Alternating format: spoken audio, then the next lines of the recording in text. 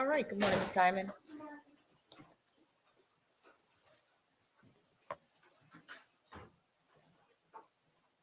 Okay. We're on the record in SPCR 22-03364J6, the state of Georgia versus Leilani Marie Simon. The state is represented by AUSA Tim Dean, ADA Jenny Parker, and seated with them is Detective Marion Lemons. Let the record reflect that Ms. Simon is present with her counsel, Martin Hilliard and Robert Purse. Turning to the state, is the state ready to proceed? State is ready, Your Honor. Thank you. Is the defense ready to proceed? Defense is ready, Judge. Where we left off, the state had concluded its direct examination of Daniel Youngkin.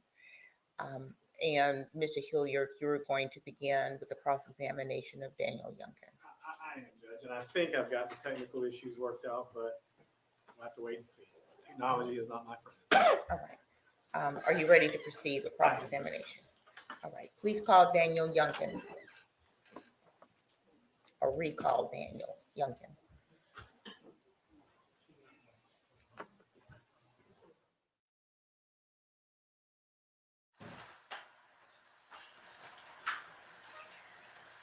Well, before we bring Mr. Youngkin in, let's call in the jury. I always leave off the very important people here, so let's call in the jury. You don't do that very often. Thank you, Mr. Purse.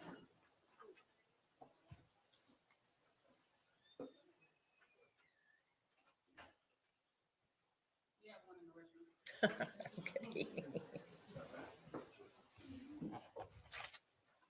Ms. Delia.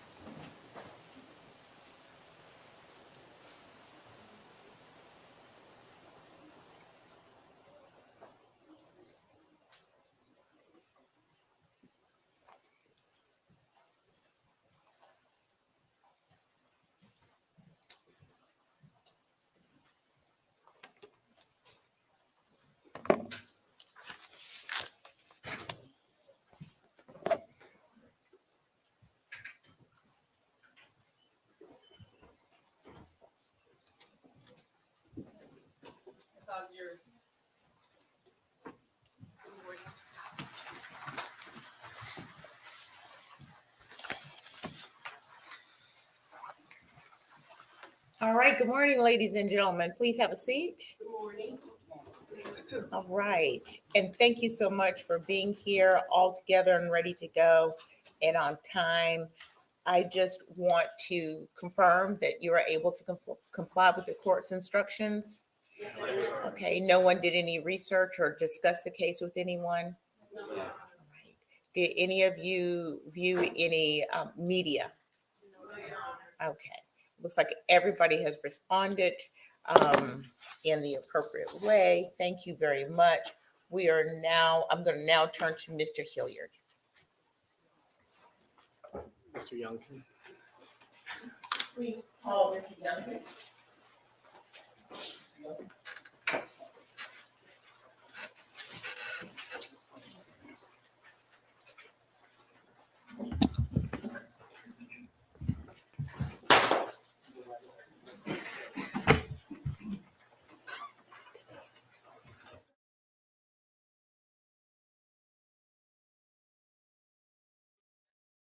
Oath.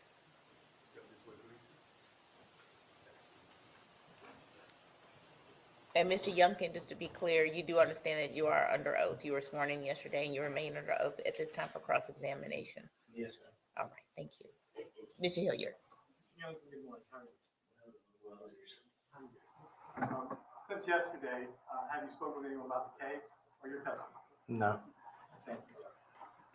I'm going to approach, if I could, the witness of State's Exhibit 9 and have you look at it real quick. You could just briefly state what that is. The layout of the house Okay. on Buckhalter Road. And if you would, just explain for the jury, where the front door is that the room that y'all lived in and slept in? Yes, sir. Okay. And if you would, how to explain where the front door is? We've seen pictures.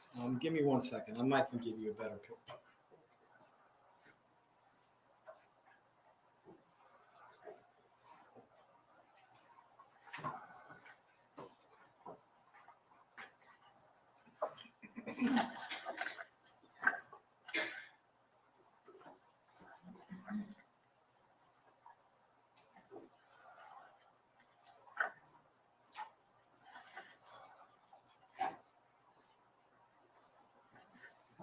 I'm going to show you, it's already been tendered and admitted as State's Exhibit number 10. And picture 26 of State's Exhibit number 10. Is that the front door of 535 Buckhalter? Yes, sir. And is this, as you enter the doorway, a picture of the sofa to the left? Yes, sir. And the picture to the right is kind of over in the corner. It's the race car. That's where Zane slept. Yes, sir. And this is the TV. Yes, sir. And I assume there's a little chair in front of it, correct? Yes, sir. And that's the crib that Quinton slept in, correct? Yes, sir. The playpen. And that's the pictures of inside the crib, correct? Yes, sir. I'm going to go all the way back here. And I don't want to put words in your mouth, but I'm trying to understand the back part of the room. If I can get to it. The back part of the room, as you walk in the door and look all the way to the back, is where the bed was, correct? Yes, sir. Right. And it's, you have to walk past the bed in order to walk in and out the back door, the dining room. Let me rephrase that. Is this about where the bed's at in the back part of the house? Yes, sir. Okay. And this is where you have to walk through to get out through the dining room and living room, correct? Yes, sir. Now, on the night of October 5th, were you sleeping in that bed? Yes, sir. And was Miss Simon sleeping in that bed with you? At some point. At some point, okay. So, and again, not trying to put words in your mouth. The bed, in order to walk in and out the back dining room or living room door, you have to walk right by that bed, correct? Yes, sir. You have to walk by it. And it's in the back part of the room away from the children, correct? Yes, sir. Towards the window in the corner. Okay. And you say that's where you were sleeping, correct? Yes, sir. All right. So it wasn't upstairs. It wasn't a different bedroom. It wasn't anything like that. No, sir. So, what time did you wake up on the morning of October 5th? I would believe around right before I sent the text message to Miss Michelle. And that was, and I'm not trying to put 5:18. So 5:15, correct? Yes, sir. All right. And then you texted Miss Michelle, correct? Yes, sir. Okay. And when you woke up and texted Miss Michelle, I assume you then left to go to work, correct? I got ready and left. Yes, sir. All right. And what did you drive on the way to work? The Dodge Journey. And I'm going to show you some pictures. Mark the State's Exhibit 11. If you would look through State's Exhibit 11. Is that the Dodge Journey that you drove? Yes, sir. All right, so you left and you went to work, clocked in around 6:10, 6:15, correct? Yes, sir. Whatever time the clock kind of has me at. Yes, sir. All right. Did you make any stops along the way? No, sir. All right. You see in there a curveball, a fireball, and a natural light container, correct? As well as an orange vest or some sort of cover. Fireball, Sprite, another shot, orange vest, natural light. Yep. And were those yours? Yes, sir. Okay. And when did you deposit them there? To be honest, I don't know. But they're yours. Yeah. Okay. And I'm going to assume on October 5th, the police seized the van, correct? Yeah, it was in the parking, in the driveway. Just kind of set up. Okay. But were those fair and accurate pictures of the van that morning? Yes, sir. So do you know what time you left the house? Not precisely. Okay. And where exactly is the warehouse you work at? Port Wentworth. So that time of morning, what's the drive like? Pretty heavy traffic for the most part. How long does it normally take you to get there? 20, 25 20, minutes. 25 minutes? Okay. And I was curious, Mr. Dean played the video of you running in and then running out a short time later. What were you running in for? I was probably a few minutes late. You're already 10 or 15 minutes late though, weren't you? I don't know to be precise. Whatever time his clock in was. Whatever the clock says is what it was, but you're already late, right? Sure. Now, you said that you and Miss Simon met in 2020, correct? Somewhere along those lines. Okay. And that was in Dunn, North Carolina? In person. Yeah. Right. And that was where you were at, right? Yes, sir. Okay. And she traveled up there. Y'all lived together for a minute, correct? Absolutely. How old are you, Mr. Youngkin? Today? Today, I'm 30. How old you have been back then? 28, 27? 27, 26. In 2020, you'd have been 26, correct? Yeah. Okay. In October of 2022, probably 28, 27, something like that. Yeah. All right. So, when did you move back to Savannah? I moved to Savannah. I didn't move back to Savannah. Or when did you move to Savannah then? 4 or 5 months into her pregnancy. All right. So when was Sky born? Then what year? What month? June 5th. 2022. Am I correct? All right. So it would have Yes, been, sir. again, February, March of 2022. You moved down here maybe? Sounds about right. Okay. And you lived at 535 Buckhalter, correct? Yes, sir. And that was Billy and Thomas's house, right? Yes, sir. Did you pay any rent while you lived there? Yes, sir. Okay. And you paid it to Billy and Thomas? Cash App it to Billy. Okay. And you lived there, and again, I'm just trying to recount it. When you first moved in, it was Joe that lived there, right? Yes, sir. We lived upstairs. Right. And it was you and Zane and Quinton and Leilani and Billy and Thomas and Joe, right? Before Sky was born, yeah. Right. And then Sky was born. And then if I just remember correctly, then Joe moved out and Paul moved in, correct? Somewhere along those lines, yeah.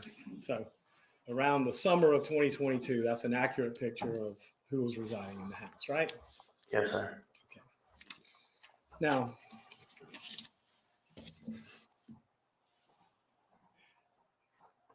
is it safe to say that y'all both took care of these kids and took the kids back and forth to the babysitter? For the most part, it was me. So the most part it was you? Yeah. Okay. So on a daily basis, who was the one that would normally take them over to the babysitter? Me. All right. And how often would Leilani do it? Rarely. All right. So, and who would pick them up in the afternoon? Me. All right. If she worked, then both of us. If she worked. If she worked? Okay. And so it was not unusual that you were the one who took care of these children, correct? Correct. All right. And it's not uncommon that you were the one that interacted with the babysitter, correct? Correct. And now let's talk about how often would you drink? Daily. How often daily? As I stated yesterday, about 5 shots of Fireball and 3 to 4 25-ounce beers. Okay. And when did you normally drink? What was your routine? Well, I couldn't leave work, So I'd go to work and I'd get off work and I'd stop by the liquor store in Port Wentworth on the way back to the house. Did you ever stop by on the way to work? No, they weren't open. Um, They, did you ever drink before work? they weren't open. That's not the same question. No, Mr. sir. Lincoln. Okay, you can buy it ahead of time. No, I drank to where there was nothing left. So it's safe to say that your drinking habits were mostly after work and in the evenings. Yeah, And you, by your own admission, drank 4 or 5 Fireballs, and at least in this case, we knew a Curveball and Natural Light. And then you said the 25 ounce, right? yep. And so now let's talk about the week leading up to October 5th. Were you and Leilani bickering or fighting that week? Probably. Okay. Let me ask a more refined question then. You said it was not unusual for her to go to Arkwright Road. Why is that? For her to what? Not unusual for, you said it was not unusual for her to go to Arkwright Road. Why was that? To where? Arkwright Road. 204. Oh, no, not unusual. Well, let me ask you this. After she had her wisdom teeth out on October 4th, did y'all go by 204 on the way home? Possibly. Possibly? Or I don't remember. You don't remember? No. All right. Well, do you recall saying that you did? I said it was a possibility, or probably did. I mean, I know I told you I went by the liquor store while she was at the dentist's office. So I had already drank at that point. Well, what kind of drinker are you? Are you a blackout drinker or a pass out drinker? Neither. Okay. So you just said you didn't remember. You'd already been by the liquor store. I was wondering what going by the liquor store would have to do with affecting your memory. I just don't have great memory. I used to do a lot of drugs. All right. What kind of drugs did you used to do, Mr. Youngkin? Cocaine and marijuana. And let me ask this. In the weeks, days, and hours leading up to October 5th, were you doing cocaine, marijuana, and alcohol? Not marijuana, but cocaine and alcohol, yes, sir. And when were you doing cocaine and alcohol? After work. On a daily basis? Yeah. So, a matter of fact, if you didn't drink and drug, it would have been unusual, correct? Yeah. All right. Now, when you did drink and drug, where did you normally do it at? In the house. Where at in the house? On a dresser that was next to the bed.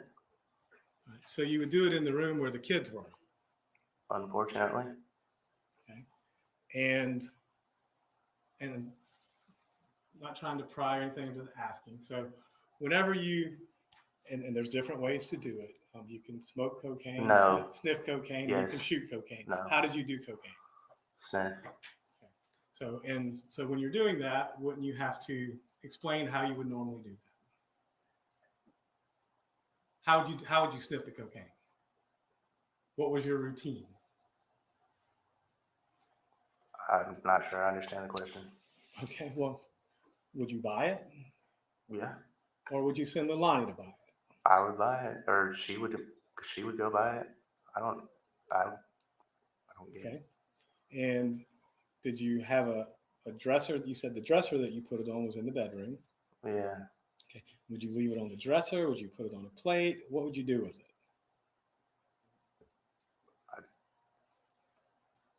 On the dresser, it would be in a bag, or sniff it out of the bag, or put a line on the dresser and sniff it off the dresser.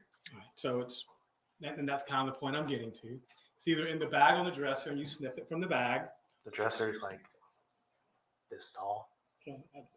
That's fine. I'm just asking. The point is it was out on the dresser in the bedroom where the children were. That's my point. Sure. Okay.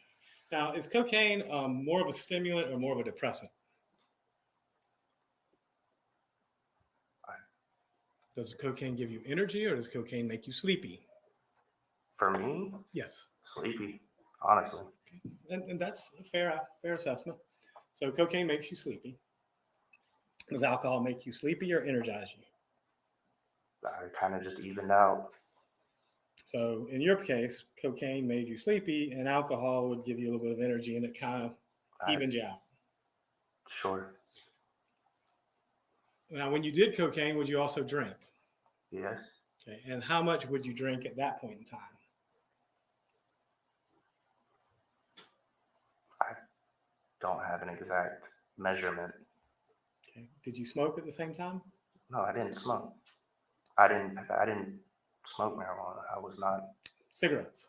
Cigarettes? Yes. Not often. But when you did cocaine and drank, would you smoke cigarettes? Sure. Okay. And when you smoke cigarettes, would you smoke the cigarettes in the house or outside the house? Outside. Okay. And why was that? So the house didn't smell like cigarettes? And it wasn't your house, was it? No, it wasn't. Okay. And I'm going to assume, and again, I don't think you had permission to smoke in the house, did you? No, sir. And I'm fairly certain you didn't have permission to do cocaine in the house either, did you? No, sir. Now, so you're not sure if you went to 204 after she had her wisdom teeth out. Y'all came home. You stopped by Cheddar's on the way home, correct? Yes, sir. Okay. Got something to eat, came home, and she took her medicine and knocked herself out, right? Sure. I'm not 100% sure. I honestly can't say for certain. But I mean, yeah, that's my recollection of it. All right. Well, let me ask you this. Y'all lived in this room, right? For the most part, Okay. It's an open room, correct? yeah. The bed's in that room, correct? Yes, sir. The entertainment for the children is in that room, correct? Yes, sir. The place the children sleep is in that room, correct? Yes, sir. If you were interacting with the children, laying down, watching TV, or doing any of these things in your room, and she was sleeping, you would notice it, correct? More than likely, yeah. I mean, as I said yesterday, we were at a point to where I didn't really pay much attention to what she was doing. Well, do you recall telling the police that she went to sleep that afternoon? Yeah, I mean, Any reason why you'd make that up? no. Okay. So, what time did she wake up that afternoon? I don't remember. All right. How did the kids get back from Michelle's that afternoon? I believe we both went and picked them up So, and what time was that? around 4:30 or 5. All right. Which is a normal time, right? I guess. I mean, it's a couple hours later because we normally get off at like 2 or 3. All right. So, 5 o'clock, Quinton's fine, Zane's fine, and Sky's fine, correct? Yes, sir. At 6 o'clock on the evening of October 4th, Quinton's fine, Zane's fine, and Sky's fine, correct? Yes, sir. What are you and Leilani doing at that point in time? I don't remember. Okay. 7 o'clock, are the children fine? Yes, to my knowledge. What are you and Leilani doing at 7 o'clock?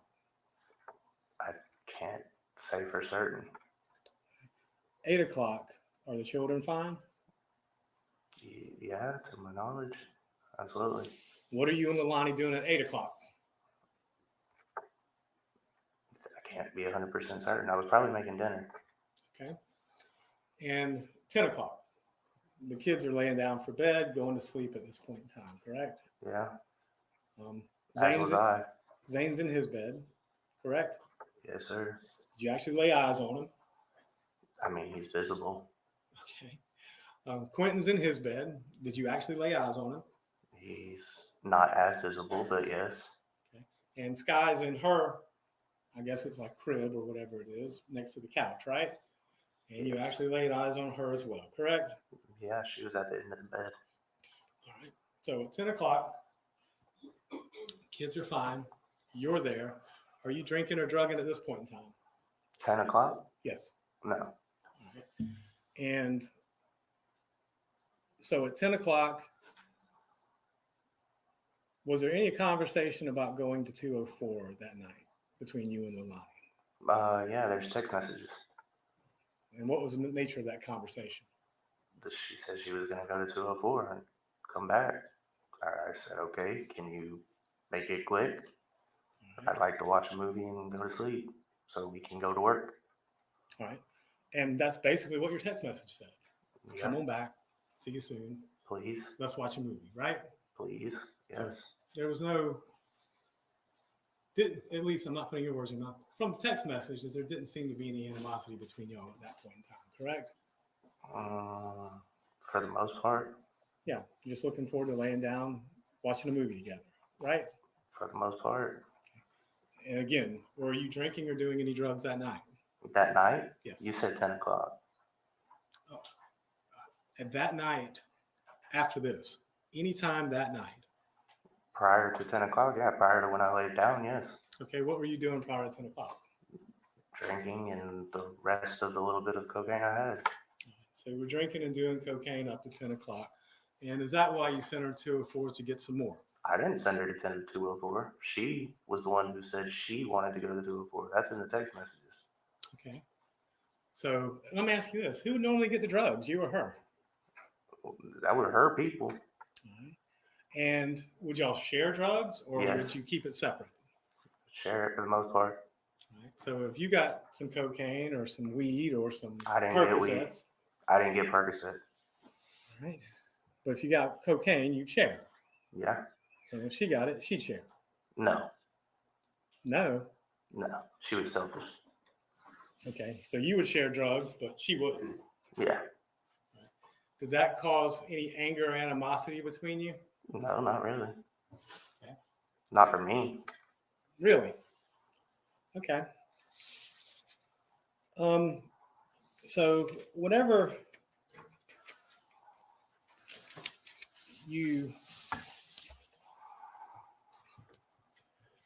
do you remember speaking with the police on October 5th? I believe it was an FBI agent and a detective from Chatham County Police Department. Yeah. Okay. Do you remember when they took you down to the station and interviewed you? For a very long period of time. Right.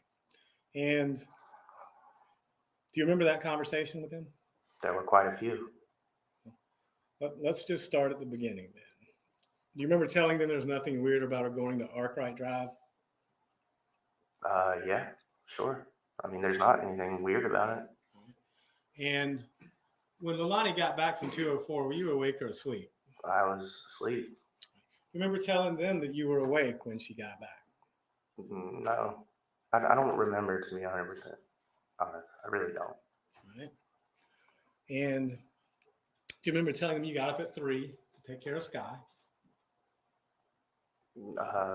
It's possible that I did. Okay. And do you remember saying that everything was fine at that point in time? Possibly. Okay.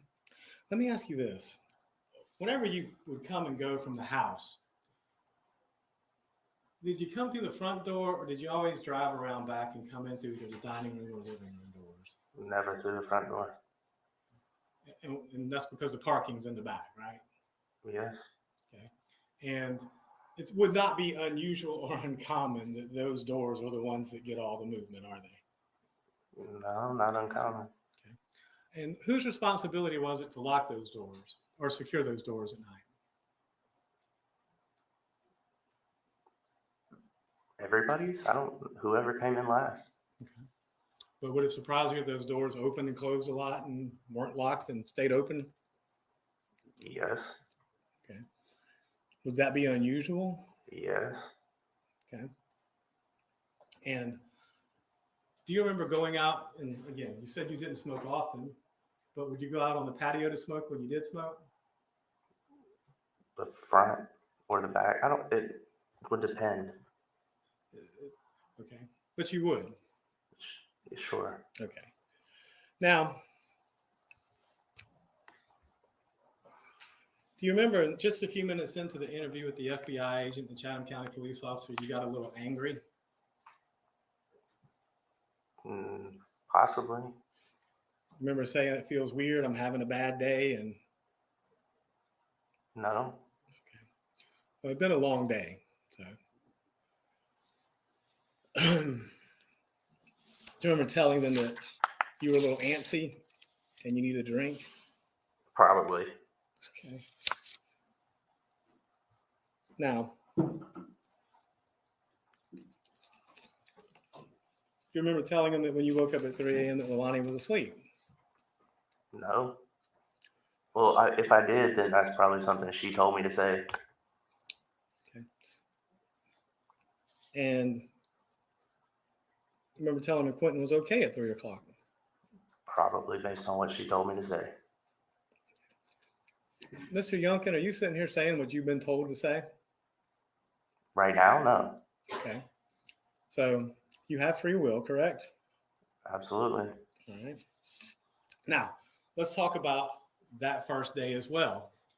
Was that the day that you authorized the FBI to tap your phone for 90 days? 30 days at a time, I guess I should say. What day? The date started on, I think it was the 8th.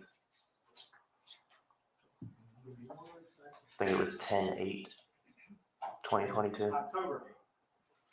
All right, well, I'll ask that question. Let's just go back. That day, October 5th, did y'all go back to Buckhalter Road that day? I believe it was it was like 2 or 3 a.m. Okay, so it was October 6th. Yeah. Okay. And when was it y'all went to the hotel? The 7th, maybe? I don't know 100%. But you had agreed to Absolutely. have the video done, the audio done, and then give them your phone done, correct? The phone happened later, but yes, I did. Okay. And you say the phone happened later. They didn't dump it that day, October 5th? What do you mean? Oh, permission. Extracted. I thought you were talking about the 30 days at a time. No. I'm talking about just actually giving them your phone. Yeah, on the 5th, absolutely. Right, because I remember you asked on the 5th to get your phone back, if I'm not mistaken. Yeah, I did. So, And I got it back. all right. So now, did you notice anything about Quinton's crib the evening of October 4th, No. early morning hours of October 5th? No. Anything unusual about it? No. I wasn't really looking at that point, but no. Okay. And I wonder if I could approach the witness for 1 second.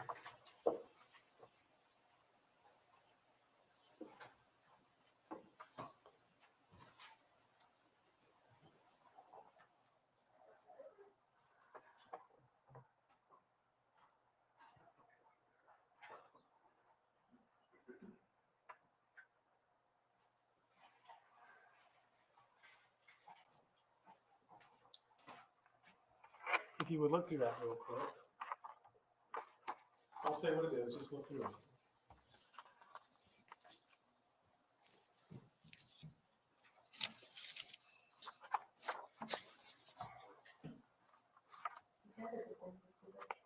It depends. Okay.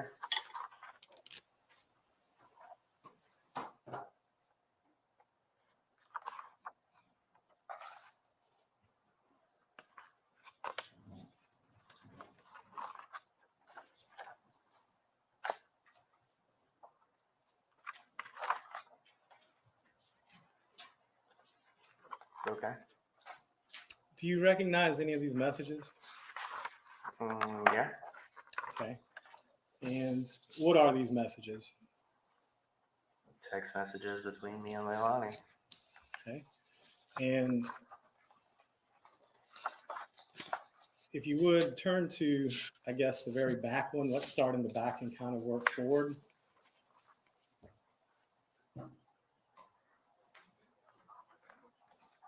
You see the one from September 30th at 8:04?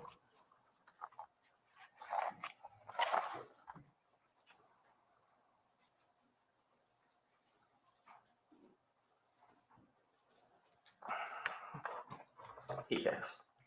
Okay. This is about 5 days prior to Quinton's disappearance, is it not? Yeah. And it's from who to who? From me to her. All right. And if you would, what did you say to her that particular day?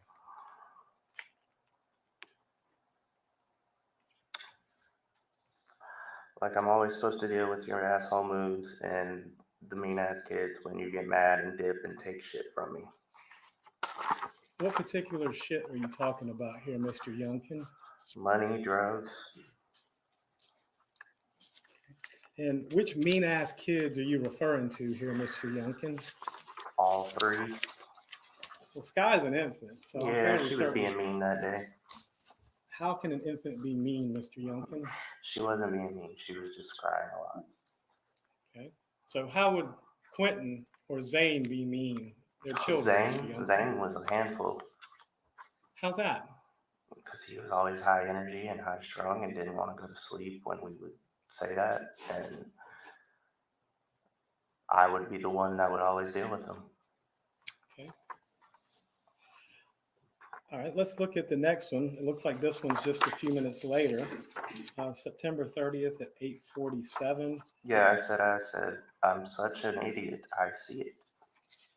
Now, you said a little bit more than that, I am such a ducking idiot. I see it.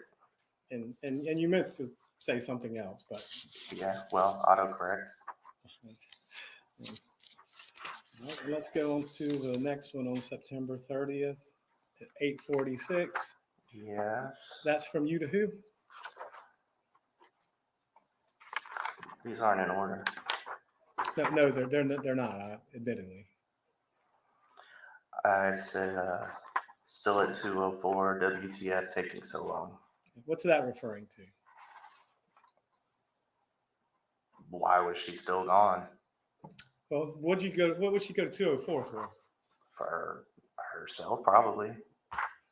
So, Or us, both. all right. Drugs, maybe? Yeah, absolutely. That would be the only, to my knowledge. And so you were a little irritated because she wasn't back with the drugs, weren't you, Mr. Youngkin? I was just, no, it wasn't because she wasn't back with the drugs, because she wasn't back. Okay. All right. Well, let's go on to the next one, if you would. September 30th at 9. Yeah, and you fucking wonder why I'm just trying to drink, do drugs, and sleep. And this was September 30th at 9 p.m. Uh-huh. Yes, sir. Sorry. I apologize. Absolutely. So, did that pretty much sum up what you were looking to do at that point in time in your life? Yeah, honestly. I'm going to ask it's not a flippant question, but at this point in time, you're a grown man, 28 years old. Sure. Just leave. Just leave my daughter? Mm-hmm. No. No, sir. All right. So you understand it's an option, though. Not in my eyes. So, but you would rather stay, drink, do drugs, and sleep. I'd rather be there for my daughter. Well, I understand. Let me ask you this. When you're drinking, doing drugs, and sleeping, how are you there for your daughter? Not as well as I should have been. Well, not at all, really, are you? That's an opinion. Is that your opinion? That I could have done better? Yes.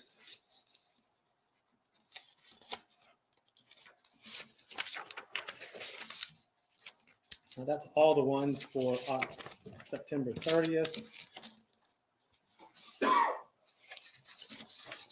Let's look on October 1st. This is 4 days prior. At 12:26 a.m. From, Are you asking me to read all these? well, I'm asking you, who's this from and who's it to? What time? The 12:26. It's from her to me. And what does it say? You almost had your whole bag, and some of both of the bags that I had went and bought. What bags is she referring to? Cocaine, which was inaccurate. So you went through both bags is what That's this, inaccurate. it may be inaccurate, but that's what the text message says, correct? Yes, sir. Okay, it says you went through both bags of cocaine. According to her. Right. Well, let's go on to the next one that you sent back to her. No bag, no love, no niceness. Right. So basically, your mood was contingent upon the drugs that you had, correct? That was inclusive with the no love, no niceness. Let's go to 10/1/2022, 12:27 a.m. That was from who to who? Her to me. And what was this referencing?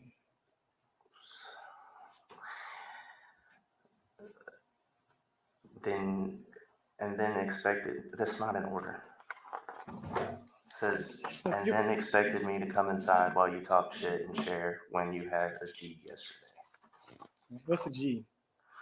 A gram. All right. So she's saying that she wasn't going to share because you had an entire gram to yourself. Which is not true. Okay. Look at the next text message from October 1st, 1:34, from you to Leilani. Yeah. Can't come in and lay down at 2 a.m. Just go out and fuck around and don't ask me or tell me shit.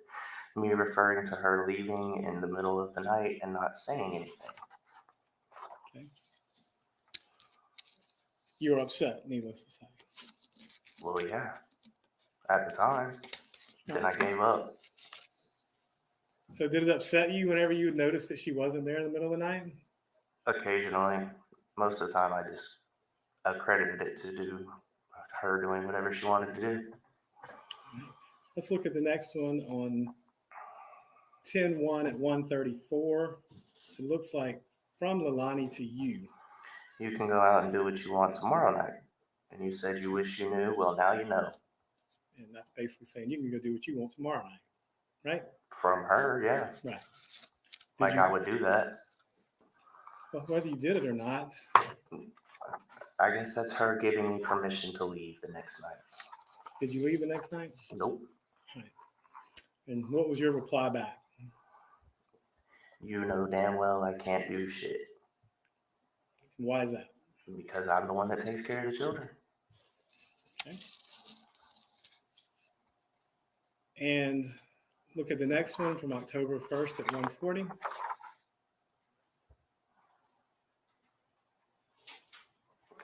Like I said, it's not in order, but yeah. Is that to Leilani from you? Yep.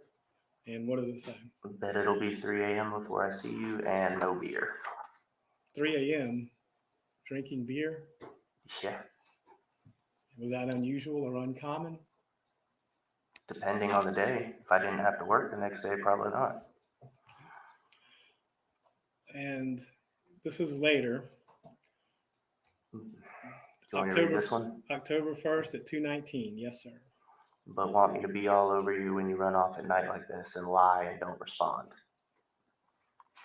And that has to do with withholding sexual attention, correct? I assume that's what it means. What do you mean?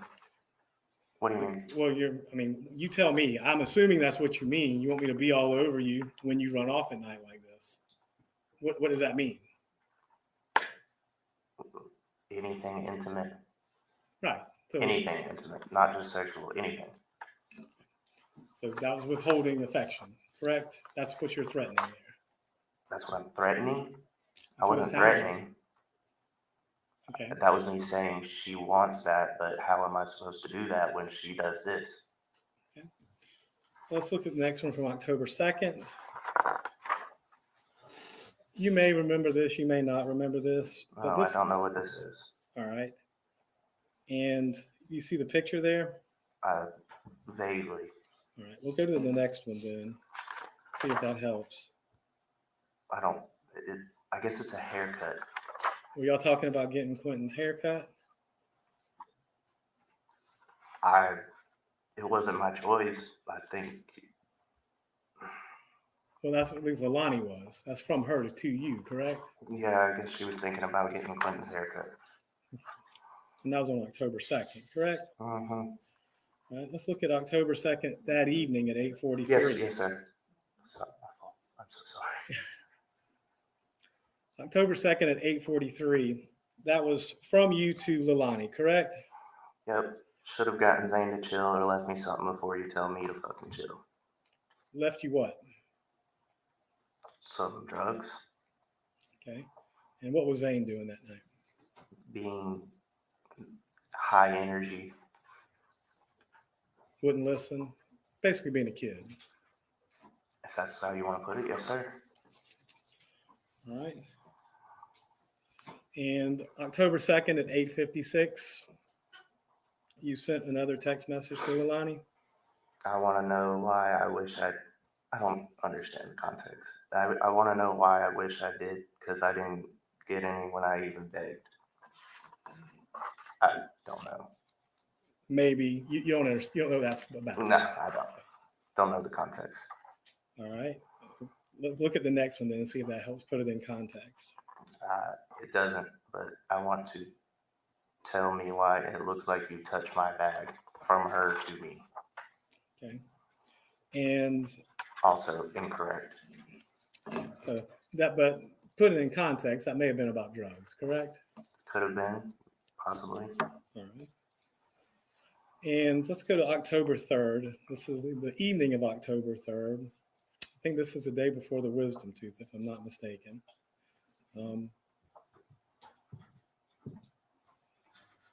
This is 11:34 p.m. and it's from Leilani to you. And what does she say to you? This is backwards, so it's kind of hard to get everything in context. And some of it's not even in order. Well, that's fine. You can put it in order, but I what does it say? don't have time. It says, so I've kind of been waiting for you at the same time, which is why I asked what you were doing. I do not know what that's referring to. All right, well, that's fine. Let's go to the next one then. It's just an okay, right? Yep. Just me saying okay. And what's the next one? Her saying, oh, I guess she was outside sitting on the front porch. All right. So I thought you said you was going to hit that line and come smoke a cig. All right. If I hit that line, what does she mean by that?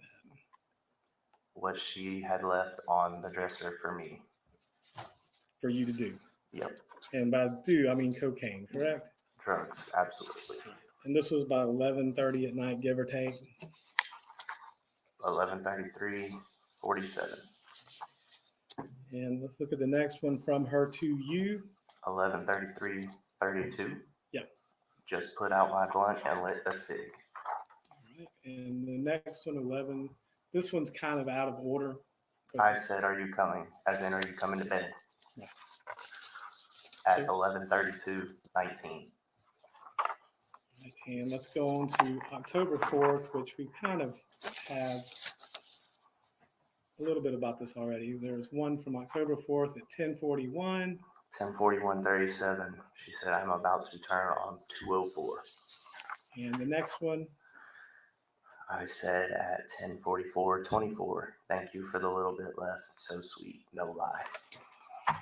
and what little bit left were you referring to? Whatever she left me on the dresser. Drugs. Yep.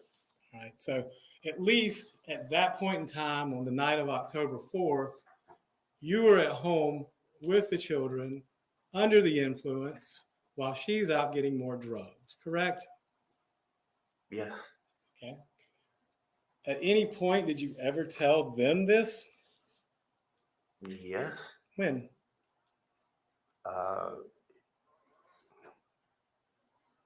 The interview? Okay. Initial interview? All right. Well, let's go It ahead. was a very long period of time, so I'm pretty sure I told him everything I knew. All right. That being said, Or could remember. you were doing cocaine at least at 11 o'clock at night on October 4th. And drinking. 10:45. 10:45. 10:45. And I probably did that and then fell asleep, Because cocaine makes you sleepy. as we've stated. Okay. And you were drinking as well. Probably the last beer I had left. But when you went to sleep, Quinton was fine, Zane was fine, and Scott was fine, correct? Yes, sir. At around 10:45, 11 o'clock. So do you know what time Leilani got back that night? Nope. Do you remember telling the police that you were awake when she got in? Probably initially. Okay. But you changed your story, didn't you? Possibly. I don't know. Well, if I say stated based on memory and what I was recalling at the time. Well, if you say A is true and it turns out that B is true, they both can't be true, can they? Depending. Well, either you saw her and you were awake, or you were asleep when she got in. Yeah, very true. Right. Now, you got up at 3 a.m. to feed Sky, like you always did, you said, Probably initially, that's probably what I said. and you told them Quinton was fine, Zane was fine, and Sky was fine, correct? Initially, I believe so. And you also said you, of your own accord, called the babysitter and said the kids were staying home. I texted her at 5:20 and Sorry. said the kids will be with her. Excuse me, texted and said the kids were going to stay home with Leilani, right? Yes. Did you discuss this with Leilani? She wouldn't wake up. But that was something that I had done in the past, because if she wasn't going to get up and go to work and I was going to go to work, and why am I paying for the babysitter? So for you, you were a little bit angry she wouldn't wake up and go to work, right? No, not really. I was just going to get my job done. Mr. Young, can I have a few? I may sound irritated at the moment, but no. Right. Now let's talk about Azalea Mobile Home Park. Okay. Buckhalter Road, you have 3 different trash cans out there, right? Yes. Okay. And you're the one that collects those trash cans and takes them to the Azalea Mobile Home Park to dump. Well, that was your testimony to Mr. Dean? Yeah, for the most part, I was, until Okay. Paul got there, and Paul was the one that had the keys to the truck, so Paul liked to take the trash out. Well, I'm curious. Do they have trash collection out there? We didn't at that residence. I don't know. That wasn't my house. Well, it just seems a very odd thing that. That's what I was told to do. Okay. Well, who told you to do that? I don't remember exactly, but that's just one of the things that happened. I don't understand. So Paul, either you or Paul are the ones that took the trash off there. Yes. Okay. In the Silverado, Right. never in the Dodge Journey. You're absolutely correct. In the Silverado. But you don't know whether or not there was garbage collection on Buckhalter Road or when they collected garbage? I don't believe they paid for that service. I think it's something you have to pay for. I'm not 100% sure. Do you know if the service is offered? No, I don't. Okay. Well, have you ever seen garbage trucks up and down the road? It So wasn't it's my okay house. if you don't. Yeah, it's okay if you don't. But I mean, No, it wasn't my house. okay. You didn't pay attention to it, is what you're saying. No, I just did what I was instructed. Now, but you did agree to have the hotel room wired for 3 days, correct? Yeah, And and my cell phone. when did you leave Savannah after this? I believe it was the day that I signed the paper for my cell phone to be tapped. You left Savannah that day? I believe so. And that's when you moved away from Savannah? I went and stayed in Atlanta for a weekend, and then I moved back with my parents. So whatever day is on that particular item, that was the day you left Savannah. I believe so. If not, it was the next day. Do you have custody of Sky? No, I wasn't even legitimized, Do you have? and I was threatened multiple times that my daughter would be taken away from me by Leilani. Okay. Well, let me ask you this. Do you have custody of Sky now? No, I don't. Who does?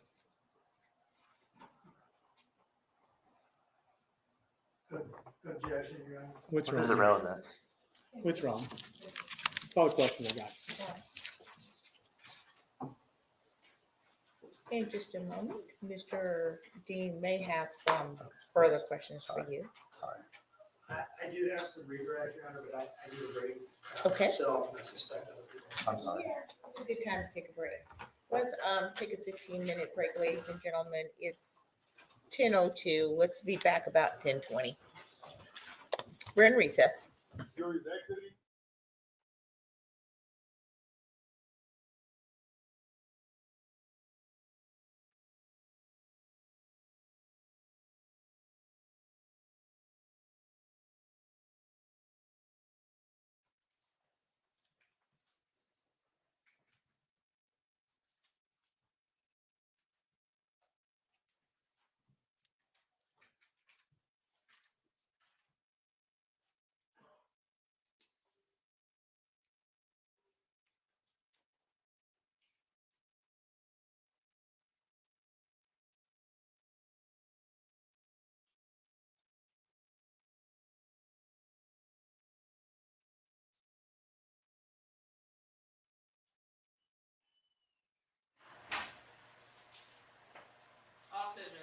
Thank you, Birch. Okay, let's take a break. 10:20.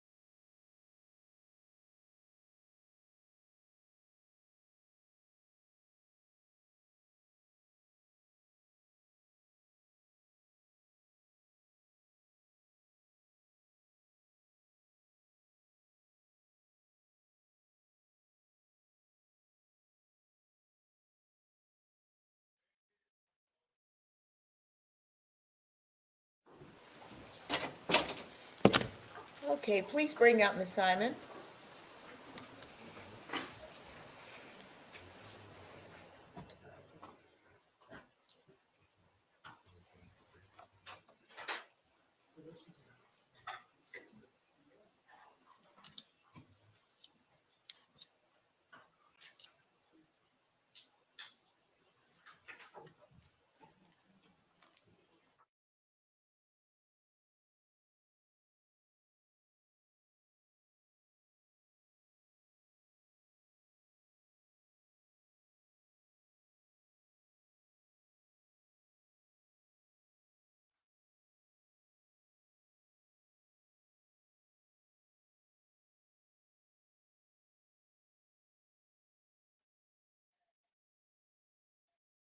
And Ms. Simon has rejoined her counsel at that table.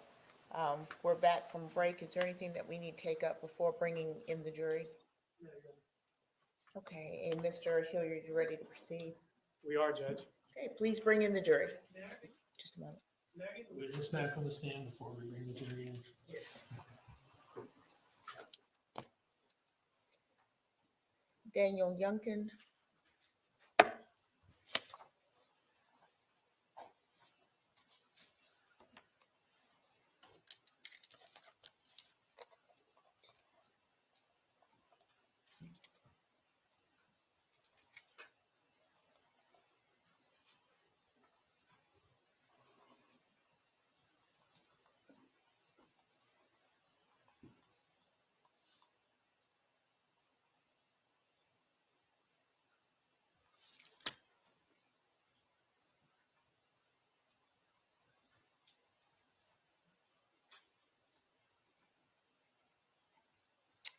Okay, Mr. Youngkin, please take your seat once again in the witness stand.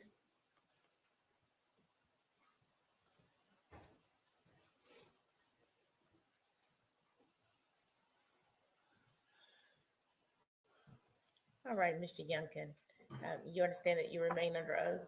Yes, sir. Let's bring out the jurors.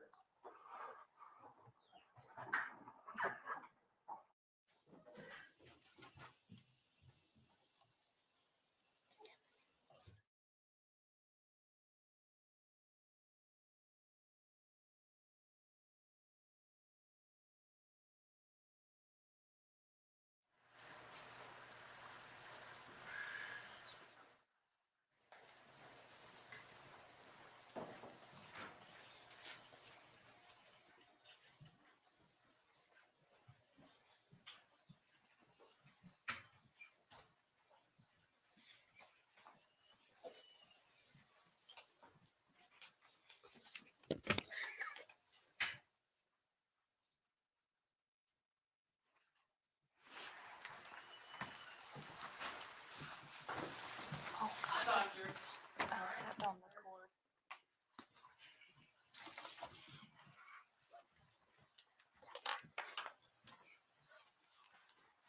Ladies and gentlemen, please have a seat. And jurors, were you able to continue to comply with the court's instructions? Yes, ma'am. All right, very well, thank you. Mr. Dean.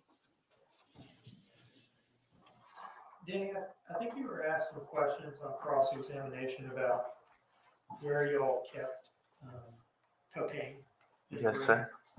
Can you tell me again where you kept it? There was a dresser across from the bed that was like 4 feet tall, 5 feet tall. Was there also a dresser next to the bed? Yes, sir. Which one was taller? The one across from the bed. And you're saying that's the one that you all kept the cocaine in? Yes, sir.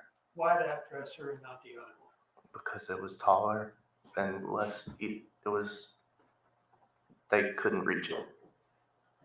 The kids couldn't reach it. I'd like to show you a picture and ask if you can just explain to us which piece of furniture you're talking about, okay? Yes, sir.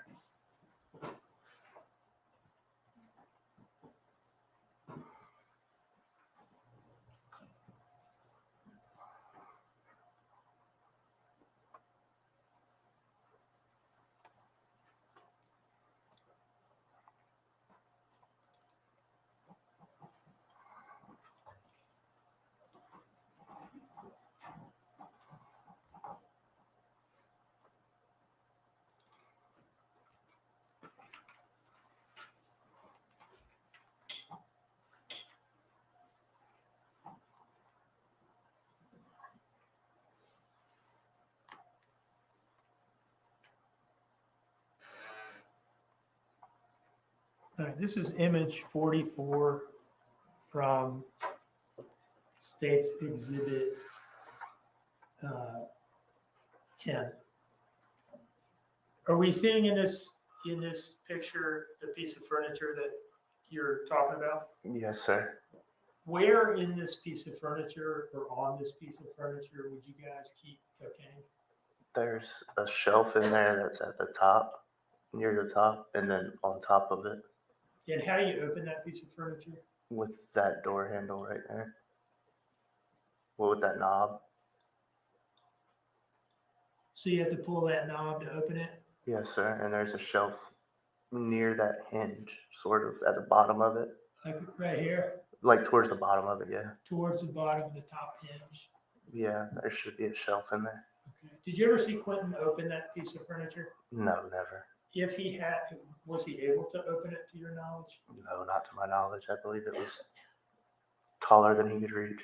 And had he been able to open the door, would he have been able to reach to the top shelf? No. And are you saying that that's specifically why you kept it up there to keep it away from the kids? Yes, sir. Was Quinton able to get out of his pack and play? No, sir.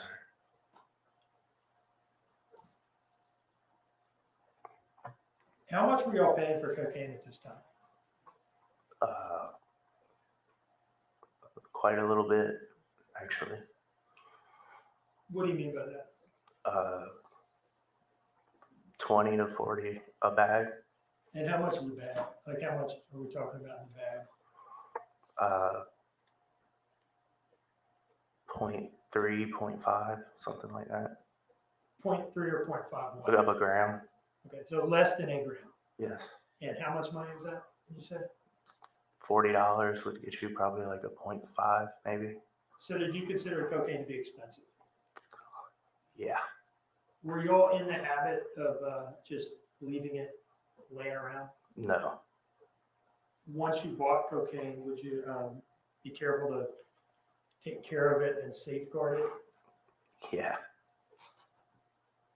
As much as possible. Now, I want to ask you some questions about Defense Exhibit 1 that was shown to you that I don't think was introduced into evidence. Is that right, Madam Clerk? Was Defense Exhibit 1 introduced into evidence formally? Yes, It was. that's one. Or That's defense defense one. exhibit. Oh, no, it was not. I've marked it, the copy that I was given, it states Exhibit 87. Danny, you've identified these as text messages that you sent to the defendant over a period of time. Yes, sir. Right, I would introduce this as states 87. No objection. I was gonna wait till the detective just cross-mark it as defense 1, if that's okay, and states 87. I'm good with that, Jim. Okay, that's fine.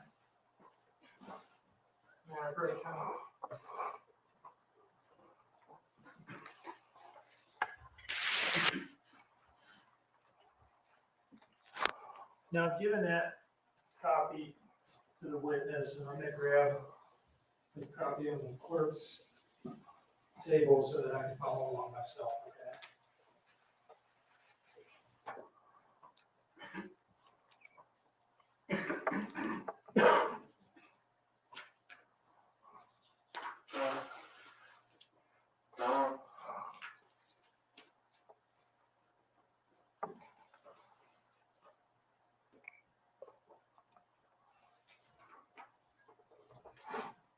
Danny, what's the date and time of the message that you're looking at on the page that I've turned to?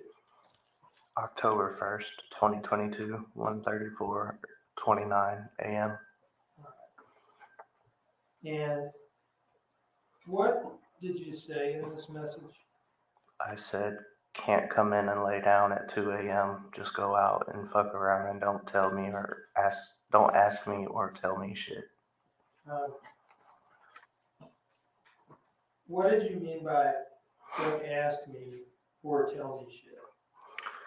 Just, I was unaware of her whereabouts or that she left or what she was doing. What did you mean by fuck around? Just can't come in. Do whatever she wanted to do. Did you know what she was doing? No, I didn't ever ask. And that was at 1:34 a.m. Yes, sir. Can you flip to the page in front of that?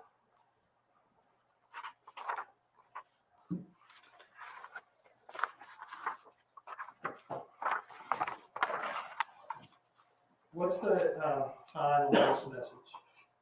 Is this the one from her? Is that what you were saying? Or is it, wait, at 1:34 or 12:27? Let's just go up there. How about that? Yeah, sorry. This is the one we were at. So, are you talking about this one? Yeah, that one. Okay.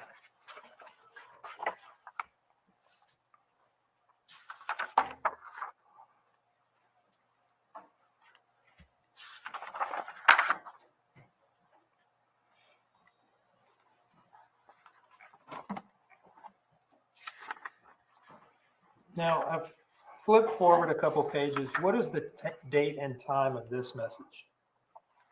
10/1/2022, 1:40:37 a.m. That's like 5 minutes after the last one that we read. Yeah. Yes, sir.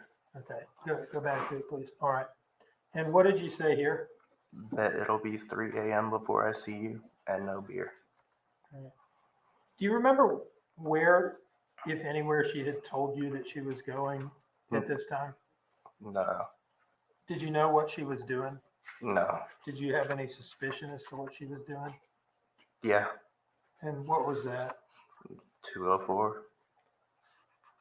For however long she felt like staying there for. All right. Can you turn to the next page?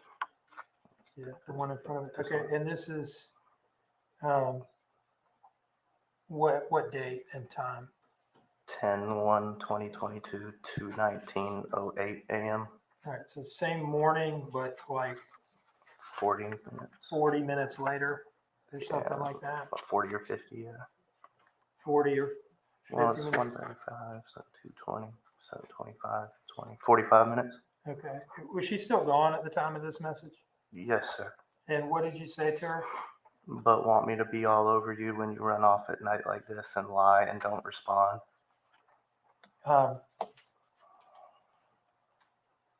And you thought she was at 2:04, Yeah. right? And that's where y'all would get drugs from. Yes, sir. I can take that back.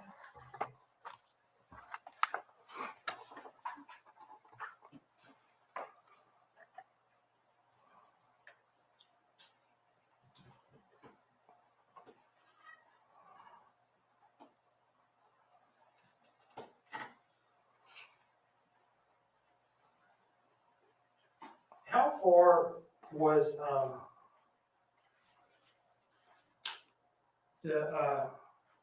let me ask you this. When we say 204 in an arc right lane, are we talking about the same place?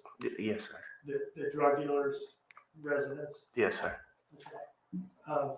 How long, if all you wanted to do was drive from 535 Buckhalter, or all someone wanted to do, you, the defendant, whoever. If all you wanted to do was drive from 535 Buckhalter to 204, aka Arkwright Lane, and buy drugs and then come home, how long would that take? A maximum of like 40 minutes. Okay. Were there times, perhaps including the time period encompassed in these messages that we've just gone through, where the defendant would go to 204 / aka Arkwright Lane for longer than it would take to just buy drugs? Yes, sir. And is that kind of what you were complaining about in those messages? Yes, sir. And Mr. Hilliard asked you about those messages or some messages like them. Were you upset that she wasn't home with the drugs yet? Do you remember him asking you that? Yes. And you responded, no, I was just annoyed that she wasn't home yet, that she was still out. Yes, sir. Is that accurate? Yes, sir.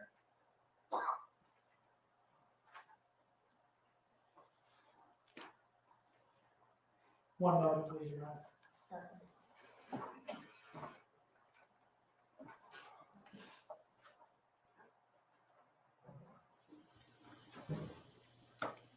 All right, I'd like to approach with what I've marked as State's Exhibit 86, Your Honor.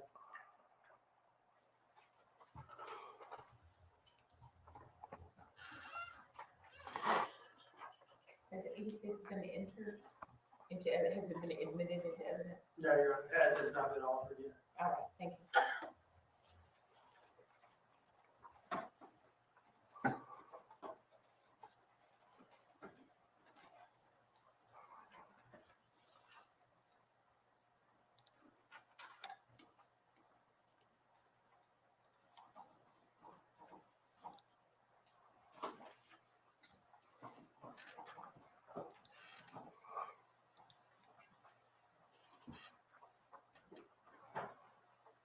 I've handed the witness what I've marked as State's Exhibit 86. Sir, if you could look through that, take it as long as you need, and then let me know when you're ready to talk about that document, okay?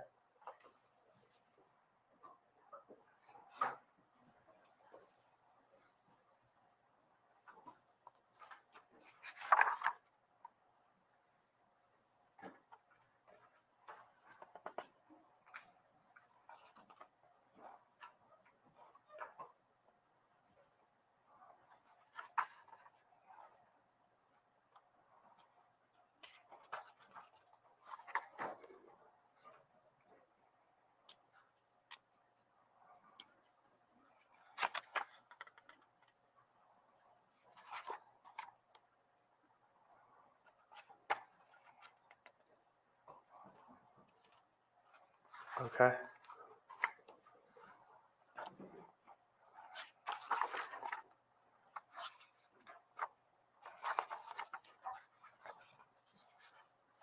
Do you recognize that, Danny? Yeah. Can you tell us what it is? Text messages between me and Leilani. And what is the start date of those messages? 10 o'clock, 10:04 p.m. on the 4th of October, 2022. Okay, what's the end date and time? 11. My last text message was 11:01 p.m. Her last text message was 11:10 p.m. on the 4th of October, 2022. Is it fair to say that these are your text messages from that night? Yes, sir. Does this fairly inaccurately depict your text message communications that night? Yes, sir. Your Honor, I would offer this as State's 87. No objection, Judge. Okay, admitted. And may I call it Yes, 86? Pardon. 86. Thank you.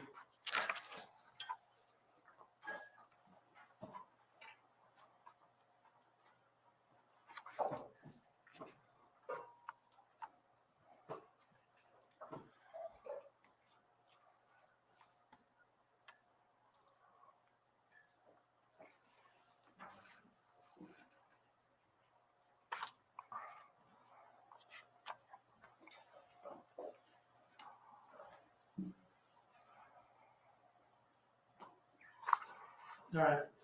I'd like to start towards the bottom of page 4. And let me ask you this. Can you see the screen from where you're at? You turn to the side, can you see it? Yes, sir. And can you read off of that screen all right? I don't know if it's one of those screens where if you're at an angle. No, I can see it. Okay.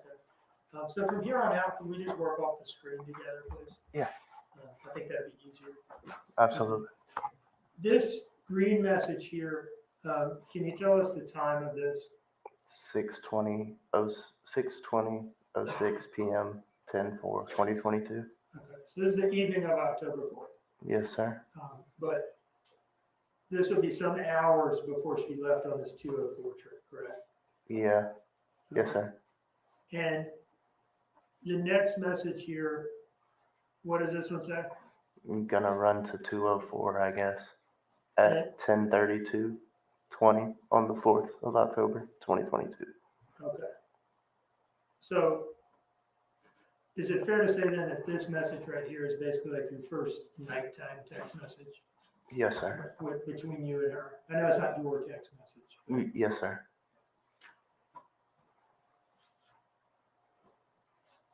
Scrolling down, what time did you respond to that? 10:32:41, so 20 seconds later. Okay. And what did you say? Oh, ... okay, Now- space ... Can I take from those two messages, well, the fact that she texts you, gonna run to 204, I guess. Can I take away from that she was already gone from the house at the time she sent that message to you? Yeah, it was either that or she was sitting on the front porch. Okay. I'm not 100% sure, to be honest. And your response, oh, okay. Why did you respond that way? Because I was already laying down and ready to go to bed for the next morning to go to work at 6. Were you surprised that she was Yes, all of a sudden going to 204 at this time of night? yes, sir. Okay. Considering that we had work and that she had just gotten her tooth pulled earlier that day, And I just said, be safe, I guess. that was how long after, oh, okay. 2 minutes and 8 seconds on the 4th of October, 2022.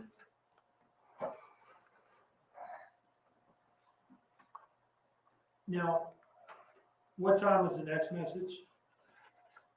And you can drop the seconds. at this point. The next minute after, and she said, I will be, so she was responding, I'll be safe and I'll be quick, I promise.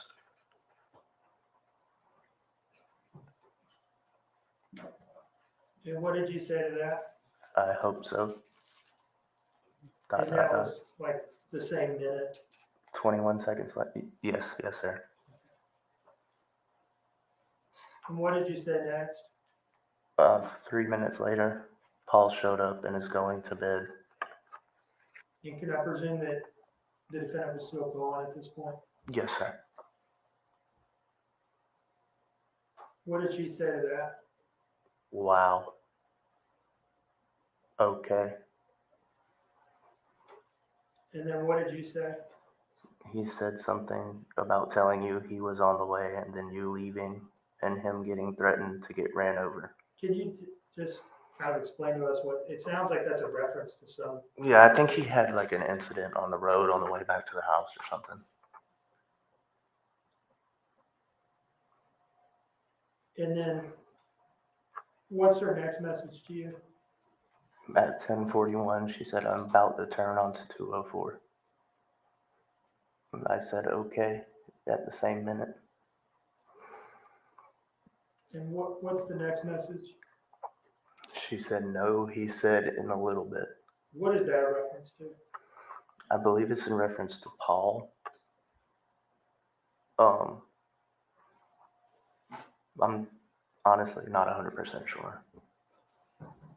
And then your next message, maybe that'll clarify. I don't know. That's what I said.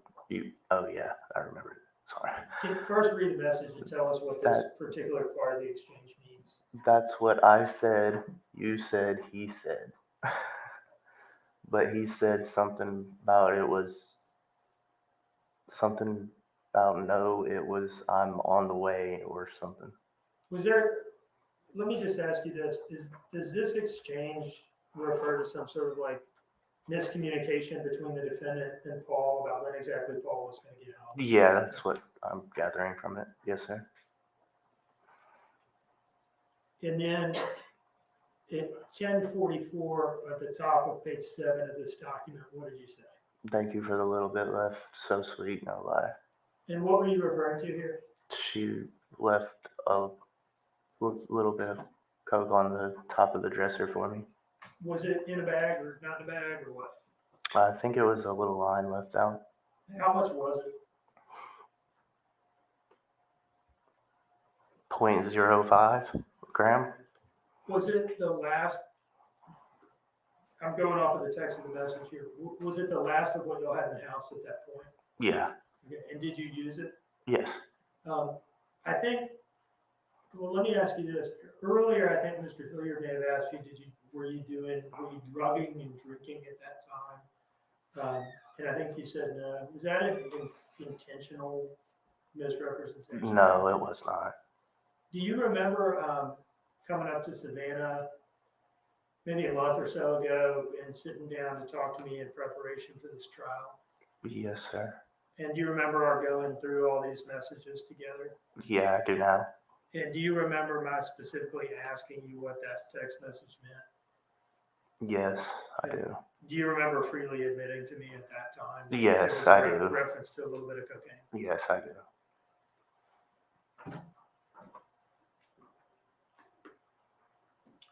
What's your next message here? I just noticed it. Paul asked if soda was free to drink because of kids only on Hawaiian Punch. Sounds like I'm sleepily texting. Why do you say that? Because I barely understand what I'm saying. Now, was this the point in the night where Paul was getting something to eat or drink in the kitchen? Yes, sir. And how did she respond to that? Yeah, just tell him not to be excessive with it. And what did you say? Gotcha. Now, this next message, what time are we at here? 10:45. And read to us what you say to her. I love you. Please come back so we can crash together. Number of R's on the end of together there. 4. What are you wanting to do at this point? Go to sleep.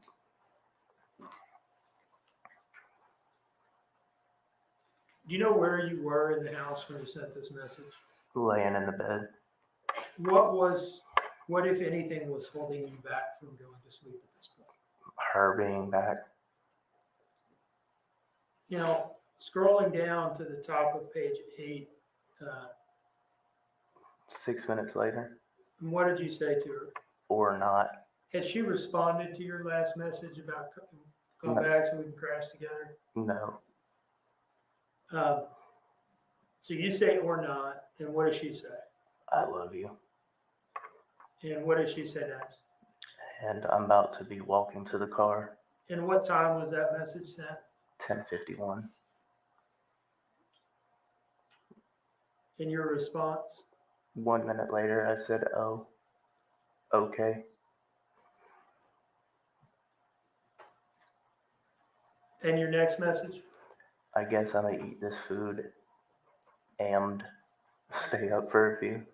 So I guess I was sleepy. Do you know what food you were referring to? I believe it was the spaghetti. What were you doing at this point in time? Laying down in the bed and trying to wait on her. As far as you were concerned, was the day pretty much over at this point? Yes, sir.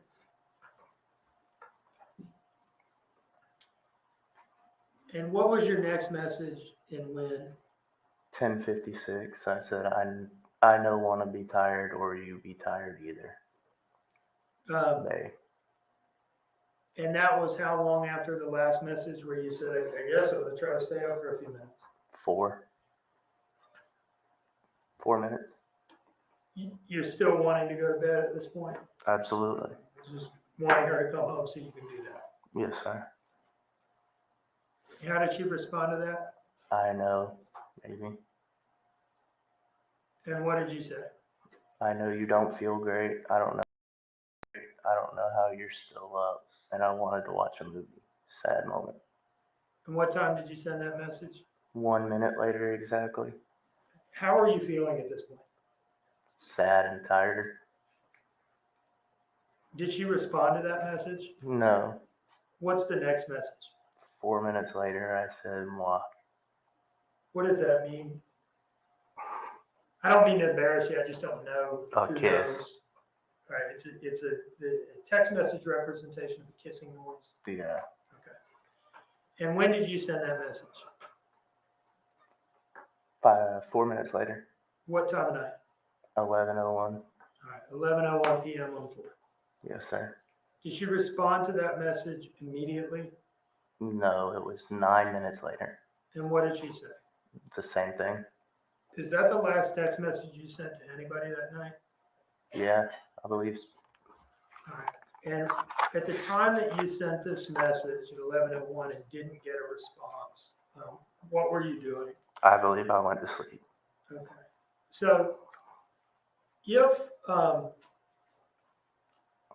if there has been maybe some lack of clarity at times as to whether you were Awake or asleep. asleep or going to sleep when she gets home from 204, could that be because you're sort of in the process of going to bed at that point? Yes, sir. Based on my text messages and spelling, I can see that as well.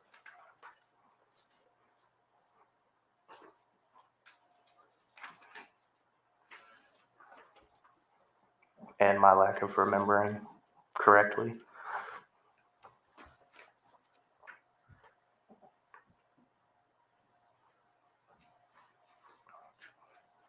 You mentioned that this was not a one-time thing where she would kind of go out and be gone and you don't know exactly what she's doing. Yes, sir. Is this sort of normal type of text messages for you to send to her during that time frame? Yes, sir. Does anything in these text messages suggest that anything abnormal had happened in the house at this point? No. Now, going back to the morning of October 4th, before these messages, so let's go back to the dentist, okay? Mm-hmm. Yes, sir. Well, actually, let's go to work before the dentist, all right? Yes, sir. The two of you, did you drive to work together in the journey? Yes, sir. And I think you've talked about how you clocked out early to go to the dentist. Yeah, to take her. Did the two of you drive together in the journey to the dentist? Yes, sir. Do you remember who was driving? Me. And then while she was at the dentist, you testified that you went to the liquor store. Yes, sir. And did you then come back to the dentist? Yes, sir. All right. When you went to the liquor store from the dentist, did you walk or did you drive in the journey? I drove in the journey. And when you came back to the dentist, did you therefore drive back in the journey? Yes, sir. And then I think you said from the dentist's office, you guys went to Cheddar's. Yeah. Yes, sir. I believe it was in the same area. Did you drive to Cheddar's in the journey? Yes, sir. And then you testified that from Cheddar's you went home, right? From my memory, yeah. Okay. In any case, there was more driving in the journey that day. Yes, sir. And then at some point you're home. Yes. Okay. At any point that day driving that car around, did you smell anything in the car? No. Smell any old food? No. Smell anything that caused you to go look around the car and see what that smell is? No, sir.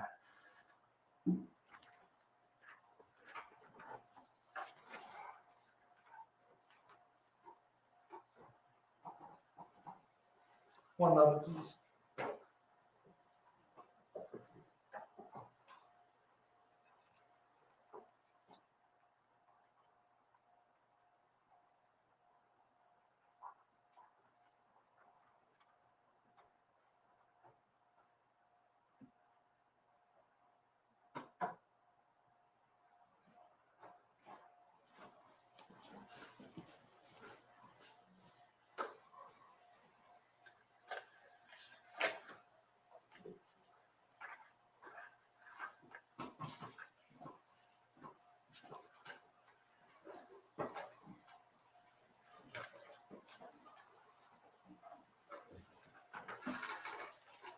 So I'm showing you image 33 of State's Exhibit 10.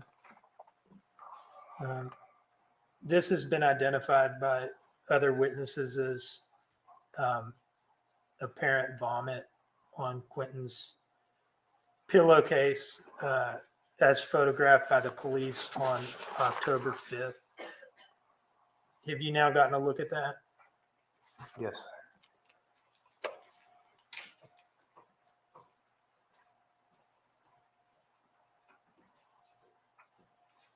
Do you remember ever seeing that? No, sir.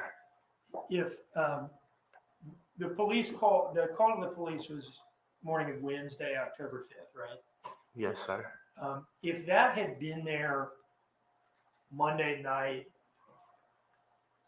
an all-day Tuesday, do you think you would have seen it at some point or been aware of it? Yes, sir. So do you think we can conclude from that then that Objection, Your Honor, calls for speculation, can't conclude anything, testify what he saw or heard.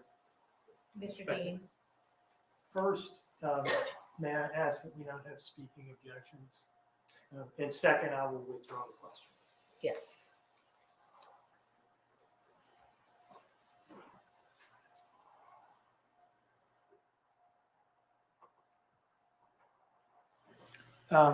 Do you have any recollection of an incident involving an accidental explosion of a package of rice cereal in the back of the Dodge Journey? No.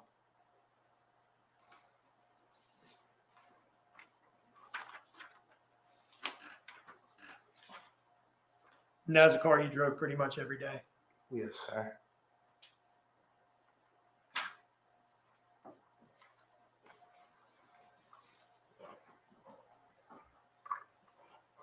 No further questions, Your Honor. Mr. Clear?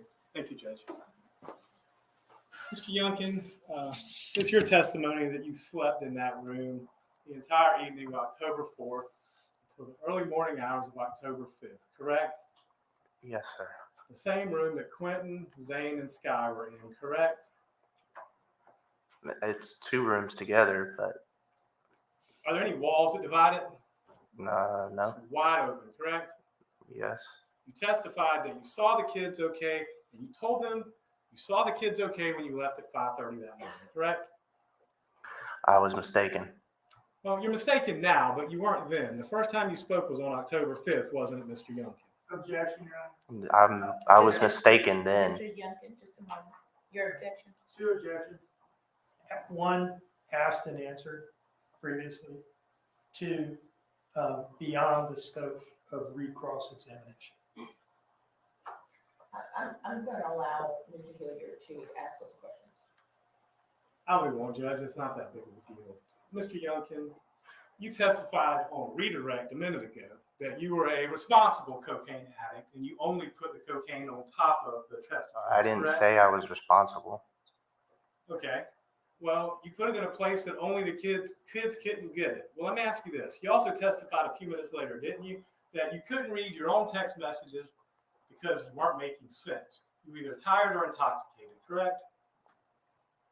Yes or no? I was tired.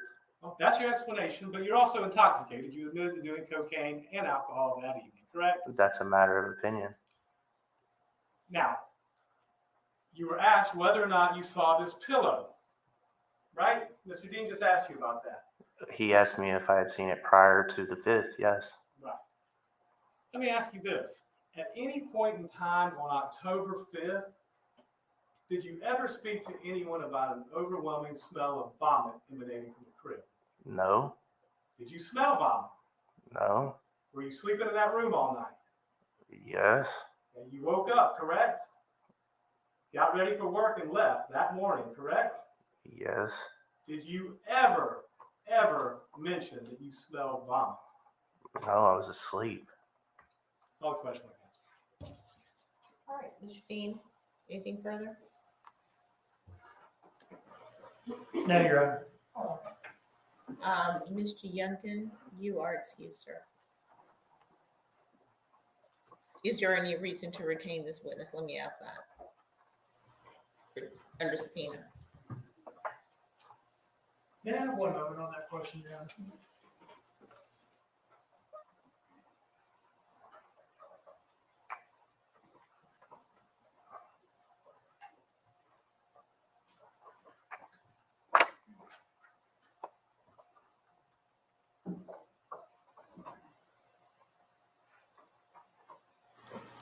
No, Your Honor. No.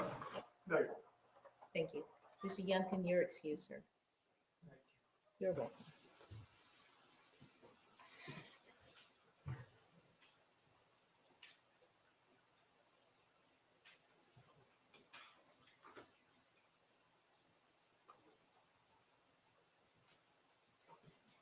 All right, Mr. Dean, you may call your next witness. David Mullins.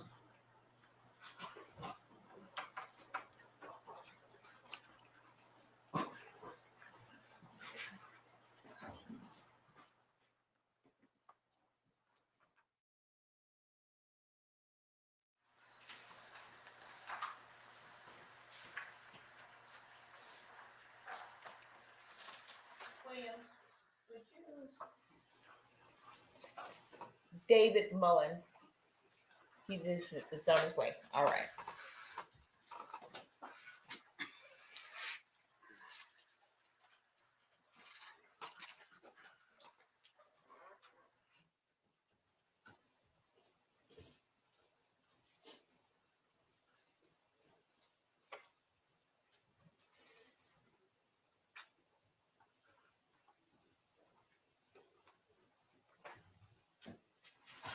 Thank you, sir. Can you raise your right hand, please?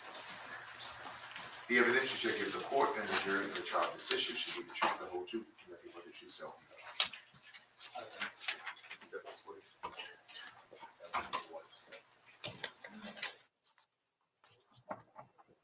All right. Good morning.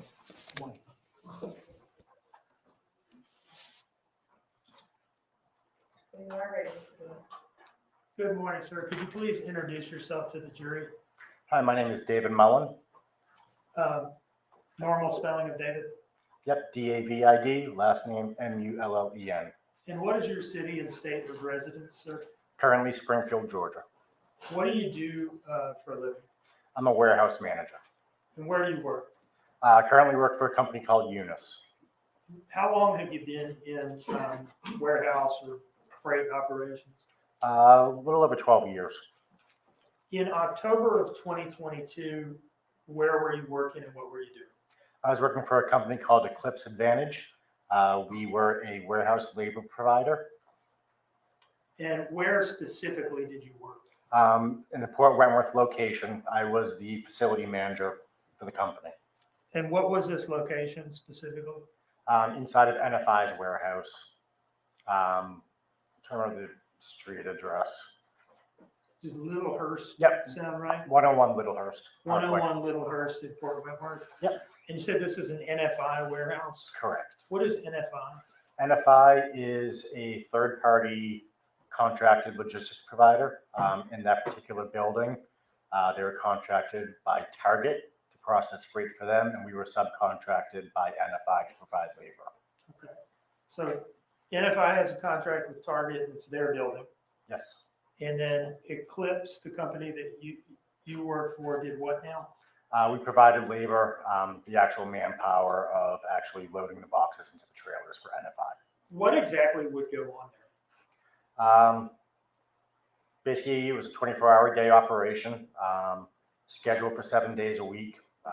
Shifts were often canceled, however, by NFI due to lack of work.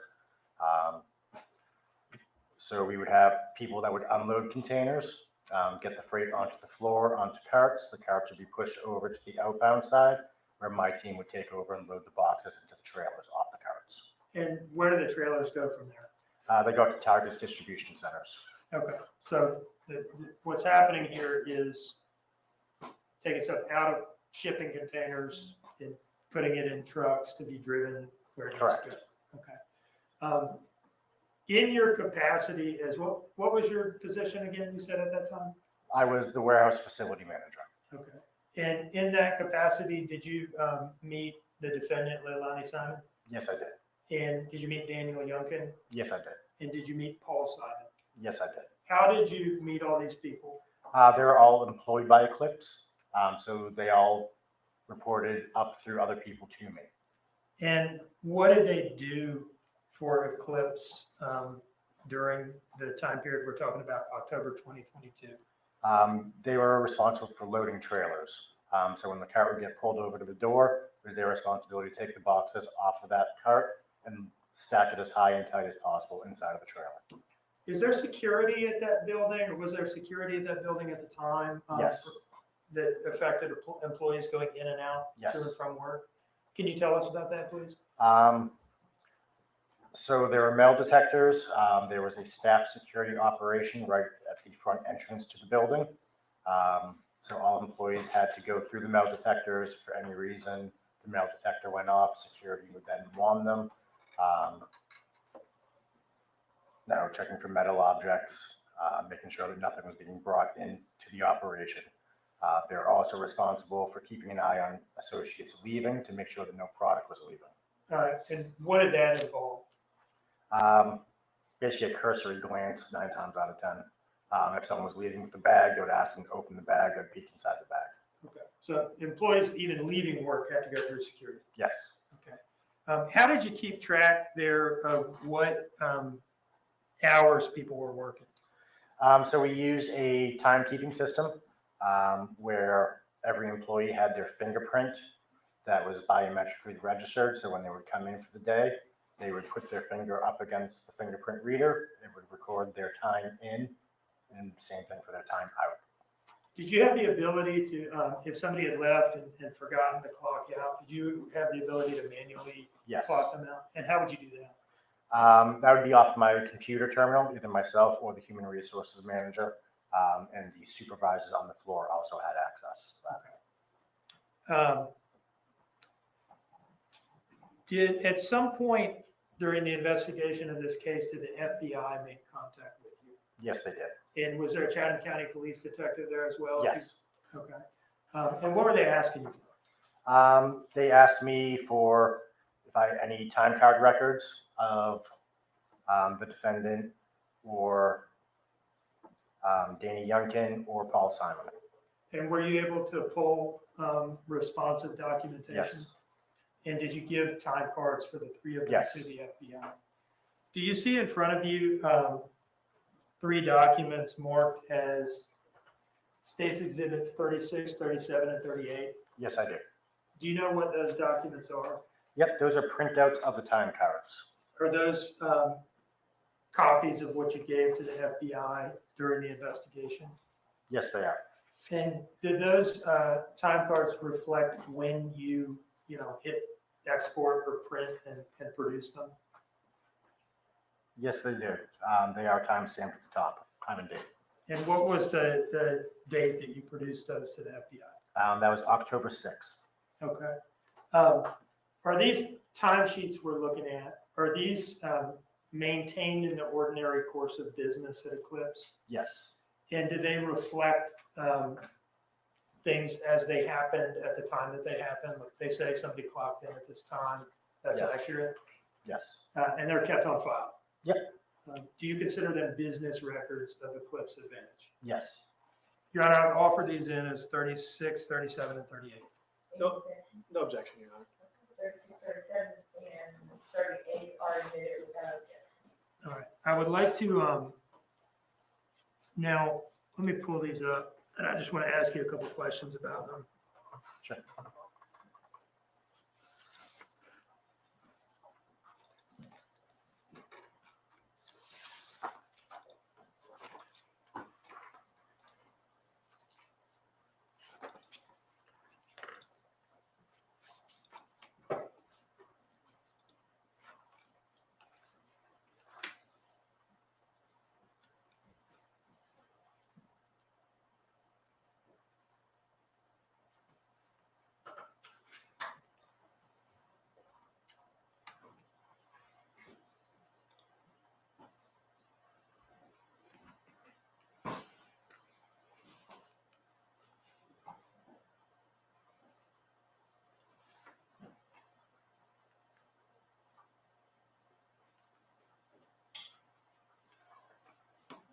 All right, this is State's Exhibit 36.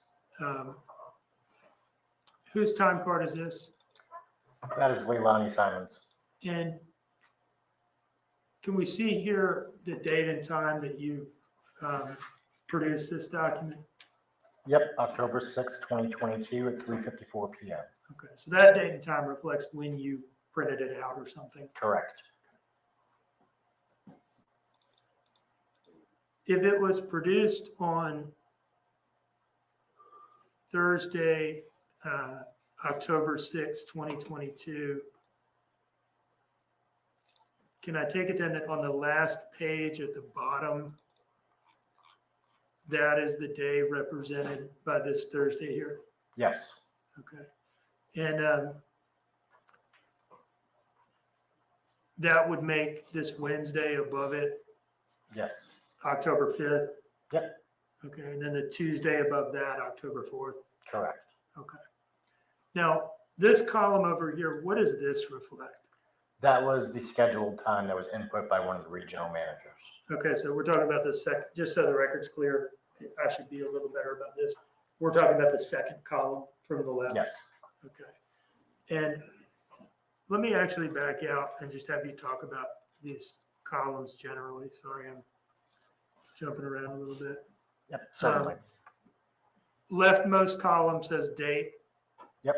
Pretty self-explanatory. Yes, Next column says schedule, and you just talked about that, right? correct. What does the next column mean? That is a system notated absence. And the next column? That is their pay code. So if an employee who typically would work on first shift works on second shift, you would see a pay code update there. And the next column? That is the amount of time. And then I think the next few columns are the ones that we're most concerned with. That's the in, out, transfer, in, out, transfer. Can you tell us what those things refer to? Yep, so that is the actual punches. So for example, looking at what is on the screen, that very first in punch you see where it says 6:09, that was the clocked in time for that particular day. Okay. And then the next column would be the clock out time or punch Correct. out time. Okay. Let's go back down now with that background to Tuesday, October 5th. And again, we're in the defendant's timesheet right now, correct? Yes. What does this reflect in terms of what she was scheduled to work that day? She was scheduled to work from 6 a.m. to 2 p.m. And what does it reflect in terms of when she actually clocked in? She clocked in at 6:08, which then flagged for a supervisor to approve. That was approved. That's what that check mark is. The approval basically just means it was acknowledged that the employee was not on time or did not punch within the 5-minute parameters before or after the scheduled punch. And then what does the next column over reflect? That would be the out punch for the day, which was 7:57 in the morning. So that's pretty early, right? Yes. Do you remember why? She had a toothache. So her and Danny had, one of the two of them had texted my work phone and said that she had a toothache. It was reported to the supervisor on the floor. The supervisor agreed to let them leave for her to go and get the tooth looked at. Now, what does her time card reflect in terms of Wednesday, October 5th? She did not come into work. What is that? Yeah, I see the word excused there. What does that mean? That is acknowledging that the employee was not in. We had to either mark it as no call, no show or excused. No call, no show could lead to termination very quickly. So usually absences were marked as excused. Now, Daniel Youngkin's timesheet, is it substantially the same setup? Yes, All right. And that Tuesday and the third line from the bottom, would that be October 4th? yes. And what does that show in terms of when he was scheduled to work? He was scheduled to work from 6 o'clock in the morning to 2 o'clock in the afternoon. And is that the same shift as the defendant? Yes. And what does it show in terms of when he clocked in? He clocked in at 6:06 in the morning, again, over that 5-minute threshold, so it had to be acknowledged. And is that about the same time that the defendant clocked in that day? Yes. And when does it show in terms of when he clocked out? He clocked out at 7:56 in the morning. And is that about the same time that the defendant clocked out that day? Yes. Is this early clock out also attributable to the dentist trip? Yes. Okay. Now, moving on to Wednesday, October 5th, what does this show in terms of when he was scheduled to work? He was scheduled to work from 6 o'clock in the morning to 2 o'clock in the afternoon. And did he complete that shift? No, he did not. When does it show that he clocked in? He clocked in at 6:11 in the morning. And then what time was the clock out? The clock out was at 9:15 in the morning. What does this little check mark mean up here? That means that was manually entered because he did not hit the time clock. Okay, did you do that? It was either myself or it was Krista, the human resources manager. I believe it was myself though, because I encountered him. Do you know why he didn't manually clock out when he left that day? He was in an extreme rush when he was leaving. I actually encountered him as he was leaving the building. Can you tell us about that encounter? Sure. As I was walking into the building, security popped their head out the door and said, "Hey, someone just ran out the door." I looked over and saw Danny getting into his car. I walked over to Danny and said, "Why did you run out the building? You have to let security check you out." Were you able to observe his demeanor and appearance at this time? Yes, he appeared frantic. Is probably the best word I can use to describe. He was crying, very upset. You could hear it in his voice. Something was not right. Did you see tears coming out Yes, of I his did. face, out of his eyes, and Yes. were they coming down his face as well? Yes, Did it appear genuine to you? very Objection, much. Your Honor, calls for speculation.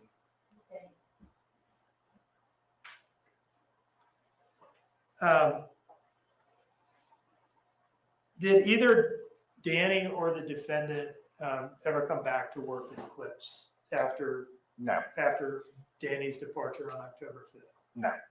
Did he leave anything at work that day when he ran out and you saw him frantic in the parking lot? Yes, he did. He had left a jacket with a pack of cigarettes in it down on the dock. And did you return that to him? Yes, I did. One of the leads had turned it into the office. We had it in the office for probably a couple of weeks. Danny then reached out, asked via text message if we knew where his jacket was. I got his address in North Carolina and mailed it to him. How long was it, as best you remember, between when you saw him run out of the warehouse or saw him in the parking lot after having run past security and having not remembered to clock out, that he asked you for his jacket back? It had to be at least 2 to 3 weeks.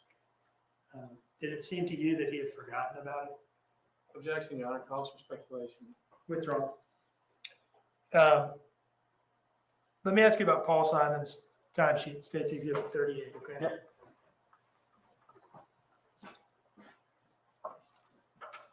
Now, I just want to go to Tuesday, October 4th. First of all, is it the case that he did not work Wednesday, October 5th, 2022, or Correct. Thursday, October 6th, 2022? Correct. All right, so the last day he worked there, at least at the time that this was produced, would have been Tuesday, October 4th. Yes. Now, there is a lot going on here in these columns. Yep. For Tuesday, October 4th. Can you, first of all, tell us, was he scheduled to work this day? In the system, no, but he was on the schedule for the day. Okay, and can you tell us what these entries indicate in terms of what happened with his clock ins and clock outs that day? Yep. So he came in early that day. He came in at 11:58. Would that be AM? Correct. Sorry. Okay, so just before noon. Correct. All right, and what's the next thing that happened? The next thing you see is 2 o'clock in the afternoon. That was the end of first shift, so we had to allocate his hours from shift to shift. So in that next column where you see transfer, you see WG1 / unload. WG1 stood for work group 1, so first shift. And what's the next entry? That is a clock back in at 2:01. As he never did leave, that's the only way we could update his hours to reflect into that second shift. And the next entry? That would be his out punch for lunch break at 5:33. PM? Correct. Okay. That next column is allocating from 2:01 to 5:33 into second shift, i.e. WG2. And then what happened next in terms of his activity there on on October 4th? Yep, so then he punched back in at 6:05 PM from lunch. And then he punched out for the day at 9:56 PM. And was that it for Paul on October 4th? On that day, yes. Okay. Is it fair to say then that he clocked in for work around noon, took a half-hour break around 5:30, came back to work, and then left work around 10 PM? Yes. Okay. One moment, please, Your Honor.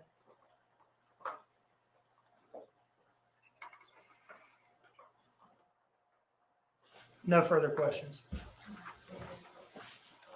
Just a few. Good morning, Mr. Mullins. My name is Mark Hilliard. How are you, sir? Good. So you were the direct supervisor for Paul Simon, Leilani Simon, and Danny Youngkin back in October of 2022, correct? I was the dotted line supervisor. Were you the one that they mostly interacted with regards to clocking in, checking out, getting excused, things like that? Myself or the supervisors. Well, I guess, let me just jump to this. Did you know Miss Simon back then? Yes. Interact with her? Yes. Did you know Mr. Paul Simon at that point? Yes, I did. By looking at them? Yep. Did you know Mr. Danny Youngkin by interacting with them? Yes. So if you passed them on the street, you'd know who they were, correct?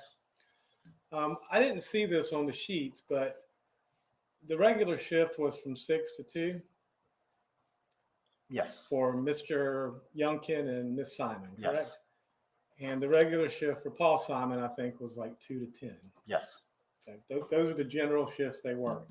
What was your shift usually? My shift was typically more of a mid shift. So I would get in typically between 8 a.m. or 9 a.m. and I'd work over into that second shift so I could interact with both shifts. So you could kind of bridge the gap. You would, Yes. you know, Leilani and Danny would get there a little bit before you, and they would leave a little bit before you left. And generally speaking, Paul would get there a little bit before you left every day. Yes. So and how often would you say you interacted with them? Typically at least once every 2 days. Again, my responsibility is more running the business. They would have a lot of interaction with the daily floor leadership. Okay. And you said if they were more than 5 minutes late, they had to get a supervisor to check their timesheet and to approve it, correct? Yes. So it sounds like there was, any time that you were late, and I guess it didn't matter if you were clocking in, going to lunch or whatever, the supervisor would have to approve that, and that's what those little check marks Yes. were. Did y'all have any policy about smoke breaks or anything like that? No firm policy. If the team was standing around waiting for work, they could go have a cigarette. To do that, they had to leave the floor, go through a security checkpoint, but still stay within the premises of the building. Okay, so was it like a designated area that they would Yes. have to go to? And is that where all the employees and supervisors had to go to smoke? Yes. All right. And did you ever see Miss Simon out there smoking? Yes. Mr. Simon? Yes. Mr. Youngkin? Yes. Okay. And I'm not prying, I'm an ex-smoker, but did you smoke with him as well? Yes. Okay. And how often would you see them out there? I'm not, would you see them once a week, once a day? I mean, That's usually where I interact with them the most, honestly. So once every 2 days. so On that's, average. that's where you'd see them all was out there smoking, correct? And you said you returned Mr. Youngkin's jacket to him, Yes. and in the jacket was a pack of cigarettes? Yes. And what type of cigarettes did Mr. Youngkin smoke? I don't recall. I want to say,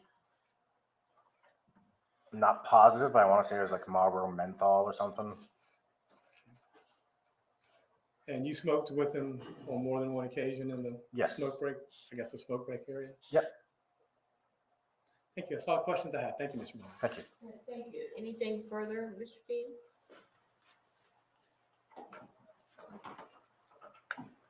No, Your Honor.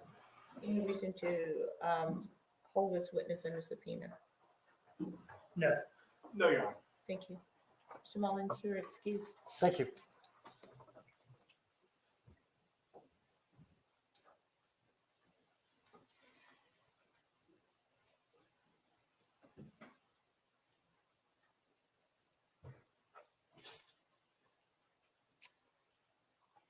Miss, Mr. Dean, your next witness.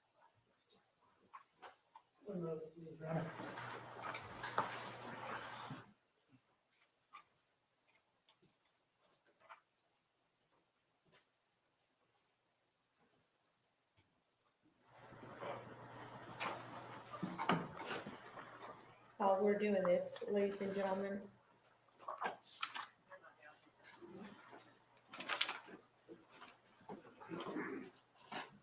Your Honor, we're waiting on a couple witnesses to come downstairs, but we're, other than that, ready to do y'all want proceed. to stand up and take a little stretch break?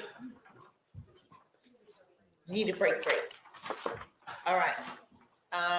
Let's take a 15-minute break. Viewers to be exiting.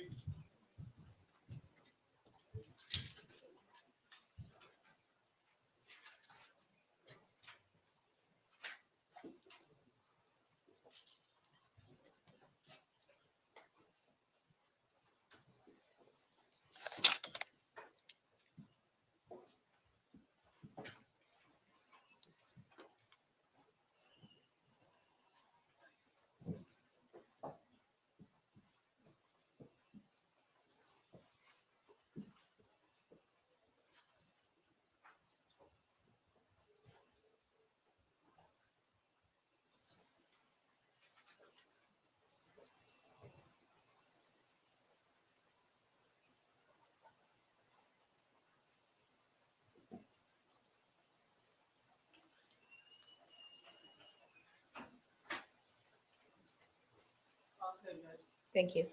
So the time now is about 11:28 or so. We'll bring the jurors back in by 11:45. Everyone have a seat. Mr. Dean, the next witnesses you have, there are a couple of witnesses. Are they relatively short witnesses? And I know that's relative. So the next witness I would call, because of where we are today, would be Melissa Missy Gray, aka Misty. From my perspective, she's going to be a short witness because she did not, in fact, meet the defendant for an Oragel handoff. I don't know what Mr. Hilliard's going to try to do with her though. So. And then who would be the witness that you would call after Misty? You gonna make me reveal that, Your Honor? No, I'm not gonna make you reveal that. Is it a relatively short witness or a more involved witness? Probably more involved than Missy. to be Okay, sure. and I'm just asking in terms of time. So my thought is that we'll proceed with Misty when she comes back, and then we'll see where we are before the next witness. That may be a good time to take a break. All right, we're in recess until 11:45.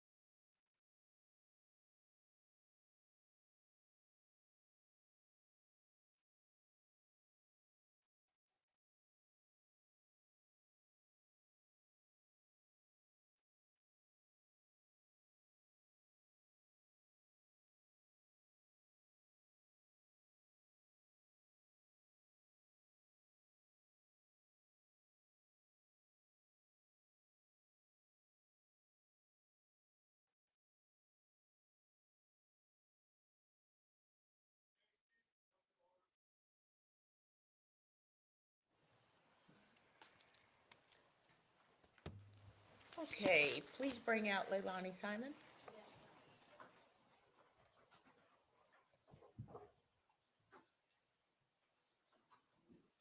Just so you know, Jeff, I'm gonna let Mr. First talk to you in the next witness. That way. you can follow him.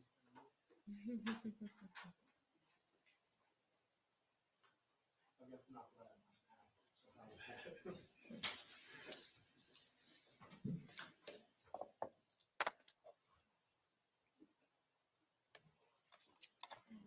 Let's see.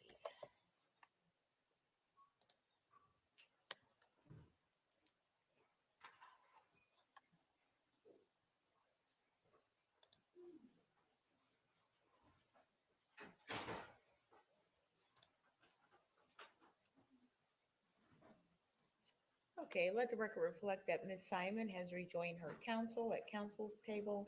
The state is present at their table as well. Anything we need to take up before bringing in the jury?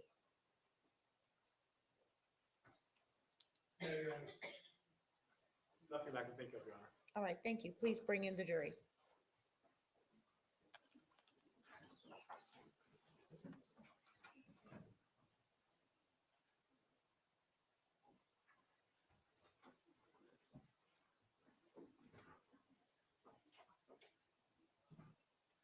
Jury is now in order.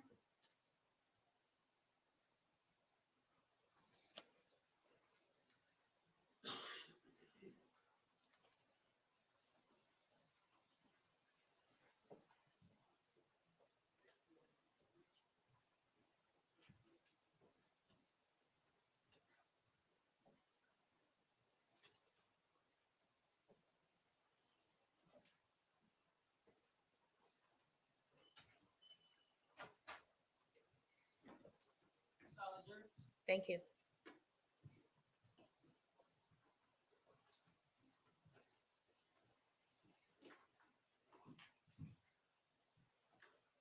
All right, ladies and gentlemen, please have a seat. Please have a seat. And were you able to comply with the court's instructions not to do research or discuss the case? All right, very good. Mr. Dean, you may call your next witness. Melissa Bray.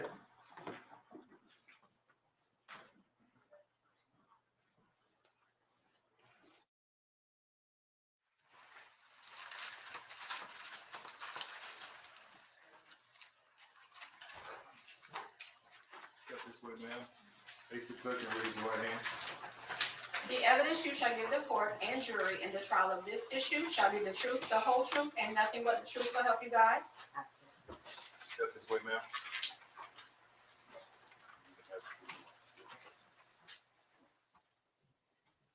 All right, good morning.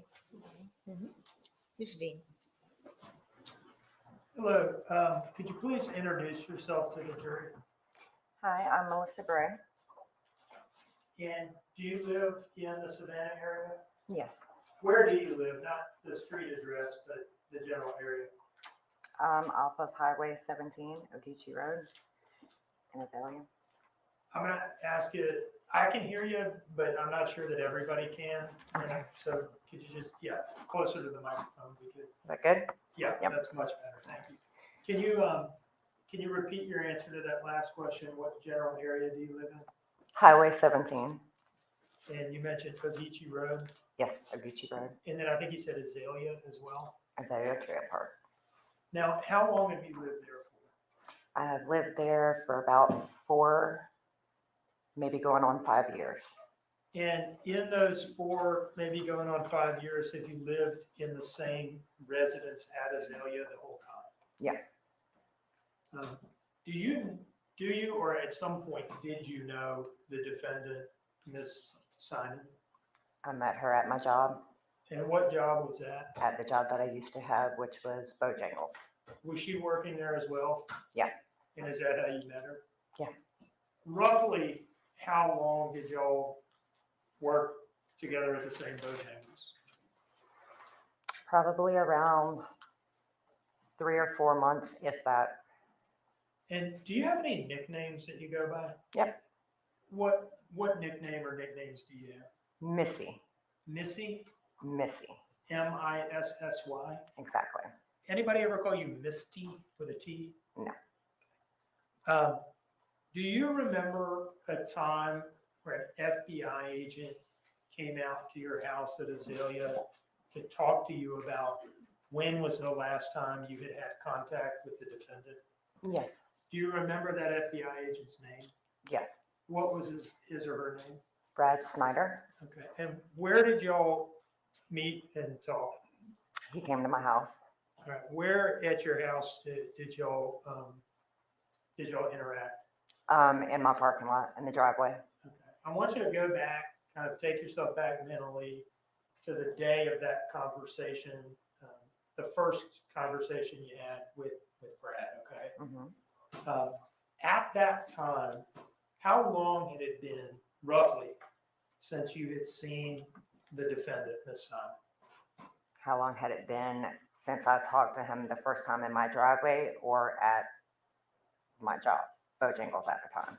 I mean, where was the first time that you talked? The first time I met Brad? him, and I think Miss Lemons was at my job, Okay, Bojangles. the first time that you talked to them, and thank you for clarifying. Hmm. The first time that you talked to them, did they ask you how long it had been or when the last time had been that you saw the defendant?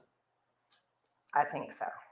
And at that time, about how long had it been since you had last seen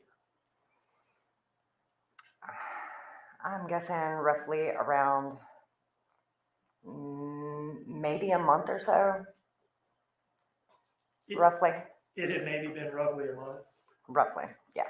Do you remember telling them it had been like July of 2022 that you last saw her? Yes. Okay.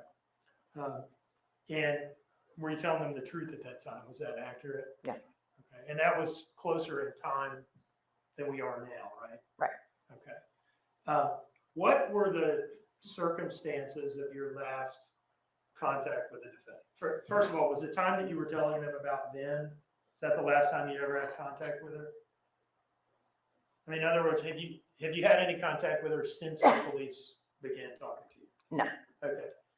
So then that was the last time you would have any contact with her? Yes. All right. Now, what were the circumstances of that last contact with the defendant? Why did y'all have contact with each other?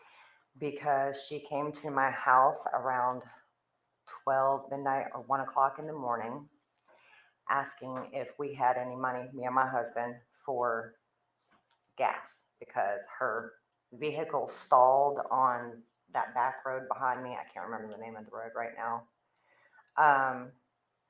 And we didn't have any money, but I was going to go to my stepfather's and, not my stepfather's, my father-in-law, and ask for one of his gas cans to see if he had gas in it, and if he didn't, if we could take it up to the Inmark to put gas in it.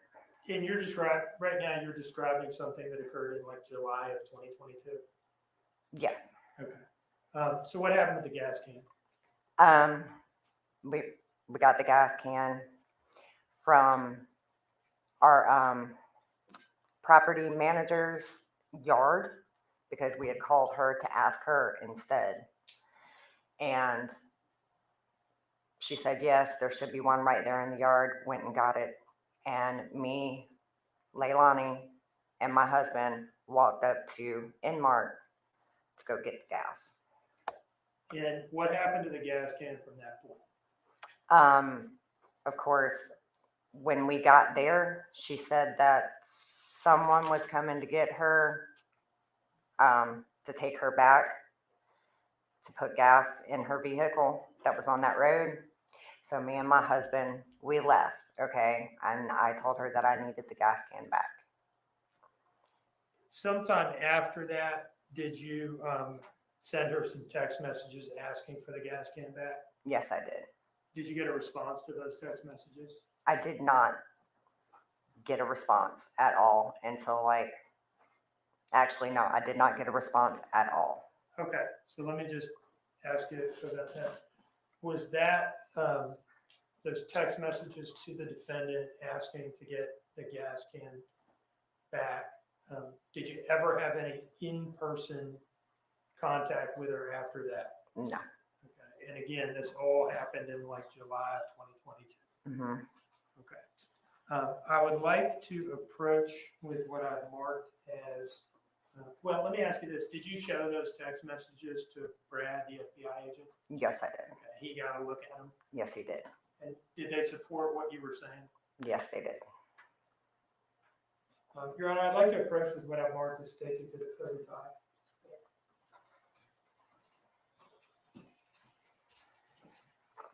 Do you recognize that? Yes. Okay. Now, is that a Google Maps screenshot showing the route to get to your residence at Azalea Mobile Home Park? Yes, it is. Does it fairly represent the route that you have to take to get to your place? Yes, it does. Your Honor, I would introduce this as State's Exhibit 35. No objection. Thank you, Mr. Parse. It is admitted without objection.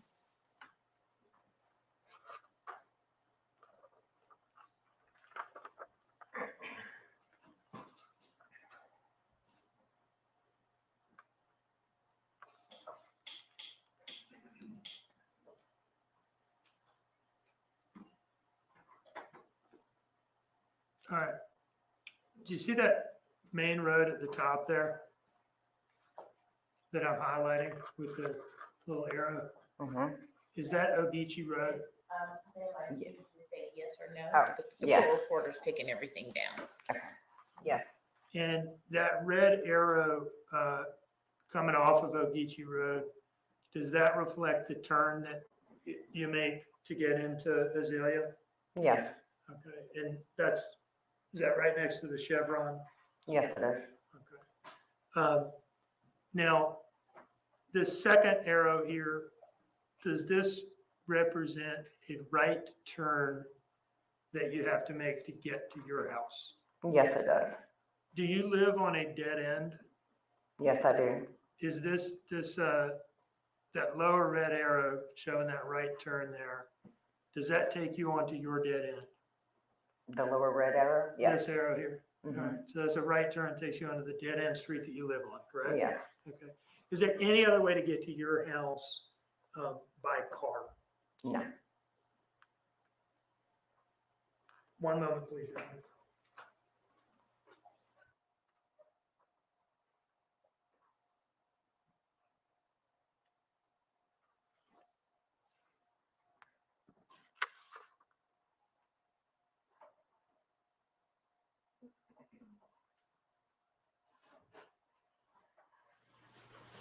Was there ever a time where she came and met up with you in the middle of the night to get Orajel from you?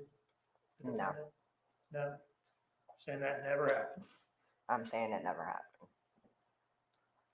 No further questions?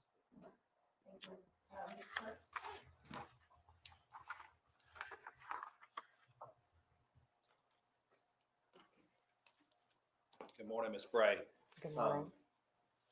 I want to walk up and look at that map, if you would. As I understand it, this is Ogeechee Road. Right. This is I guess that's a left turn. And the second arrow goes down there. Where is your residence in this area? I am, let's see, Do you mind showing me up there so everybody could see? sure. I should be probably somewhere either this or up underneath these trees. Okay, thank you. And is that a Chevron station that you mentioned? Yes. And that, for the record, is that? Looks like a big square to me. Yes. And you live in the Azalea Mobile Home Park. Yes, sir. And you talked about knowing Leilani Simon. Do you know Daniel Youngkin? No, I do not. Have you ever hung out with Leilani Simon socially? No, I have not. Now, it's now October 2024. And the events that are, important to hear are October 2022. how clearly do you remember what happened back in October 2022 in your life? Clearly, as in, what do you mean? Well, who you saw, where you went, dates and times, and things like that. I am not that good with dates and times, I'm not either. but events, certain events, just like anybody else, certain events stand out. Considering the fact that I had to send her text message after text message because the gas can was that of my property managers, and I didn't want to get in trouble. Mhm. That is going to be something that I remember. I think those are all the questions I have. Thank you. Anything further from the state? No, Your Honor. Ma'am, you may step down and you are excused.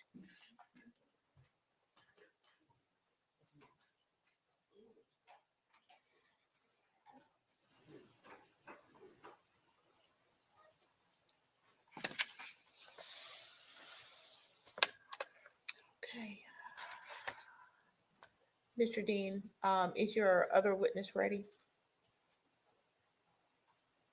Hey, Your Honor, this is going to be a longer witness. I would ask that we take our break now. Of course, okay with that?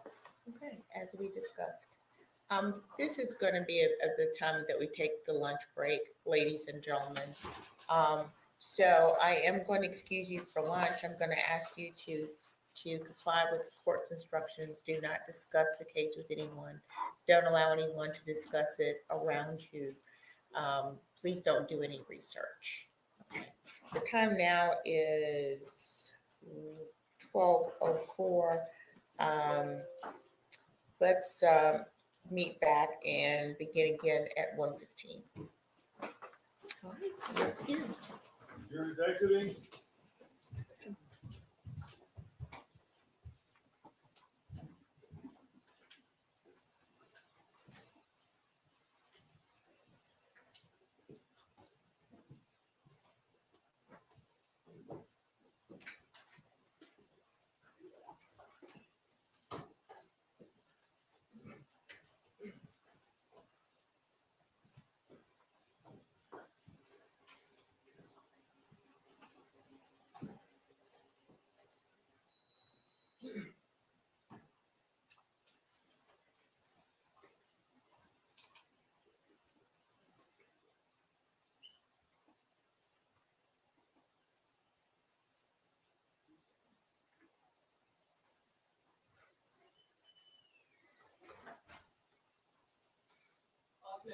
Thank you.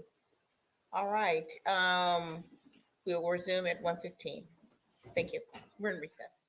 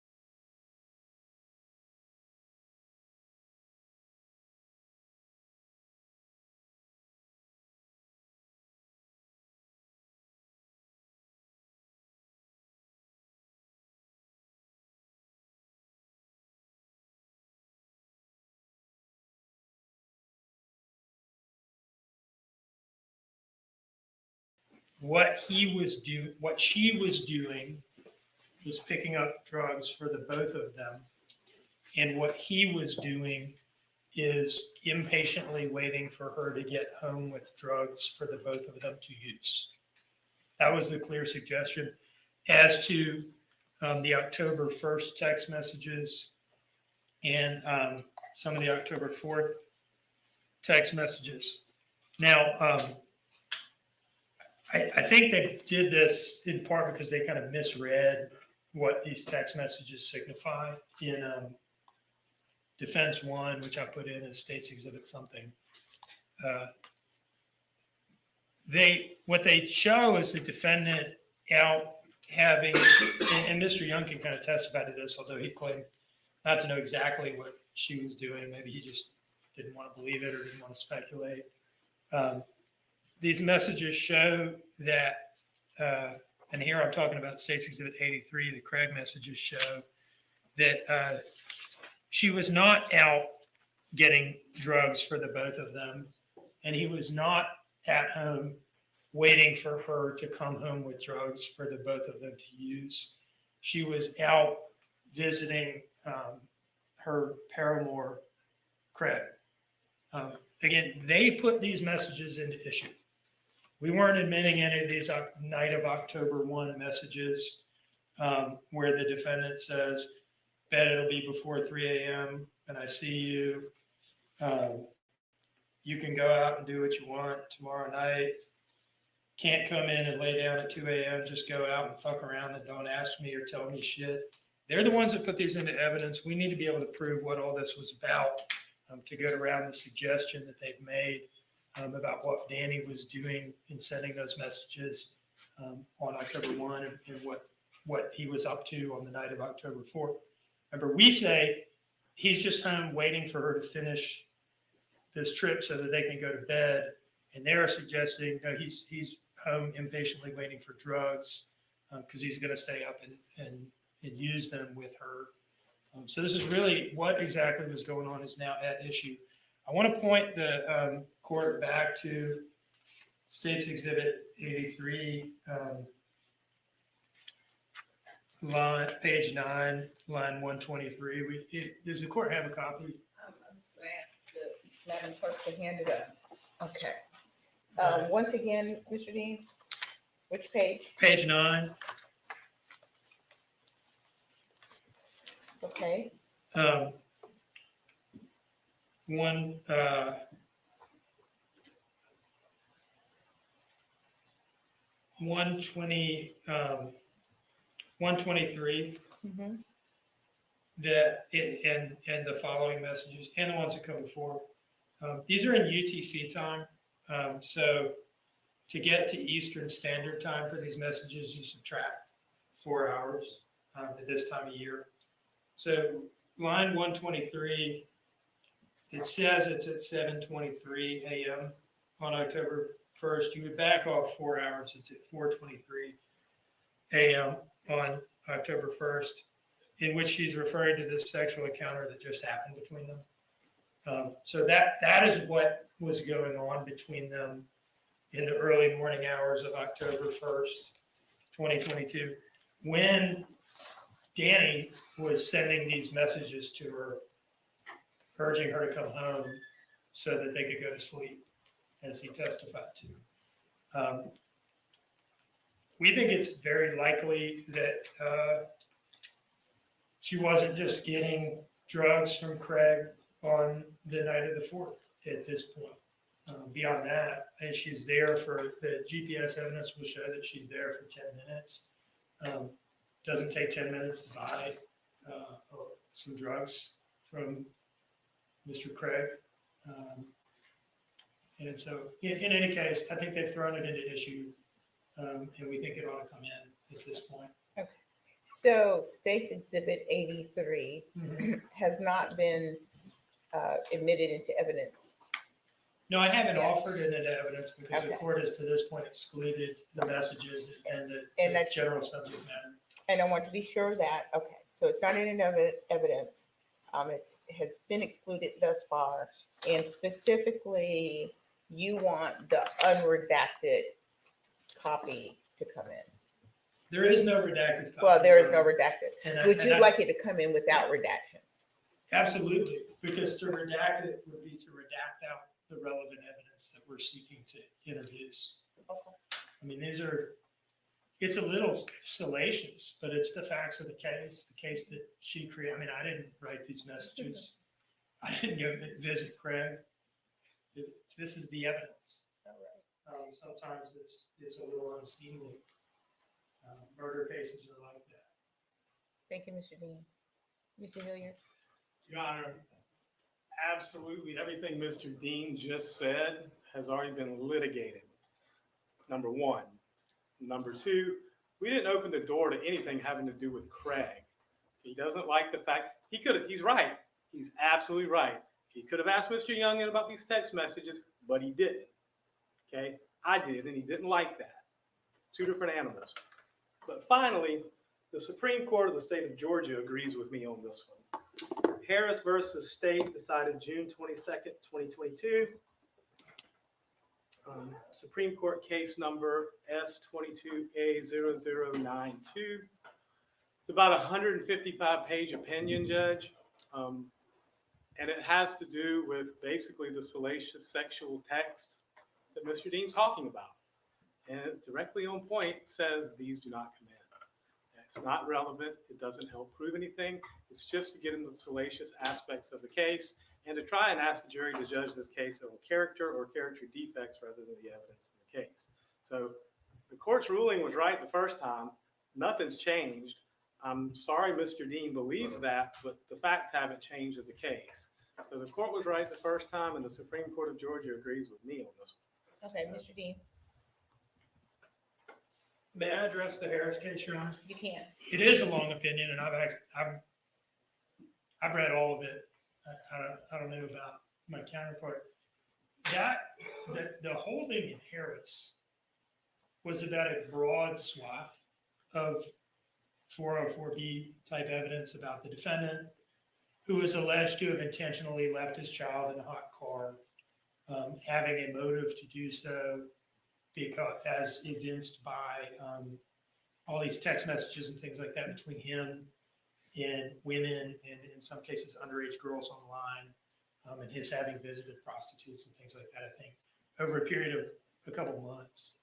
Now, the holding in which the Georgia Supreme Court said it was an abuse of discretion to allow some of that evidence in, it was as to some of it. As to the older evidence further in time away from the crime, in the opinion, I think the opinion actually supports us. Because where they start from is, look, a lot of this stuff was admissible. Some of the more recent things closer in time to the crime. But the state went overboard here, and the trial court allowed them to do it. If you read that opinion and you kind of compare the timing, nature, and volume of the evidence that we're seeking to get in here to what the state did in Harris, the court will see very clearly that we are well on the right side of the line here. And there is, especially there never was any chance that this would happen, especially now. There is no reviewing court, certainly not the Georgia Supreme Court, that would find an abuse of discretion for allowing this evidence in at this point, when the defendant has introduced text messages from Daniel Youngkin to her, in which he's urging her to come home. What he was urging her to come home from, whether he understands it or not, is from the relationship, the infidelity that was keeping her out and awake all night and affecting his ability to sleep. And they put these in, and they've suggested, and even point blank asked him and insinuated, that he's impatiently waiting for her to bring drugs home because he wants to use the drugs. We need to be able to prove that no, she was out banging the drug dealer, and he just wanted her to come home so they could go to sleep together. That is where we were at right now. Right. And this evidence should come in at this point. I feel very strongly about that. Mr. Hilliard, I'm going to step away from the bench and take a look at what we have, but I'm going to allow you to go ahead. I was going to say, Judge, I don't see the drug dealer on the witness list. I don't know what Mr. Dean's talking about. He's talking about his interpretation of something his witness has already testified to. He can make that argument in closing, unless he wants to bring in Mr. Weston or whoever they are and put them on the witness stand. So what he's actually talking about is his interpretation of something, which is for argument's sake. I understand. And I'm gonna step away because I have a feeling we can go on for a while. And I'm gonna take a look at the case and take it under advisement for a few minutes. Let's figure 15, 20 minutes at this point, and then I'll come back out. All right, we're in recess.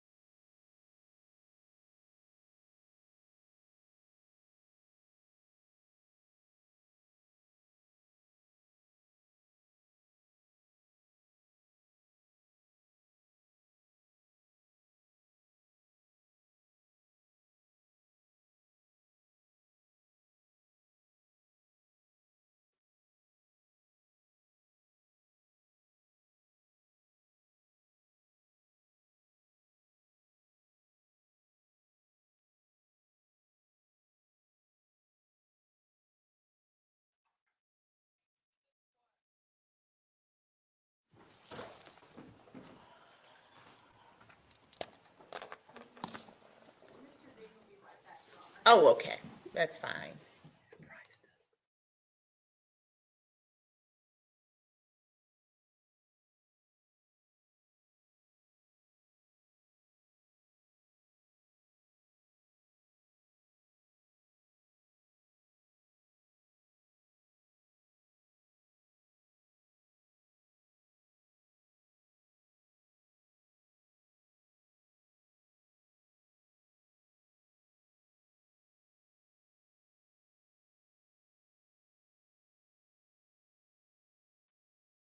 So we are now back on the record.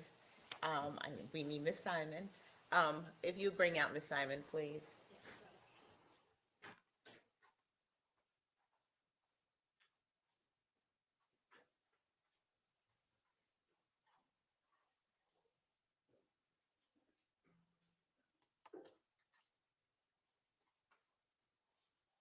Mr. Hilliard, it's funny how the smallest hand signal, you start seeing out of the corner of your eye and it helps.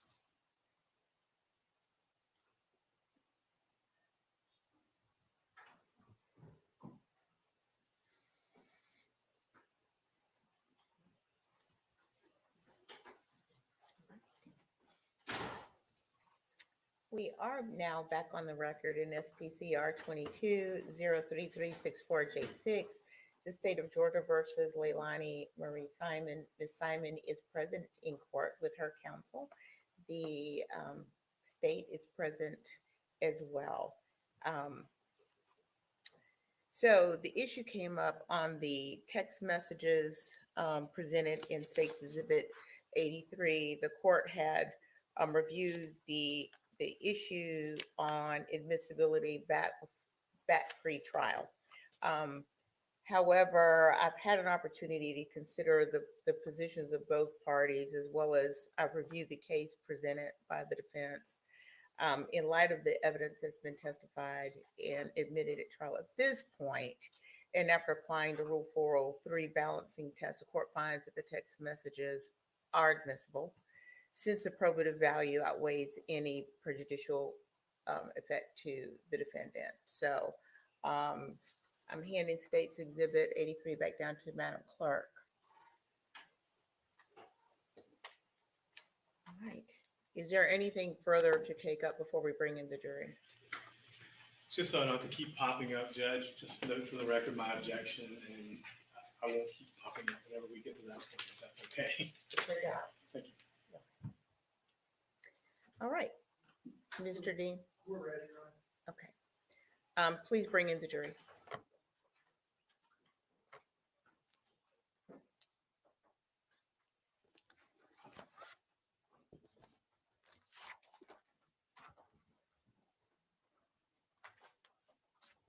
All rise, jury is entering. Jury is not entered.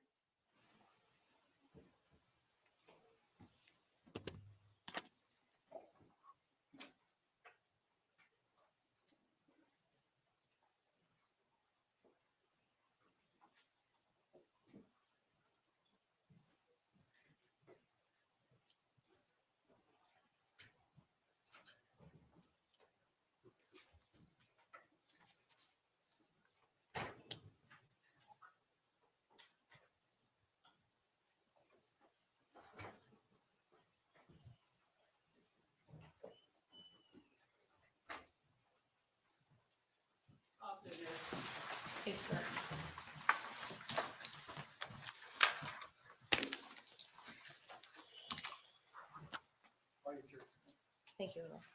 Ladies and gentlemen, please have a seat. And welcome back. Thank you. I hope you had a good lunch break. We planned to start back a little bit earlier. We had to take up some issues out of your presence. We are going to resume now. Were you able to comply with the court's instructions not to discuss the case? Yes, Your Honor. Has anyone done any research? Your Honor. All right. Well, let's get ready to begin. The state may call its next witness. Dr. Amanda Fuentes.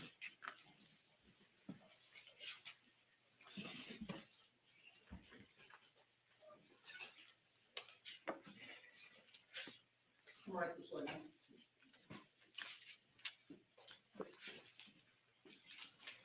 Stand right here. Raise your right hand. The evidence you shall give the court and the jury of the trial of this issue shall be the truth, the whole truth, and nothing but the truth, so help you God.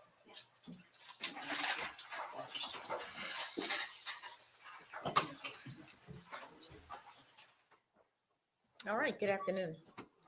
Mhm. All right, Mr. Dean. Good afternoon. Could you please introduce yourself to the jury? Yes, my name's Dr. Amanda Puentes. And what is your city and state of residence? I live in Dade City, Florida. And what kind of doctor are you? I'm a pediatrician. Where is Dade City? It is about 26 miles northeast of Tampa, Florida. And where do you work? Currently, I work at Premier Community Healthcare Center in Dade City, Florida. Is that do you work in like an outpatient pediatrics clinic? Yes, it's an outpatient pediatric clinic. Okay. Are you, what type of pediatrician are you? I'm a general pediatrician. Okay. And how long have you been doing that? I graduated or finished residency in 2006. And you are here today, just to kind of put it out up front, because you were Quinton Simon's last pediatrician. Yes. Before moving to Florida, did you work in the Savannah area? Yes, I worked in Savannah, Georgia from 2017 to 2023. And where did you work in Savannah during that time period? I worked at J.C. Lewis Primary Healthcare Center, and we have our own building that's dedicated to pediatrics. Okay. And that's an outpatient pediatrics clinic? Yes, it's an outpatient. And is that where you saw Quinton? Yes. Okay. Let me go back now to education, training, and experience. Can you tell us about your undergraduate education? Yes, I completed a Bachelor of Science honors degree through the University of South Florida in Tampa, Florida. And did you go immediately to medical school, or did you work after undergrad, or what? I was able to start medical school right after I graduated with my undergrad in And where did you, 1999 I'm sorry, where did you go to medical school? at the University of South Florida Medical School as well in Tampa, Florida And when did you finish up medical school? in the year 2003. Now, after graduating from medical school in 2003, did you do a residency? Yes, I did a pediatric residency program in the University of Nebraska, Omaha, and Creighton University. Dual program in Omaha, Nebraska. What is a residency? A residency allows a doctor to kind of more specialize, or the first step to specialize in a certain area. So you have pediatrics, you have internal medicine, which is primarily adult medicine, you have surgery, for example. And dermatology, emergency medicine, all the different specialties? Yes, So you did your residency in pediatrics? yes, And is that essentially the first step to becoming a pediatrician? yes. It's, well, the first and only step to becoming a pediatrician. And how long was your residency program at, you said, a 3 dual years. program at Creighton and University of Yeah, Nebraska? just both of those school funded and provided the education. Okay. 3 years of that pediatrics residency. What did the residency involve? It involved different areas of pediatrics, so not only outpatient, but inpatient, intensive care unit experience with the real small babies that are premature, as well as children, say that are very sick in the hospital, emergency medicine for pediatrics, psychiatric experience just under pediatric age group. So during residency, you do a little bit of everything PEDS related. Yes, Okay. When did you finish residency? I finished in 2006. And at that point, did you get any kind of board certification or anything along those lines to be a pediatrician? I was taking the board exam. And do you hold any certifications or remember? I'm a board certified pediatrician And how long have you been? since 2022. All right, since finishing residency, have you worked as a pediatrician uninterrupted through Yes. today? Okay. And so how many years would that be total? So that would be 18 years, I'm sorry to ask you to do that. going on 18 years. Okay. Your Honor, at this time, I would offer Dr. Quinton as an expert in pediatrics. No objection, Your Honor. All right. Okay. I'd like to turn now to your involvement with Quinton. Okay. Can you tell us where, when, and under what circumstances you saw him? So I saw him as a new patient in February of 2022. He came in for a 12-month well visit, although technically he was 13 months. And what is a well visit? So a well visit is a physical exam type visit that we go over safety in the household, developmental questioning to see where a child and make sure a child is developing normally, as well as administering vaccines if the parent would like their child to get the shots. Is it fair to refer to a well child visit as essentially like a normal checkup? Yes. In other words, was he brought in because there was any specific health complaint, or was it just a routine visit? It was a routine visit. Okay. And tell us about your examination of Quinton that day. That day, I mean, he was healthy, happy. I saw him with his grandmother, who he was in care of at the time. And developmentally, he was appropriate for his age, talking, walking, everything on time. And then on physical exam, I did detect a heart murmur. Okay. And can you tell us what you did in response to that? So because of the heart murmur and at his age, and oftentimes my patients through this clinic, I may never see again, I referred him to a cardiologist. And what cardiologist was that? It was through the Savannah Children's Heart Center here in Savannah. Do you remember the specific doctor? It's, according to his records, is Dr. Birch. Okay. Was that heart murmur something that caused you any serious concern? No. Can you tell us why not? So a heart murmur doesn't automatically mean there's something structurally wrong with the heart. It can just tend to be, at the time when you hear it, a difference in pressure through the heart, so a difference in blood flow. Oftentimes, sometimes the next person, even within minutes, another doctor could have listened and not heard a heart murmur. Did Dr. Birch did Quinton then have a visit with Dr. Birch? Yes, he then, within a couple weeks, had a visit with Dr. Birch. And did Dr. Birch get back to you about his assessment of Quinton's heart murmur? Yes, he sent me the office visit notes.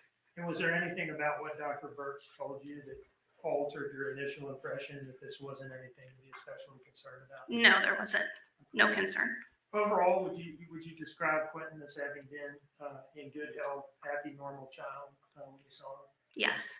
And did you ever see anything that changed that opinion one way or the No. other? Okay. Prior to your testimony in this case, did I ask you to review essentially all of his medical records for his entire life? Yes, you did. Did you review his birth and neonatal records from Flowers Hospital in Atlanta? Yes, I did. Did you review some prior pediatrics records from a clinic in Waynesboro, Georgia? Yes, I did. Did you review some records for an emergency room visit at either St. Joseph's Hospital or Candler Hospital? Yes, I did. And what were those for? What was that visit about? The visit at St. Joseph's Candler was an acute visit where he had cough and runny nose. Okay. Pretty normal for and fever. Very normal for emergency room visit. And did you also review the complete records from the Savannah Children's Heart Center? Yes, I have. Right. But after that review, did you identify any documented condition that might have been life-threatening or anywhere close to life-threatening? No.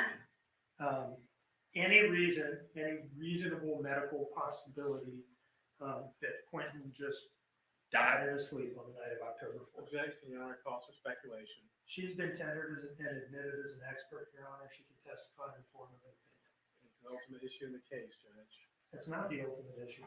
I'm gonna allow the question. Any reasonable medical possibility that Quinton would have just died in his sleep for no reason on October 4th, 2022? No. Thank you.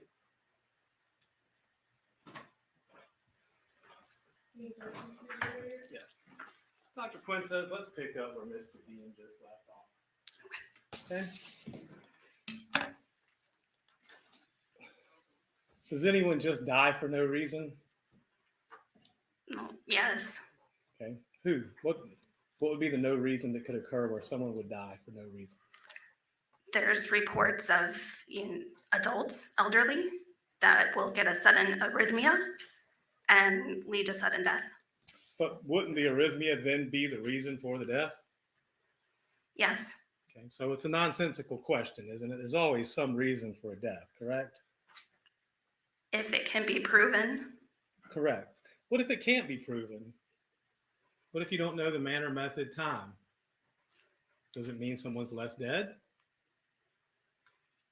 No. It doesn't, does it? No, they're still dead. Okay, so, but since you're a pediatrician, you're board certified, correct? Yes. And since Mr. Dean asked the question, I'll ask the question and take it a little bit further. Do you ever do postmortems on children? No. Okay. Have you ever done postmortems on children? No. It's not something you're trained in? No. Okay. The manner that you treat children, is it usually the health and wellness checks? Or have you ever done like emergency room visits or treatments? A little bit of both, because some of the acute care can be involved enough to even call the ambulance to come to the office. Okay. So, and whenever those children are in your treatment, okay, have any of those children died? No. Okay. So when you did treat them, it was usually something that required some sort of immediate intervention, correct? Yes. And you got it for them, correct? Yes. And then they recovered, correct? Yes. Okay. So let's talk about Quinton Simon in particular. You said you reviewed all of his wellness records and all of his medical records, correct? Yes. So the heart murmur was of concern and note, but you referred him to the heart center and treatment was followed up on, correct? Yes. And Dr. Birch, I believe it was, didn't seem to be concerned and neither did you, right? Exactly. Okay. So with regards to the Wayne County records, anything of note there? No. Okay. And I think you said you also reviewed the birth and neonatal records from Atlanta, correct? Yes. Anything of note there? No. Okay. Did you see anything in the birth or neonatal records that would raise your hackles or be of any concern to you for this child's health or well-being? No. Okay. Now, who was it that brought the child in to see you, I guess, in February of 2022, or do you not know? No, his grandmother did, along with what grandma referred to as a nanny. And that was in February, correct? Yes, 2022. And you also had a June 6th visit as well, or was that a different doctor? That was the emergency room visit. Okay, but that wasn't you. No, that wasn't me. But again, you reviewed those records, and again, nothing of any note or concern beyond, I guess it was a cough and runny nose, you said? Yes, no concern. Okay. And you're a mandated reporter, aren't you? Yes. Okay. Can you explain to the jury what that means? So I'm obligated to report a suspicion of child abuse or neglect. Any concerns, I'm supposed to report it to law enforcement. And is there any special training you go through to do this job, to be a mandated reporter, or is it just part of your normal medical training? It is, I guess, tutorials, a few hours of explaining mandated reporter, cases that it would come up or that might lead you to be suspicious in order to report, and then also how to report. At any point in time, did you report any suspected abuse or neglect on Quinton Simon? No. That's all the questions I got.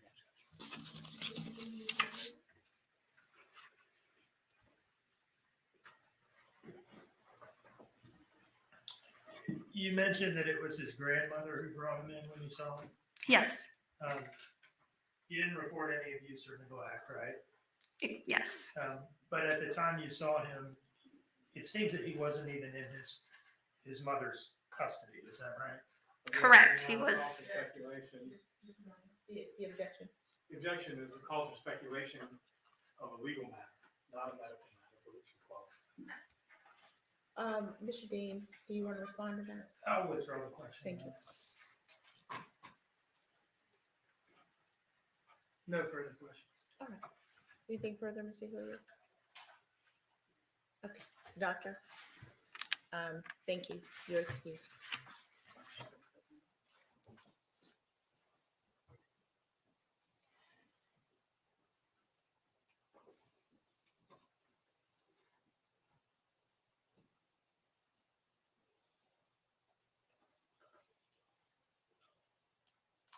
The state may call its next witness. Dr. Kenneth Birch.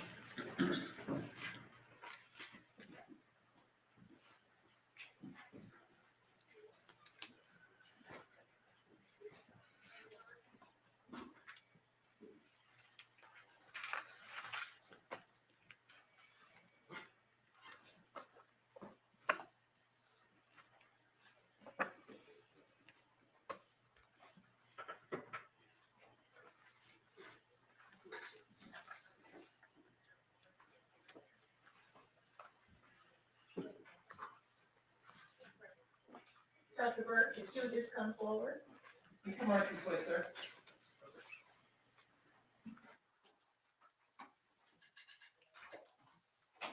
Stand right here for me and raise your right hand.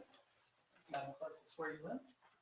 The evidence you shall give the court and jury in the trial of this issue shall be the truth, the whole truth, and nothing but the truth, so help you God. Yes. You come right this way. Watch your steps. Okay. You can adjust this microphone and speak clearly. All right, good afternoon.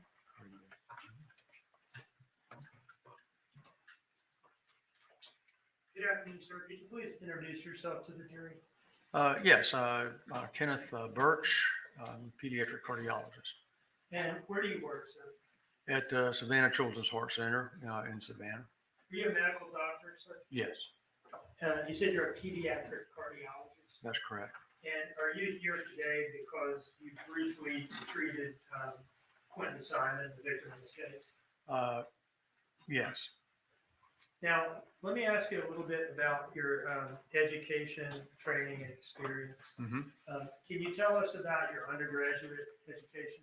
Undergraduate, I went to Augusta College in Augusta, Georgia. And For 4 years. I'm sorry to interrupt you. Mhm. Did you Went 4 years, yeah. 4 years, okay. Did you go immediately to medical school? No, didn't, had a year before I was accepted. And then I went to 4 years of medical school. Then I did 3 years of pediatric residency and then 3 years of pediatric cardiology fellowship. Where did you go to medical school?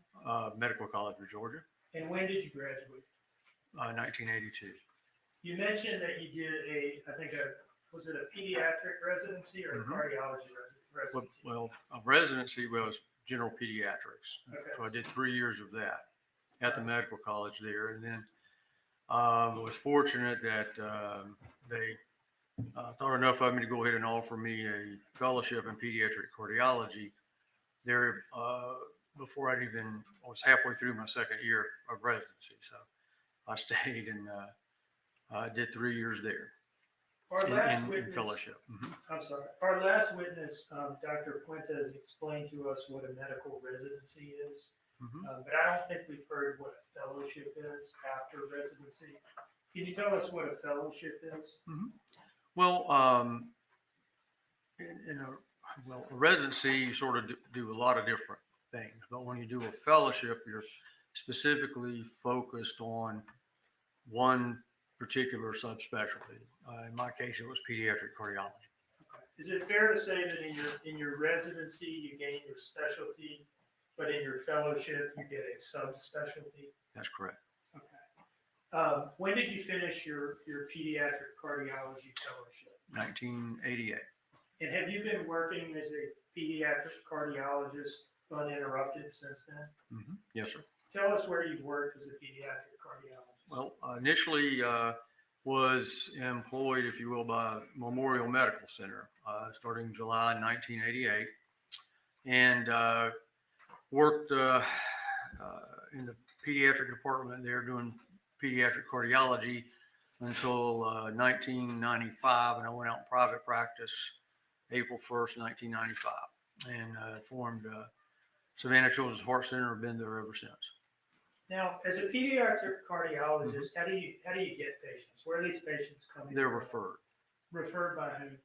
Typically, other general pediatricians. And what causes a general pediatrician to refer a child to a pediatric cardiologist? What kind of things? Well, they're very different, various different reasons. One of the most common, particularly in a young child, is because they hear a noise or a murmur when they listen.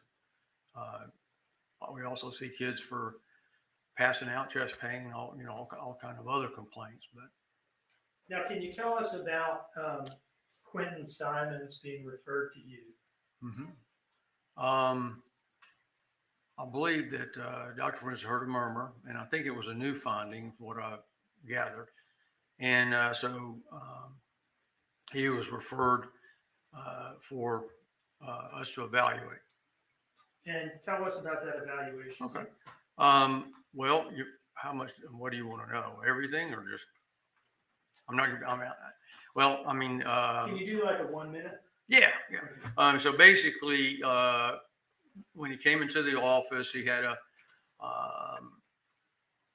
EKG performed, which was normal. Then I went into the room, and he was there with his grandmother, and he looked fine. Respiratory rate was normal, heart rate normal. His weight was above the 75th percentile for his age. He looked like he was thriving. And so I listened to him and examined him. He had a soft little murmur. So then we went and did the echocardiogram, where we actually look at the heart. And that's where we so two minor things. One was a patent foramen ovale, and the other was a very small, what appeared to be a coronary artery fistula into the PA. The first thing you said was you said it really fast. Patent foramen ovale. PFO? What is that? Well, patent foramen ovale is a normal structure, actually, that all babies have before they're born. Okay, it's open in such a manner so that the blood that's coming up from the placenta, because mother's providing everything, is preferentially directed across that opening, if you will, to the left side of the heart. So most of it gets pumped out, to the body, as opposed to going back into the lungs, which are full of fluid, and the vessels are constricted. And then after they're born and the pressures change in the heart, then it just sort of flaps shut, if you will. But very commonly, it doesn't necessarily meet like it's supposed to, and takes time to close up and go away. Typically, large patent foramen ovales, about 80% of them close. Small ones, 95%. But a small patent foramen ovale is restrictive, doesn't have a lot of shunting going from, because the shunt direction changes after they're born. Okay, the pressure in the lungs goes down, so now the left side of the heart has a higher pressure than the right side. Okay, it's got your blood pressure, i.e., and your pressure in your lungs is like a third of that. But anyway, so the direction of the shunt changes, and then what the criteria for intervening or closing it, or whatever you want to say, has to do with how big it is. You mean surgically? No, you can close it with devices. Okay. But sometimes it's surgically, it just depends. But if it's small and restrictive, and the right side of the heart is normal, you leave them alone, because you're actually probably going to do more harm than good, closing it, if you will. Go ahead. And his was very tight. Okay. And Mr. Before you go further, was that PFOFPL? PF, foramen, F-O, yeah. Okay, and Madam Court Reporter. Oh, I can help out. Yes, please. Is that spelled P-A-T-E-N-T, Peyton? new word F-O-R-A-M-E-N, Mhm. new word O-V-A-L-E? That's correct. All right. We got it? Thank you, Mr. You're welcome. I can say PFO if you don't need to.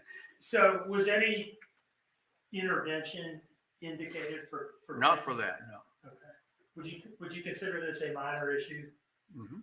I would consider, you're talking normal activities, no limitations on activities, typically shouldn't have any effect on life expectancy. And like I say, he was only 13 months old when I saw him, so there was still a good or a high probability that it was going to close up anyway. By around what age? Usually, most of them close around 12, 15 months of age, but I've had some that were a little older, 2, 3 years, that, some that you're looking at thinking, well, these may be large enough for us to do something about. And we typically, if we do need to do something, if they're large enough, we typically don't address that until they're 3, 4, 5 years of age. So Is that because you're waiting for it to just resolve? waiting for it to resolve, as well as getting the child older, so everything is easier to do, particularly if you're going to do it with a device. Now, you mentioned, I think, also a coronary artery fistula that you observed. Can you tell us about that? Yeah, that's a very rare type of finding, in the sense where I think it's about 0.01, maybe 0.02%. You see a congenital. Now, this is a congenital one. There are coronary fistulas that you may see in adults that are undergoing bypass surgery and other kind of things, but I'm talking about a congenital one. And basically, when the heart forms, basically it's a single tube actually when you first start, and then involutes on itself and so forth. So a lot of the structures are very close to each other, and sometimes, most commonly, the left anterior descending coronary artery may not actually totally close up from the pulmonary artery. So you may have a connection there, and that's called a fistula. And the size of the fistula dictates what you do, meaning that if it's a small coronary fistula, less than like 1 centimeter, or much less than the size of the coronary artery, I'll put it that way, then we just watch those. And most of those will even close up and go away on their own. Now, when you talk about larger ones, moderate to large, those are a little different. Those many times will need to be taken care of. But typically, you'll see signs and symptoms with that. So it's not just looking and saying, oh, this is a small one. You're looking at other things as well. If it's a significant shunt, which means it's a big one, okay, into the coronary, then the left, the heart's going to be dilated. There's going to be increased flow to the lungs. The child's going to be short of breath. He's not going to eat well. He's not going to gain weight. You see what I'm saying? Yeah. And so forth. And obviously, though, and of course, one of the risks with it, if it's a large one, is that once they get up and start playing sports and so forth, that they could have an issue with ischemia or lack of oxygen to the heart. So you will repair those. Small ones, you watch. Sometimes they don't go away. So typically when they're 10, 11, 12 years of age, when they reach that age where they're going to be affected by peer pressure or parental pressure to continue to compete, whereas when they're little, they get tired, they stop. When they get a little older, they try to run that extra lap or whatever. That's when you can get in trouble if you have an issue. So we'll exercise them and make sure everything is okay, depending upon the size of it. But I've had kids with small coronary fistulas that play, competitive athletics, high school, college, and so forth. What Never about have an issue. What about His was tiny. Tiny? Tiny. Yeah. Well, either now And you almost don't even want to mention it, but it's there, so you have to. Does that make sense? we called you in here just to cover all the bases. Okay. that's why you're here. Were either of these findings that you've described of any serious concern to you? No. And you say this as a pediatric cardiologist with 30-some years experience? That's correct. I've only had one coronary fistula that we've ever had to repair, and that was back in the 90s. The Only rest of one? them. Only one that you've ever had to repair? Mhm. Okay. And the patient did well. And how many kids have you seen with? It's not very common. I don't know, 20, maybe 15 over the years. I don't, keep that number because of most of the time it's almost an incidental finding, if you will, because they're so small that you don't want to make a major issue out of it because then it may interfere with the child's normal activities and so forth, because everybody's going to be worried that something may happen. How many times did Quinton come to see you? Just one time. What was the plan going forward? He was supposed to come back in 6 months. And so I saw him on February 28th, 2022, if my memory is correct. And so he was supposed to come back in August, and he didn't show. And then, I don't know the details of the dates right in there, but somehow we were trying to track him or get him. It came to light that he had died. I don't know that I did this earlier, Your Honor, but I would offer Dr. Birch as an expert in pediatric cardiology. No objections. Okay, thank you. In your opinion, is there any reasonable medical possibility? Well, let me ask you this. Were either of these conditions life-threatening in your view? No. Even remotely so? No, sir. Is there any reasonable medical possibility that they just caused his sudden death one night? I guess anything is possible in the world. However, I would say this: I've never seen an issue with these defects this small ever creating an issue.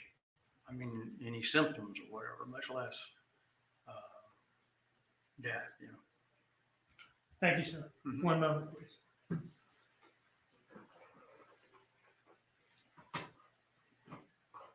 No further questions.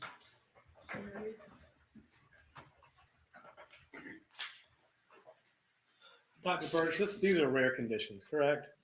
No, patent family valley is very common. The coronary fistula is a rare condition. And it's not often I get to talk to a cardiologist, so I'm going to ask some questions. I know it's probably for you, stuff you're used to dealing with, but just out of curiosity, you said the PFO. How common is that in children? Well, actually, it's a normal structure that all babies have. It's the ones that don't close after the burn. Like if you were to go into the nursery, hypothetically, and do an echocardiogram on every baby that was born in the first 24 hours, they probably 95 to 98% of them will still have a patent foraminal valley. Okay. And let's talk about the fistula. How common is that? That's not common. It's like less than 1%. Okay. And since one is fairly common and one is not very common, the combination of the two, how common is that? I have no idea. I mean, have you ever seen it before? Oh, yeah. Okay. So I assume what you were talking about with Mr. Dean, I'm not trying to put words in your mouth, about the 15 or 20 times, I guess you would say, since one is something to that effect. I mean, like I said, I could go back and probably look it all up for you, but it's not very common. It's just not a very common thing. Okay. Although I will say this, it's becoming more common because our technology is a lot better. When we look with the echocardiograms and the color flow, then you're seeing more things now that you didn't see previously. Does that make sense? And so, so you're seeing them, but still, it's not necessarily, anything that you would certainly do anything about unless it's, moderate to large in size. Well, and let's talk about that. So technologies, you've been a pediatrician now, I believe, since the 80s, so probably 40 years now, right? 82. Okay. So And I assume technology advancing does help in the diagnosis and treatment of a lot of these disorders, correct? Yes, sir. So I guess, 40 years ago, these things wouldn't have been diagnosed or as common as they are now, correct? In the moderate to large, you would probably hear them, okay, because it'd be more of a continuous murmur. Mhm. And if you got one large enough, then you'll hear it. I mean, I have a patient that has one that you can definitely hear, but hemodynamically, it's not significant enough that, I mean, I referred her to be considered for having it closed, and they did the catheterization, looked at it, came back and said that it wasn't large enough to warrant intervention at this time. Okay. So, Well, and let's talk about, what was it, the fistula that you said that could become an issue later on if it didn't close or do what it's supposed to do? no, I didn't. Or is it a PFO? No, not PFO. Okay. As you can tell, I don't know much about this. No, it's okay. That's okay. The PFO typically will either close them, go away, or stay the same size. They don't typically get bigger. Okay. The coronary fistula, the real small ones, like Quinton had, typically close up and go away, or mainly stay the same size. Okay. The moderate to large ones, they can increase in size over time. So that's why you would address those sooner. Now, someone like Quinton with a very small one, you would watch him just to make sure that it doesn't progress, and look at the size of his coronary arteries and make sure there's no dilatation and so forth and so on, just to make sure that you're not going to have or try to prevent any issues. I'll put it that way. But unless you're seeing some significant shunning and so forth, these are typically patients are typically asymptomatic. And let's talk about the opposite of that. I mean, most of them are asymptomatic, but if something was going wrong or there was shunning, and what would be the signs and symptoms? How would you know? As I mentioned earlier, particularly in the small child like Quinton, he would actually be in what's called congestive heart failure. Okay, and that's a bit of a misnomer when you talk about congestive heart failure, like in someone like me, because the heart is still functioning fine.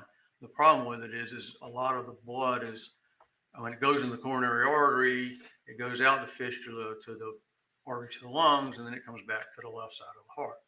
Does that make sense? It does. Okay, and so the left side of the heart will begin to dilate, and but also you have what's called pulmonary overcirculation, and that's where the symptoms come from. And you can get edema, so they're short of breath, they're easy fatigability.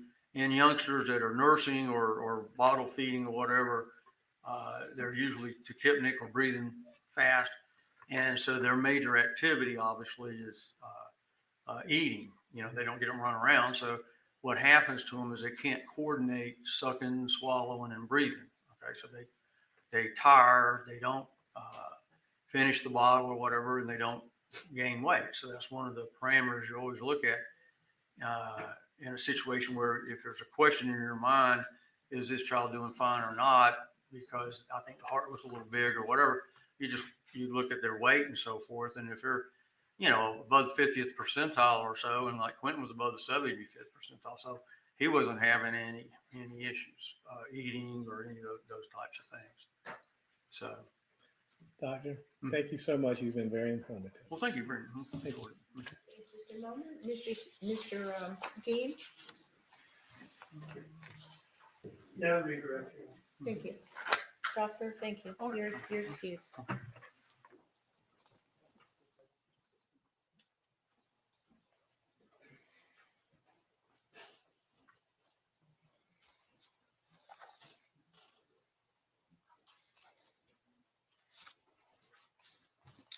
Okay, state may call its next witness. Paul Simon.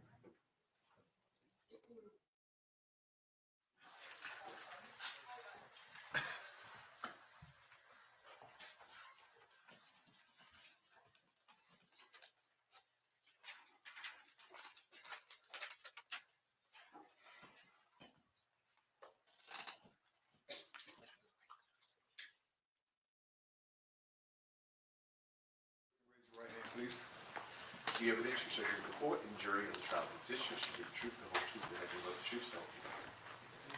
Step this way.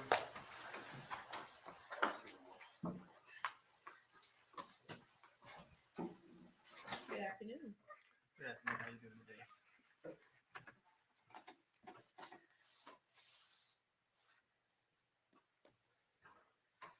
Good afternoon, how are you? Doing good. How about you?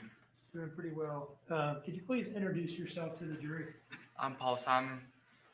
And you are the defendant's brother? Yes, sir. Do you mind if I call you Paul? No, sir. Go ahead. If you prefer Mr. Simon, let me know. No, and you I'll can do call me that. Paul. Okay. How old are you, Paul? 23. And what is your city and state of residence? Where do you live now? I live in Eden, Georgia. Do you work? Yes, sir. What do you do? I do construction and I'm a manager at AutoZone. Did you grow up in the area? Yes, sir. Where'd you go to high school? New Hampstead. I want to draw your attention to fall of 2022. Mm. Do you remember the general time period I'm talking about? Yes, sir. Okay. Where were you living in the fall of 2022? 535 Buck Carter Road. And whose house is that? My mother's. Okay. And where were you staying in that house during that time period? Upstairs and towards the back side of the house. When had you started living there? 3 to 4 months prior Prior to what? to the incident Okay. Now, where had you lived before that? with my aunt, Okay. What's her name? Jackie. Okay. So you lived with your Aunt Jackie and then you moved back in with Mom at some point? Yes, sir. Were you working in that time period? Yes, sir. I was working at a warehouse. I can't remember the name. It was Eclipse, I believe. Okay. Was it the same place that your sister and Danny worked? Yes, sir. Okay. Tell me about a normal day there. What did you do? We loaded packages up onto trailers and moved them around the warehouse into different trailers all day. Just stacking them and wrapping them and sending them off. Now, when you moved into your mom's house Mhm. a couple months before what you described as the incident, were your sister and Danny and the 3 kids already living there? Yes, sir. Had Sky already been born at that point? Yes, sir. Okay. Tell me, what was it like living there with everybody in that house? Well, pretty much every day, from what I heard and saw, it was just arguing every day. I mean, not between the kids or nothing like that, but it was between Leilani and Danny. Okay. What about your mom? Whenever my mom was there, they did argue quite a good bit. And who's that? Leilani and my mom. Okay. Let's go to the morning of, well, let me ask you this. Tell me about the kids, the 3 kids, Zane, Quinton, and Sky. Zane, hyper, want to be in everybody's business. Well, I mean, that's average for his age, you know what I mean? Mm-hmm. And then Quentin, he was an angel. Like, you could change his diaper. He'd lift his butt right up for you. No problem at all with it. You put the diaper, you tell him to lower his butt. He'd lower it, let you clean them all up. No problem at all. Zane, that boy had crap all up his head one time, and Lonnie made me clean it in the back of the car. Man, that was a whole. I don't know how I managed that one. Can I ask you this? Did you participate in the child care at all during your time living in the house? Kinda. It was on and off. It was whenever they needed me. Yeah. Tell us about your interactions with the kids. So a few times I had to take them to doctor's appointments, which wasn't a problem because people was at work, and I happened to have the day off or whatever, So I'd take them to the doctor's appointment because I didn't have to be at work till 2. And then I'd drop them off at the babysitter. And then whenever Leilani would need me to watch them, I'd watch them upstairs. I'd bring some toys upstairs into my room and let them play with it. Tell them, hey, that's your area. Don't mess with none of my stuff. Tell me about watching them upstairs in your room. They just sit there, play with the toys, want a whole lot of snacks. And of course, I wouldn't give them snacks right away. You ain't about to be all hyped up on me. Does this include Sky, or are you talking mainly about Zane and Quinton? Zane and Quinton, I didn't actually watch Sky. She was still relatively young, like 3 or 4 months old, somewhere around there. So I didn't actually watch Sky, but I watched Dane and Quick quite a bit whenever they needed me to. Did you ever help them, and maybe not because of the shift you work, but did you ever help with getting them dressed in the morning, getting them fed, getting them bathed and put down at night or anything like that? I bathed them once or twice when I was there, and as far as feeding, I would help with that, but it was more so when I was there, because I was working from 2 to 10, so they'd usually eat between 6 and 9 at night, give or take those time periods. And you started saying some nice things about Quinton earlier, and I did not follow up, and I guess I'll do that now. What was your relationship like with Quinton? Well, he loved me. I mean, he'd come up to me, he'd put his arms over my knees, and I'd just sit there and bounce him for a good hour or two till my legs got tired. He weighed a good 20, 30 pounds. But I mean, I loved him. I mean, I'd tell him to shut up. But I mean, that was about as mean as it got towards him with me, you know what I mean? Kids don't want to stop talking.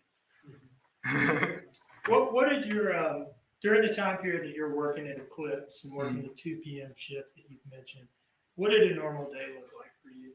Not talking about any particular day, but just kind of give us an example. I'd get up in the morning between 9, 10 o'clock-ish, usually, and then watch some TV, get up, take my dog out, let him use the bathroom, bring him back in the room, continue watching some TV, and then get ready and go to work. I mean, it was just, either TV or playing a video game. What about after work? After work, I'd get off.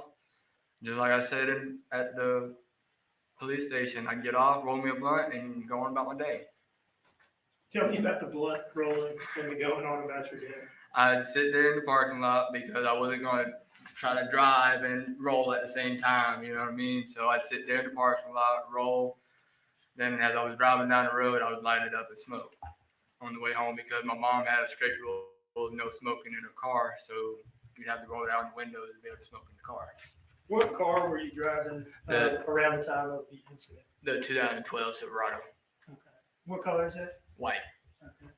And is that the truck that was parked next to the Dodge Journey when the police arrived? Yes, sir. Okay. Tell me what you would do when you get home. I'd get home, I'd go upstairs, let the dog out, then probably smoke again, and then go to bed. Watch a little bit of TV if I had enough time, and then go to bed. Tell us about the dog. When did you get the dog? I got the dog when I was still working at FedEx in 2019. He passed away January 1st this year from advanced heartworm disease. Oh, I'm sorry to hear that. Yeah, and but he was my pride and joy. Loved that little fool. What? You said what now? He was a little fool. He was a little retard. That's what he was. Pardon me. What was the dog's name? Rimshot. Rimshot? Mm. Are you a drummer? I'm not, but that's a name from Ernest. Have you ever seen any of the Ernest movies? Like Ernest Saves Christmas? Ernest Saves Christmas, Ernest Goes to Jail, Ernest Saves Halloween. And there's a character named Rimshot in this movie? It's his dog. And that's that's your dog's namesake.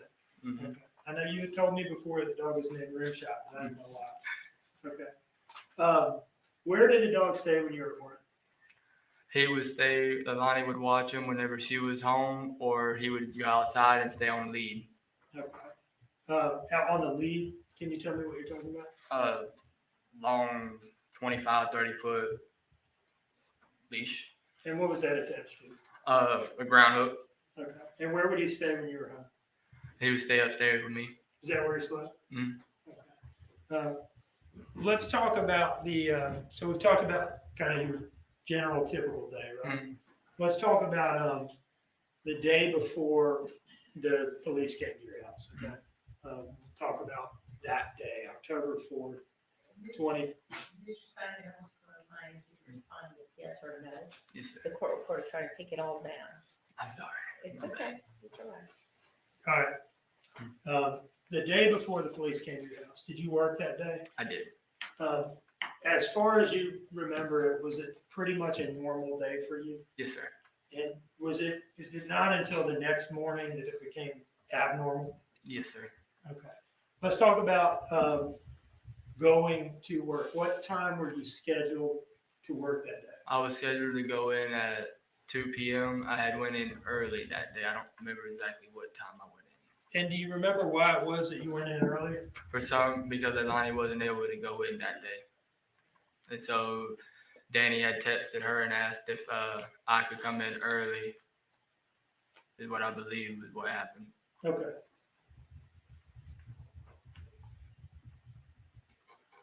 Your Honor, I'd like to approach with what I've marked as State's Exhibit 88.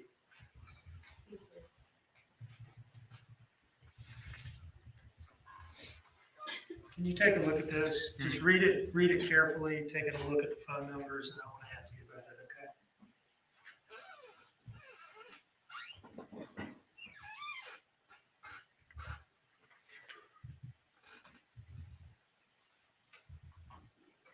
That's my old number, and that was Danny's number. The document that I've just handed you, is that the text message exchange between Danny Youngkin and you Yes, sir. from October 4th of 2022? Yes, sir. Does it fairly and accurately depict the text messages that you exchanged? Mm-hmm. Your Honor, I would offer this as State's Exhibit 88. No objection, Judge. Now, the first message on there is from who to whom? The first message is from Danny to me. And what's the time of that message? 10 in the morning, Okay. 10:15. And what did Danny say to you? He said, "Yo, Dave wanted to know if you'd go in at 12. I'm at the dentist with Leilani. She just got her tooth pulled." Young Dave wanted to know if you would go in at 12. Mm-hmm. Is that Dave Mullins? Or Yes, sir. Mullen? It was the GM that was running Eclipse. Okay. Was he your boss, or at least one of your bosses? He was one of them. He was the morning shift boss. Okay. And did you respond to that message from Danny? Yes, sir. I said I'd be in. And what time did you send that message? 20 minutes after I received it.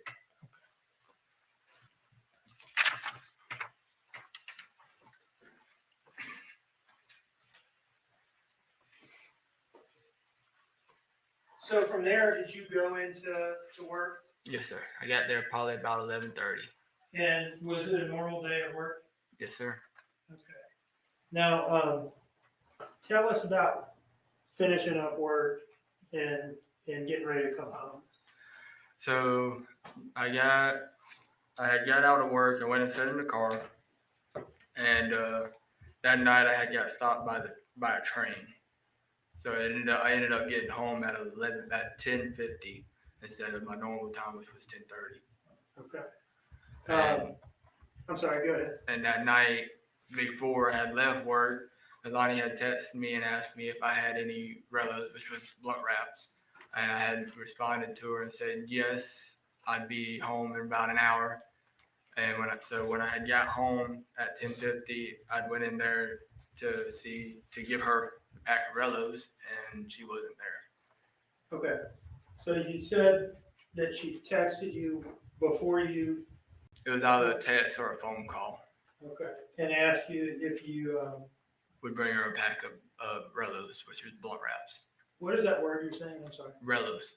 Relos? Cigarillos. Oh, okay. Cigarillos. Yeah. Is that what GAR means? Mm-hmm. Okay. Cigarello?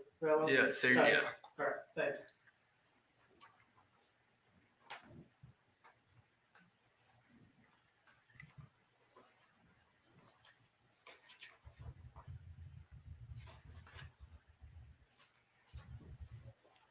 Your Honor, I'd like to approach with what I've marked as State's Exhibit 89.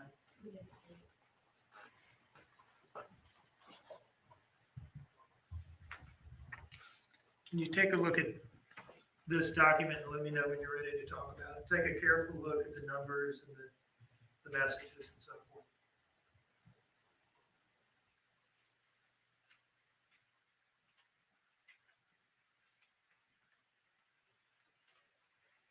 Yes, sir. Flip to the second page here, if you would. My bad.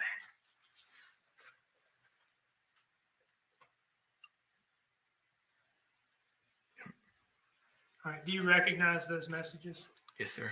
Are those messages between you and your sister on the night of October 4th? Yes, sir. Do they fairly and accurately depict the messages that you exchanged with each other? Yes, sir. And around the same time, because at that time, it took me about 30 minutes to roll. So I was sitting there in the parking lot for 30 minutes. Your Honor, I would introduce this as State's Exhibit 89.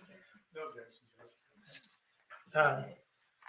I don't know. I know you talked about your general practice of rolling a blunt in the parking lot after work. Would you smoke it there as well? I would be driving on my way home smoking. Like I said, that night I had got stopped by the train, so it took me an extra 20 minutes to get home. Okay.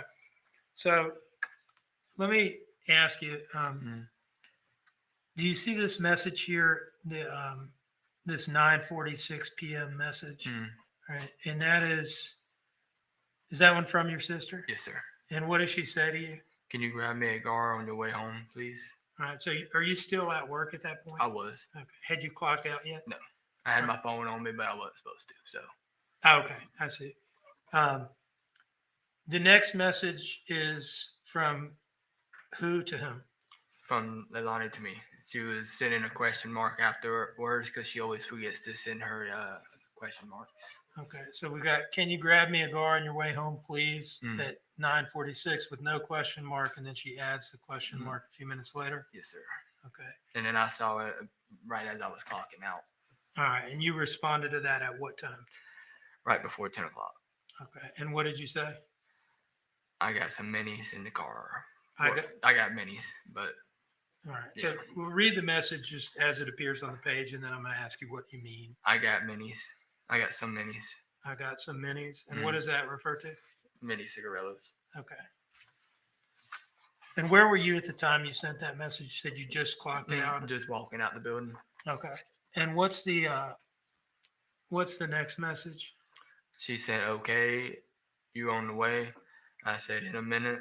And what time did you say in a minute? At 10:03. All right. And would you have been in the parking lot at that point, I guess? Getting in the car. Okay. And then what was the last message? Okay. And that was from her to you? Yes, sir. At 10:03 p.m. All right. So no more text messages between the two of you that night? No, sir. My bad. So that brings us to your getting home and her not being there, you said, right? Tell us about your arrival at the house. So I got home and I noticed that the Dodge Journey wasn't there. Okay. And so I had went inside, I had the minis in my hand, and I had asked Danny, I said, where's Leilani at? Where was it that you encountered Danny? He was sitting on the bed right in front of the door going into the bedroom. Okay. He's sitting on the bed in his bedroom, his and your sister's bedroom? Yeah. Okay. Yes, sir. And you've got the minis in your hand? Yes, sir. And because you're coming to bring them to your sister? And she is not there? Yes, sir. Okay. Now, did you see the children at this point? I did. I don't remember exactly what they were doing, but I know that Quinton was awake. He was in his playpen, and Zane was laid down on his race car bed. Did you have any how do you know Quinton was awake? Tell me what you saw. He was saying Danny. He was laying there, but he was saying Danny, just like that. Is that something that he would do? Yes. Can you describe, like, was it just like normal kind of babbling from a child? Or? He would say Danny's name repeatedly. I don't know if it was because it was easy for him to say, because it's only 2 syllables. Danny. You know what I mean? But that was one of the key words he said 95% of the time. From your perspective, did Quinton seem to like Danny? Did they have a good relationship? They had a decent one. I mean, Danny would get fed up with taking care of the kids all the time. But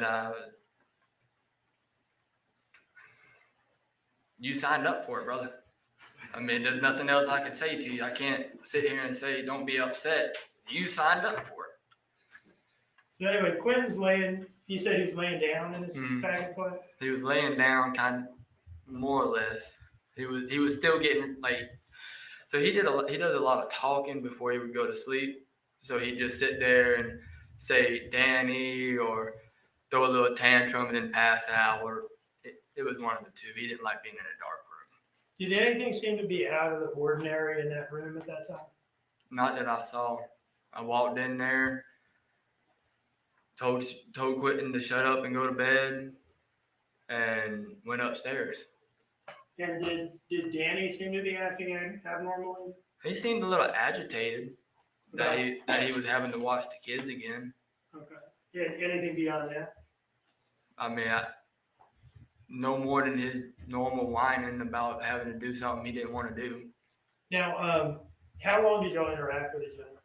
About 10 minutes in the bedroom before Leilani got home. What was the nature of this? Just talking. He was complaining about Leilani, which I was already used to, and kind of getting a little bit annoyed of him whining. You don't like it, leave. I mean, it's not that hard. Now, did you have anything to eat when you got home that night? No, I didn't. Don't remember getting anything to eat? I don't remember it. Okay. Would it refresh your memory to look at some text messages between Danny and Leilani about that, perhaps? Yes, sir.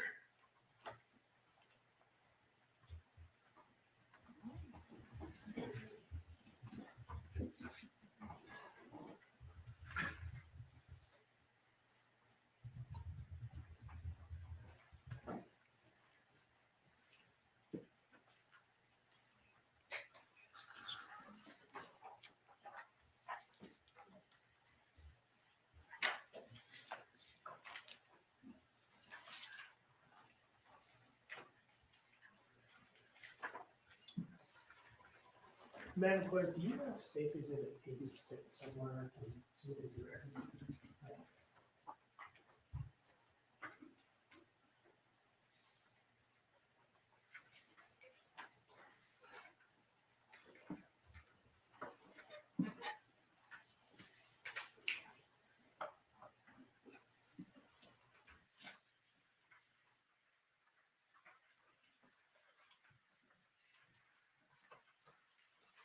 Can you take a look at that second message from the top?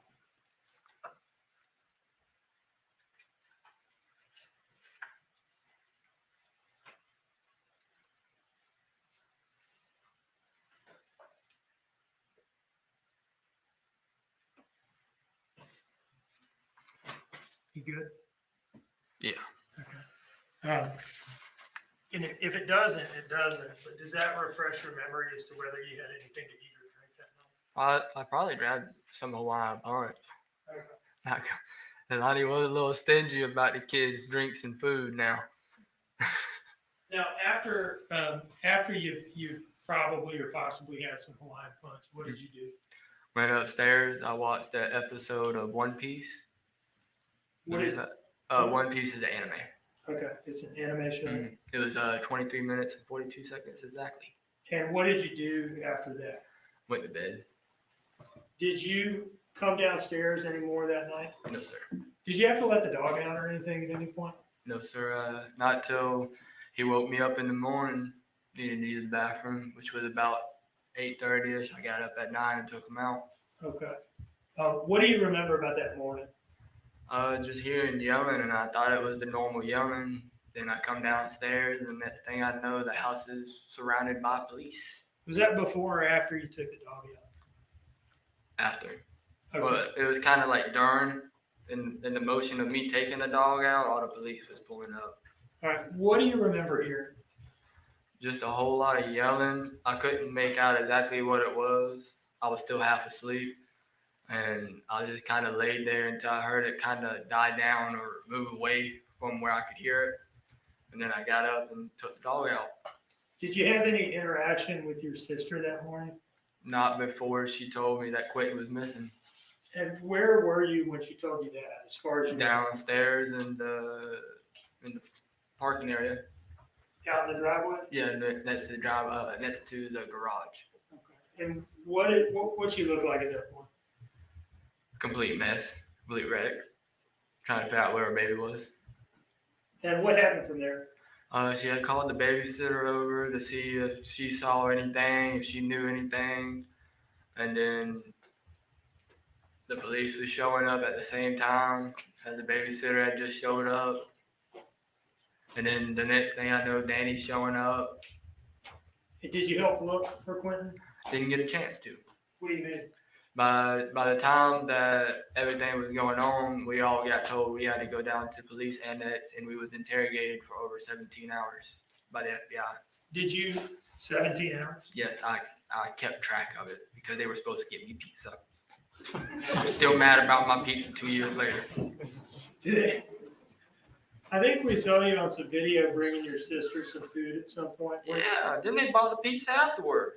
Okay. So you got some food that day in any case? Yeah, because I bought it. Okay. Because you bought it? Yeah. Did you? I DoorDashed it. You're saying you DoorDashed the pizza at the police station? So after 12 hours of sitting there being interrogated, people get hungry. Okay. So, regardless of whether you had a good time there that day, did you cooperate with the police questioning? Yes, the sir. FBI questioning? Anything they asked me, I told them whatever I knew. Okay. And did that continue to be the case over the coming days and weeks? Yes, sir. Even while they hooked me up to the lie detector test and everything. One moment, please, John.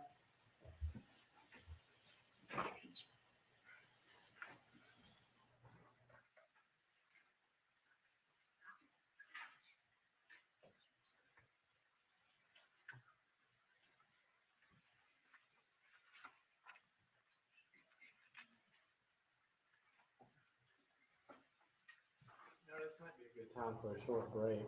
Matt just finished up a couple of things, right? Yes.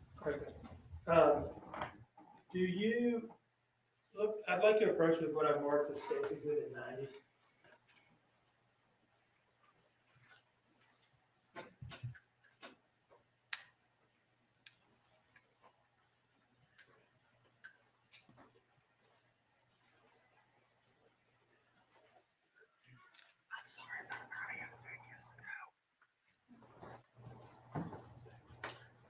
All right, I'm showing you what I've marked as State's Exhibit 90. Okay. And let me just say, just so that everything can be on the record.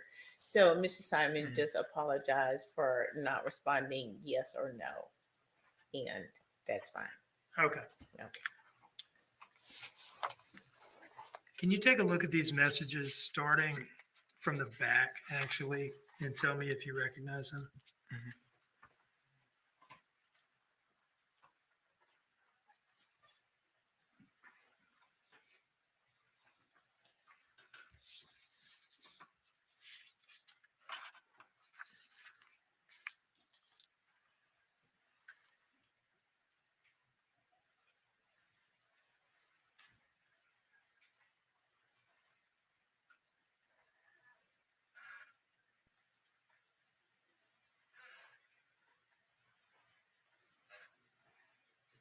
Okay, so these are not text messages between me and Leilani. These are text messages between me and a coworker, and about a girl that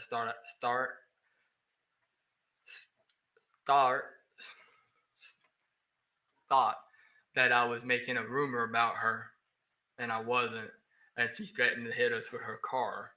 So we all kind of dipped out of there really fast. Is this something that happened at work on the 4th? Yes, this was nothing related to Leilani or Danny or anything like that. I wouldn't. Yeah. Okay. Your Honor, I would like to introduce this as State's Exhibit 90. No objection, Judge. Okay. Exhibit 90 submitted. Let me just ask you this. Mhm. On the last page here, do you see this message where this person asks you at 11:40 p.m. what time you going in tomorrow?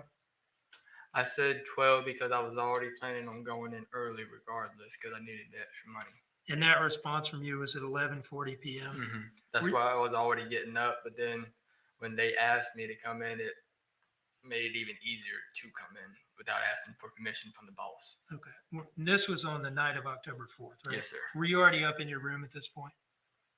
Yes, sir. He had texted me after I had laid down to go to bed. Okay.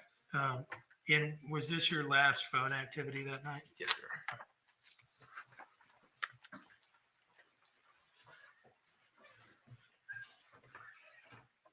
And Your Honor, if I have not already formally offered 88, I would do so at this time. Those were the Paul Simon, Daniel Youngkin text messages. I believe it may already be in. Madam Clerk?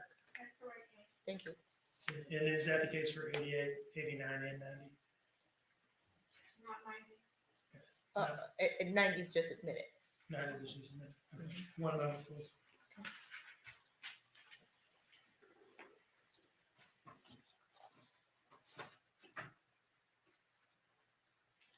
No further questions, Your Honor.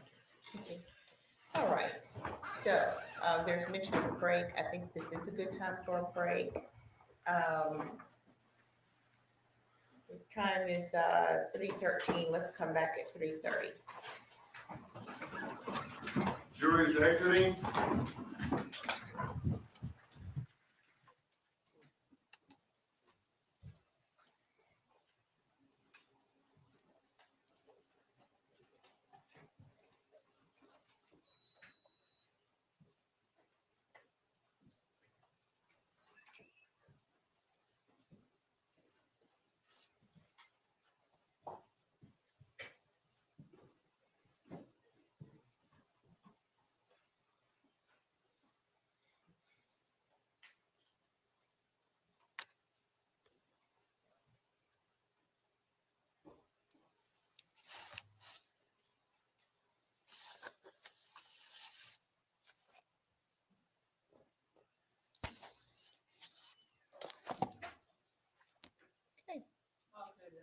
Thank you, Birch. We're in recess until 3:30. Yes. Oh, I'm sorry. Step down, please. We touched on it briefly, but weren't supposed to get into the polygraph. Right. I don't think it was anything Mr. Dean meant to elicit or Mr. Simon, but just make a motion in limine if we could just kind of make sure that the witness doesn't mention that. I'm not going to ask any questions about it, but I just don't want to circle back around. So, Did I let Mr. Simon go? Did he leave? It's okay. We'll we'll have him back on the stand. That's fine. I just want to go ahead and address it. Like I said, I don't think it was anything intentional. Didn't want to make a big deal about it in the middle of it, but it's something we probably should deal with before we get started. I'll address that with the witness when we return. All right, thank you. Okay, thank you very much.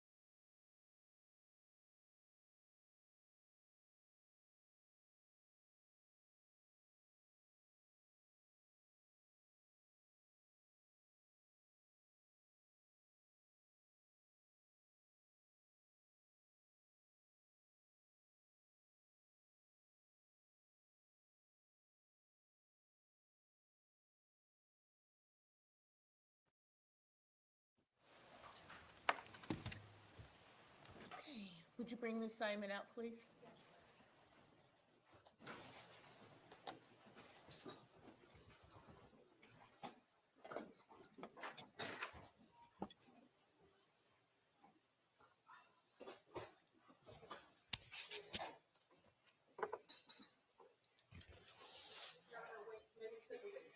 Yes. Thank you, Ms. Parker.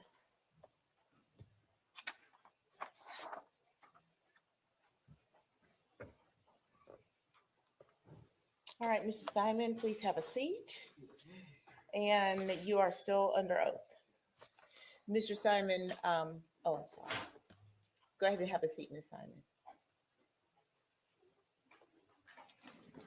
So we're back on the record now in SPCR 22-03364J6, the state of Georgia versus Leilani Marie Simon. Mr. Simon has taken his place once again on the stand. He understands he's still under oath. And Mr. Simon, you mentioned earlier about polygraph. There's been a motion in limine which the court is granting. Do not mention polygraph. I don't expect you'll be asked any questions, but don't volunteer any answers, any responses about a polygraph. Do you understand? Have any questions? All right. Is the state ready to proceed? The stage is ready, Your Honor. Is the defense ready to proceed? The defense is ready, Judge. That was a no-no. You're fine, Mr. Simon. Thank you very much, though. Mr. Hilliard, I believe you have Mr. Simon on cross.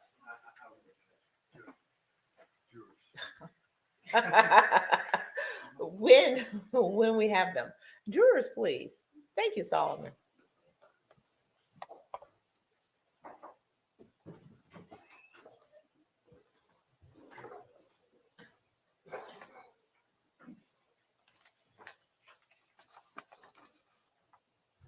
Jury's not entering.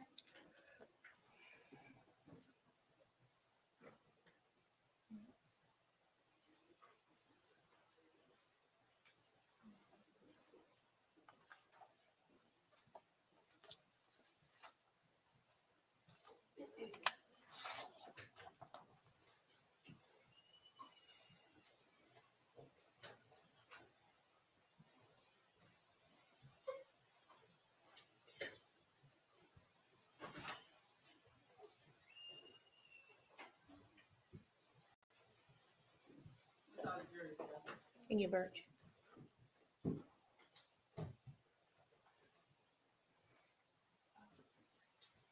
Good afternoon. Please have a seat. Thank you. Welcome back after that short break. Did anyone have any discussions about the case? Did anyone do any research? Okay. And with that, we will proceed. Mr. Hilliard.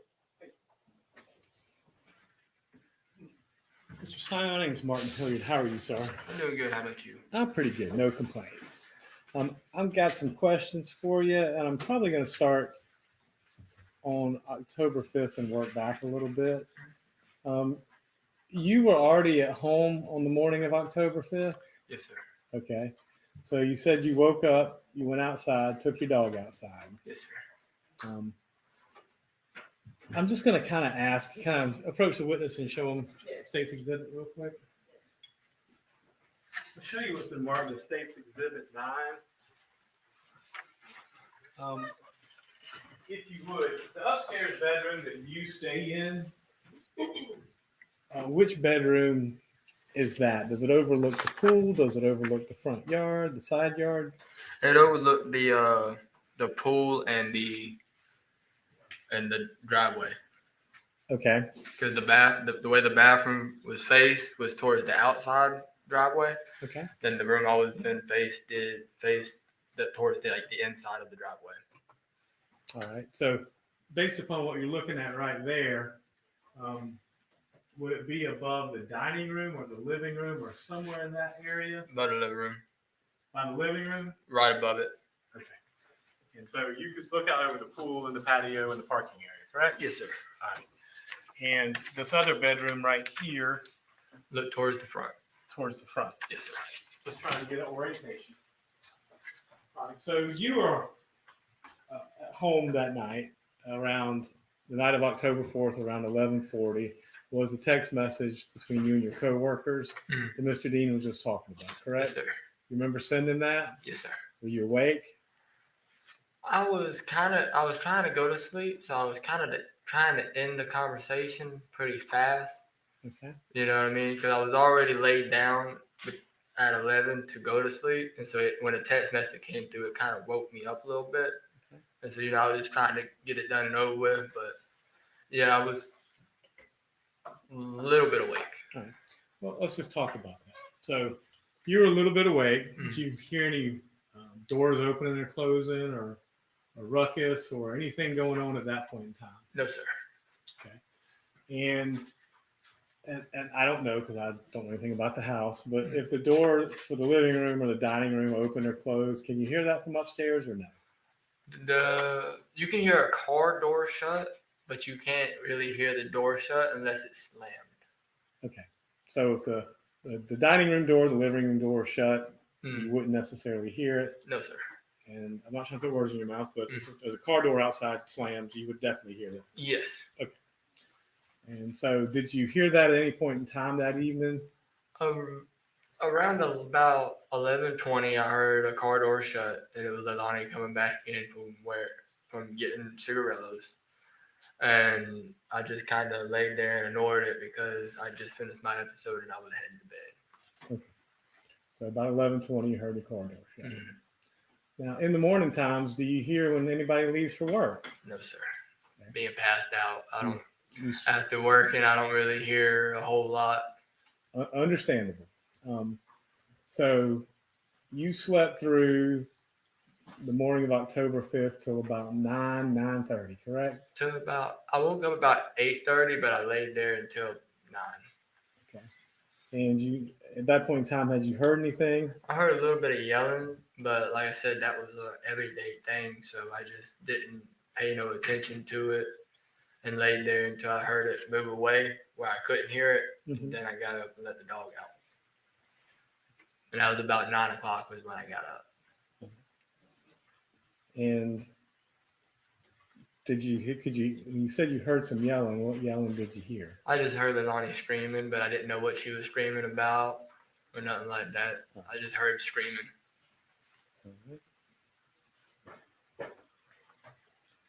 And you were taking the dog out when that happened? Yes, sir. Okay. And you said the police showed up and Daniel showed up, correct? And you said that you heard the yelling and the police showed up, and you said that Leilani was a complete mess, correct? Yes, sir. How about Daniel? He wasn't really phased. He didn't look phased. He left work in a hurry, but other than that, the whole time he was more worried about what was going to happen to him throughout the whole thing, from what I saw. Okay. I mean, 3 days after it happened, he's up in North Carolina just that quick. Boom, gone.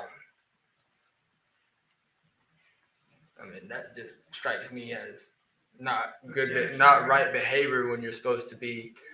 When they make an objection, you have to say. Yeah. Just a moment, I'm sorry. Was there an objection? There was an objection, Judge. So. Mr. Dean? Non-responsive. Suspend. Mr. Simon, Just a moment. you have to let me ask the questions and you have to answer them, okay? So you were there that day and you were there all day, correct? On October 5th. Yes, sir. Until the police took us. Right. So you said when Danny got there, he seemed unfazed. Okay. You said Leilani was a mess, correct? Yes, sir.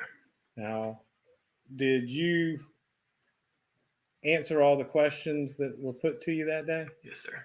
Okay. And I'm curious, how at this point in time, how long had you known Daniel Youngkin? About 4 months. All I really knew about him before that was that he was one of Leilani's baby daddies. That's all I knew about him before that. All right. So, and when did you move into the house on Buckalter Road? in about April, right after my birthday. So April of 2022? Yes, sir. Okay. And this was in October of 2022, right? Yes, sir. So, and I guess when you moved in, Danny and Leilani and the kids were already there. Yes, sir, they were. Okay. Now, did you ever notice Danny and Leilani either using drugs or drinking? Danny drunk every day. Right. He'd be riding down the road drinking a Fireball, little shot, consistently every day. All right. And you know, not being judgmental, but and Leilani smoked. Yep, smoke weed. And you did too. Mm. Did you ever see him do anything else? No, sir. Okay. And if anything else was done, I would have told my mom. Okay. So that was not something you knew about. No, sir. All right.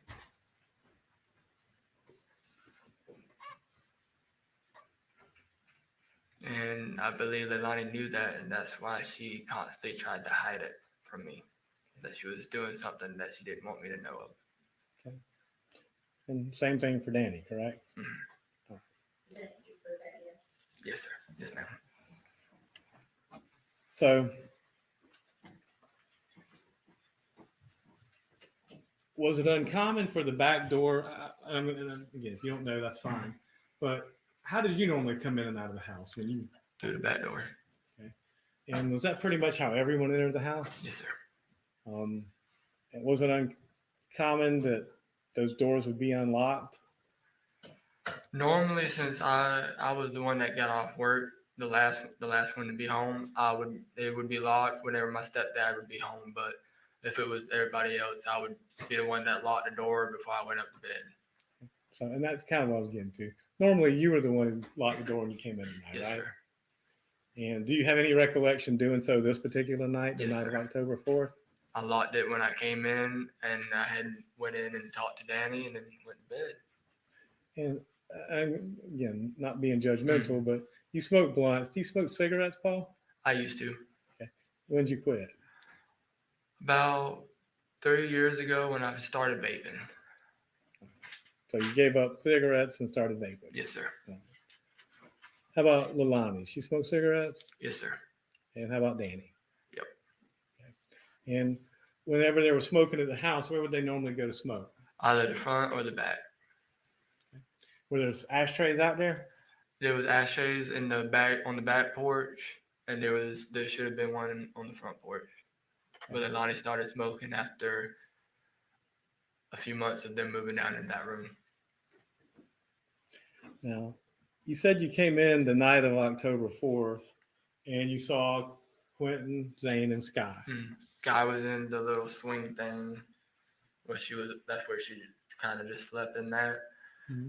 Zane was in his race car bed in the corner of the wall, and Quinton was right at the foot of the bed in the playpen. And they were all good at that point in time? Yes, sir. Okay. And had you ever seen, you said Danny seemed agitated when you got home. Mm-hmm. Anything abnormal, or was it just his normal? It was just his normal whining and complaining, but he just, like I said, he just seemed a little bit more agitated. But I was like, don't worry, man. She's going to be back here in a while. Mm-hmm. She just rode up the road. Did you ever see Leilani that evening? I did not. Okay. I had already went to bed before I had saw her. Okay. All right. And did you ever hear them two arguing or bickering at any point in time that evening? No, sir.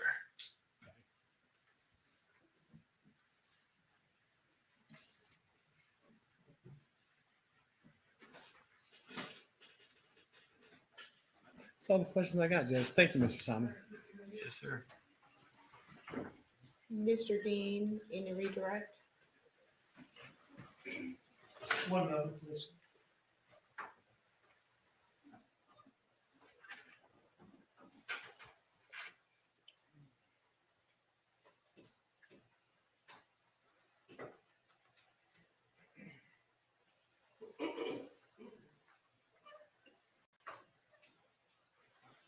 No questions, Your Honor.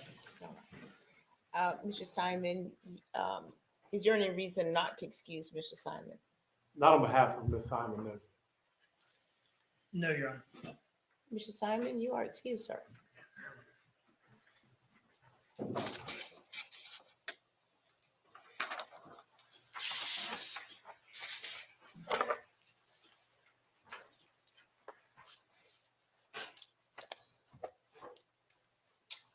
The state may call its next witness. Melanie Bowling, Your Honor. Okay.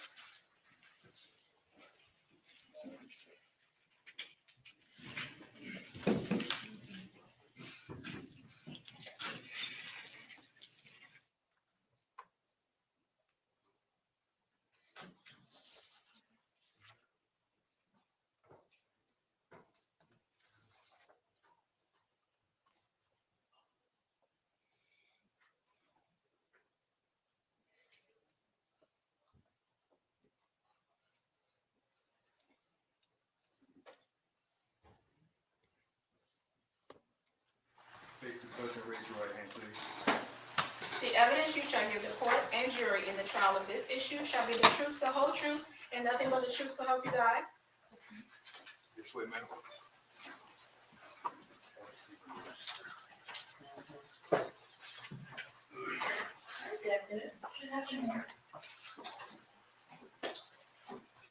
Introduce yourself to the jury. My name is Melanie Bowling. I am 28 years old and I'm a mama. What is your city and state of residence? What town do you live in? Glenville, Georgia. And how long have you lived in Glenville? Going on 8, almost 9 years now. Okay. Are you a little nervous this afternoon? I am, I'm sorry. I'm always a little nervous in court too. It's all right. If you need a break at any point, just let me know. Yes, sir. Do you know the defendant? I do. How do you know her? She used to live in the same neighborhood as me. In Glenville, I presume? Yes. Okay. When you met her, how many children, if any, did she have at that point? When I first met her, she had no kids. Okay. And how did you meet her?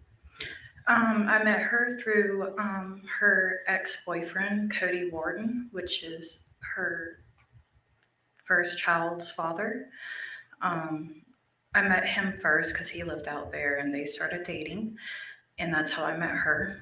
And I looked at her and him as like little siblings that I wanted to help guide in the right direction.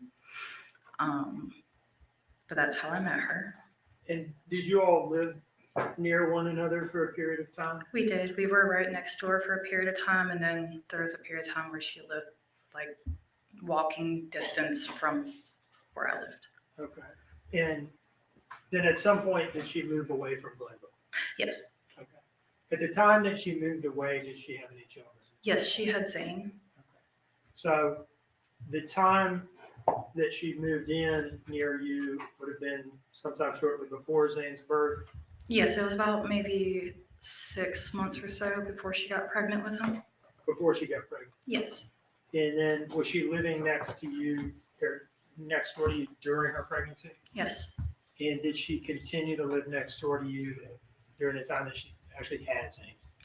Well, down a little bit, down the dirt road a little bit, but yes, it was still in the same neighborhood. Okay, so you're saying by the time she had Zane, she had moved walking distance away? Yes. Was no longer right next door? Yes. Okay. Let's talk about this. Let's kind of take chunks of time. Tell me about the nature of your relationship with her before she ever had Zane. Well, I mean, you know, like I said, Cody, I met him first and he was going through a hard time. So like my husband and I took them in as, took him in as like a little brother to help guide in the right direction. She started dating him and, I got good vibes from her at first. I never suspected anything bad, and I kind of try to guide her in the right direction too. She ended up falling pregnant, and when she did, she was young, and I can relate to that because I was a teen mom myself. So I wanted to help her in any way possible to, with her child and be that support. Were you friends with her during her pregnancy with Zane? I was. And did you remain friends with her after she gave birth to Zane and had him as a newborn? I did, yes. And did you all spend time together during both of those time periods? Yes. Did you spend time with her around both her and Zane? Yes. Okay. Were you all still living in the same town at the time she gave birth to Quinton? No. Well, I was, but she wasn't. Okay. Can you tell me where she was and when she had left in relation to when she had Quinton? So I know her and Cody moved to Alabama. That happened. And then I guess they broke up. She came back to Georgia to, I think, Waycross or somewhere, wherever Bubba Moss is from. Waynesboro, sound right? Waynesboro, yes, sir. I'm sorry, I get those mixed up. And she came back and she was staying with him in a camper, and she fell pregnant. They split up and she went back to Alabama, and Cody helped her. And during you've talked about your contact with her during the time she lived near you. Yes. Right? In the same town. Yes. Did you all have daily or near daily contact at that point? When she was pregnant with Quinton, it was about almost every other day, if not weekly. Well, I want to ask specifically about when she lived in the same town as you. Yes, every day. Okay, Yes, every sir. day at that point. Yes. And then after she moved, and I understand it sounds like she bounced around a little bit. She did. What And was the nature of your contact with her after she moved away from Glen? text message and phone call, FaceTime. And how frequently did you say that you would have contact with her? So when she got with Bubba, it kind of drifted off a little bit. And I don't know why. I can't tell you why, but we drifted off a little bit. And then she would, be contact out the blue. She'd call me, I text her, I call her, she texts me, vice versa, just to see how we are doing, I always checked in on her to see if she was doing okay, if the kids were okay, how they're doing, how big they're getting, stuff like that. Did you talk to her on the phone regularly during her pregnancy with Quinton? Yes. About how often? She updated me with every appointment that she had. Did she talk to you during those phone calls about things that were going on in her life? Yes. And tell me again how you viewed the nature of your relationship with her. I viewed her, like I said, as a little sister that I wanted to help guide in the right direction. So you were close. Yes. During her pregnancy with Quinton, well, you're having this regular telephone contact with her. Mm-hmm. Did it include calls? Yes. Did it include text messages? Yes. Did it include FaceTime? Yes, a couple times so I could see Zane. Did you ever catch up over fairly long phone calls, or are we talking about like 1 or 2 minutes? No, these were hour-plus long phone calls. And that's during her pregnancy with Quinton? Yes. During that type of contact that you described, did she talk to you about the state of her relationship with Quinton's father, Henry Bubba Moss Jr.? It was rocky. They were fighting a lot. Then was a time where they did break up, and she was depressed. They made some comments to me that were concerning, but they fought a lot. Like what kind of comments? The comments which I, at the time, wanted to think maybe she was depressed and going through something. That was my thought process, but thinking of it now, I don't know. But she would say how she wished maybe if I didn't have Quinton, if I would have had the abortion like Bubba wanted me to, he would still be here. Now, is that something she said to you after Quinton had been born? She has mentioned it after and while she was pregnant, yes. Okay. And how did you react to those kind of comments? It shocked me. I mean, I was like, like what? Coming with, I have 3 kids myself. I'm not the one to judge, someone on abortions and stuff, but she didn't want to have one, and that's on her. Okay. But I did not. It was really shocking. I didn't agree with it, in my opinion. That's my opinion. I want to ask you a couple more questions about those kind of remarks. Yes. You said that she made those remarks both before Quinton was born and after Quinton had been born. Yes. Roughly how many times would you say you remember her saying things like that? Off the top of my head, but while she was pregnant with him and right after he was born, I'd say about 2 or 3 times. Okay. And you said that the nature of the comment was maybe if I had had the abortion, Bubba would still be with me. And that was a remark she made both before Quinton was born and after he was born. Yes. Can I conclude from that then that Bubba had already left her before Quinton was born? Yes. And there's at least, sounds like 1 or 2 times where she said this, like, wow, Quinton was a newborn. Yes, a newborn and while he was older too. Now, I want to kind of move forward in time. Did you remain in contact with her to one degree or another over the phone throughout Quinton's short life? Yes. Okay. And let's say from, between Quinton's birth to October of 2022, how often would you say you were in contact with her during that time frame? And I understand it's like a year and a half. Yes. So, trying to think. So she came to my son's party in 2019 with Danny. I asked her to bring the boys, and she said that her mom had them. I'm sorry, but I'm trying to remember. No, it's fine. What was the question again, sir? Okay. About how often were you? Let's just talk about, I don't know, the year leading up to October of 2022. Okay. When Quinton is no longer a newborn. Okay. Yes.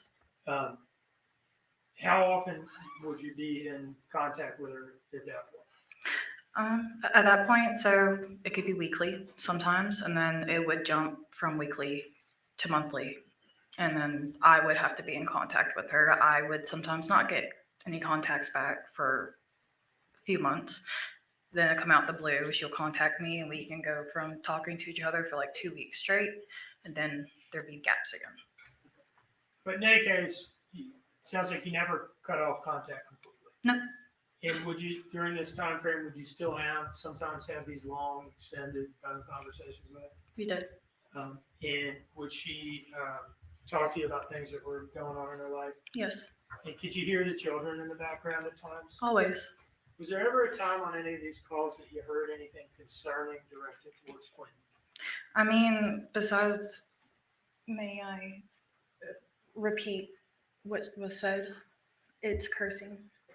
Or should I blurt it? Whatever your response is, you may give it. Yes, ma'am. I wanted your permission. So the rules here are, if you're, quoting, we would ask that you not just like insert your own. No, I just want what she if, exactly if said. you're quoting somebody, yeah, tell us what you heard. Okay.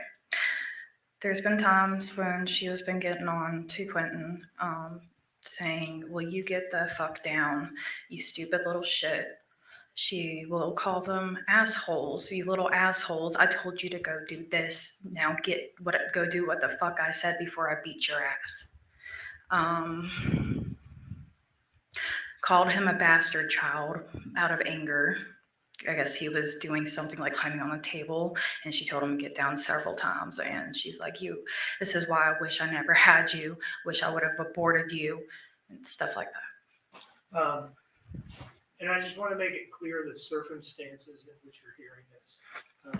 Are you physically present with her when you're hearing these things? No, sir. Right. You're on the phone with her? Yes. And you hear her saying these things over the phone? Yes. Okay. Let's kind of break these things down. You said something about her calling him a bastard child and saying Yes. something about his dad. Yes. Tell us what you remember about that. I know when she would get really frustrated with him that she can be unpredictable and say things very harshly that a normal mother would not say. And about, I wish I never had you, wish I would have had an abortion. So I wish I never had your dad, got with your dad, so I would have never had you. Stuff like that. And are you sure she was referring to Quinton? Yes. And how do you know that? Because she would yell, Quinton, what the fuck did I just tell you? And then go on with what I just said. I think you also mentioned asshole or something. Yes, asshole. For him acting like a 15-year-old acting, or a 15-month-old acting like an asshole. Could you tell over the phone what he was doing, or if anything, or what was going on that caused her to have these outbursts? I could hear the kids playing, screaming, running around, like what kids do. I have 3 kids myself, 2 boys and a daughter.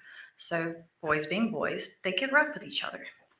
And, that happens, okay? But instead of hey, you guys can keep your hands to yourself, time out and do the separate them or whatever, she would start cussing and snapping and yelling and calling names.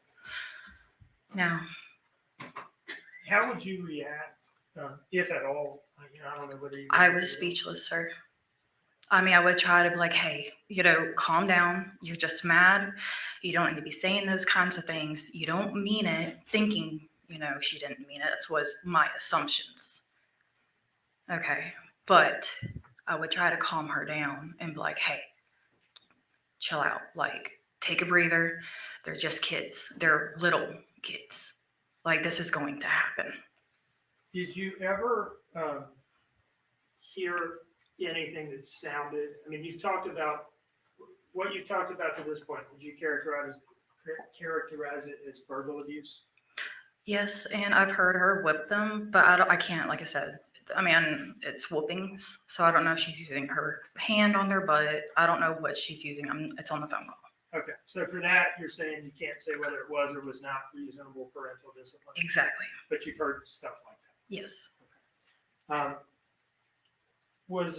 Did overall, based on all your interactions with her and all your observations, did you develop the impression that she felt differently about Quinton than she did about Zane? Yes, because every time I would speak to her, she would always speak highly about Zane and her youngest one after she was born, but never about Quinton, even though he was the sweetest little thing ever. What kind of things would she say about Zane? Talking about how well he is, how smart he is, how he knows his ABCs, 1, 2, 3s, so on and so forth. The potty training, stuff about Cody and her, just talking highly about him and how good he's doing from when I last seen him as a little baby. And do you remember hearing anything like that about Quinton? No. Just to be clear, did you ever yourself physically meet Quinton? I have never physically met Quinton, no. And is that because you all didn't? You all had already she had moved Disparsed, away right. at the time before she had. But yes, I have FaceTimed him after he was born and seen him. I FaceTimed him and Zane and Sky when she was a little baby too. One moment, please. Yes.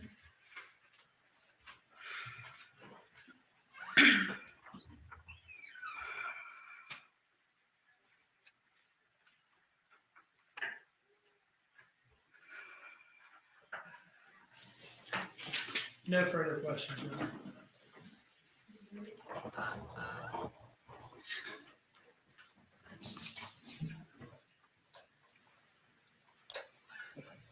Ms. Bowling, you said that you met Miss Simon in 2019 with Danny? No, I met her in 2017, 2018 when she was dating Cody. All right, maybe I misheard. You said you met her in 2019 at a birthday party with Danny. She brought Danny to to my son's birthday party that I invited her and her children to come to in 2019.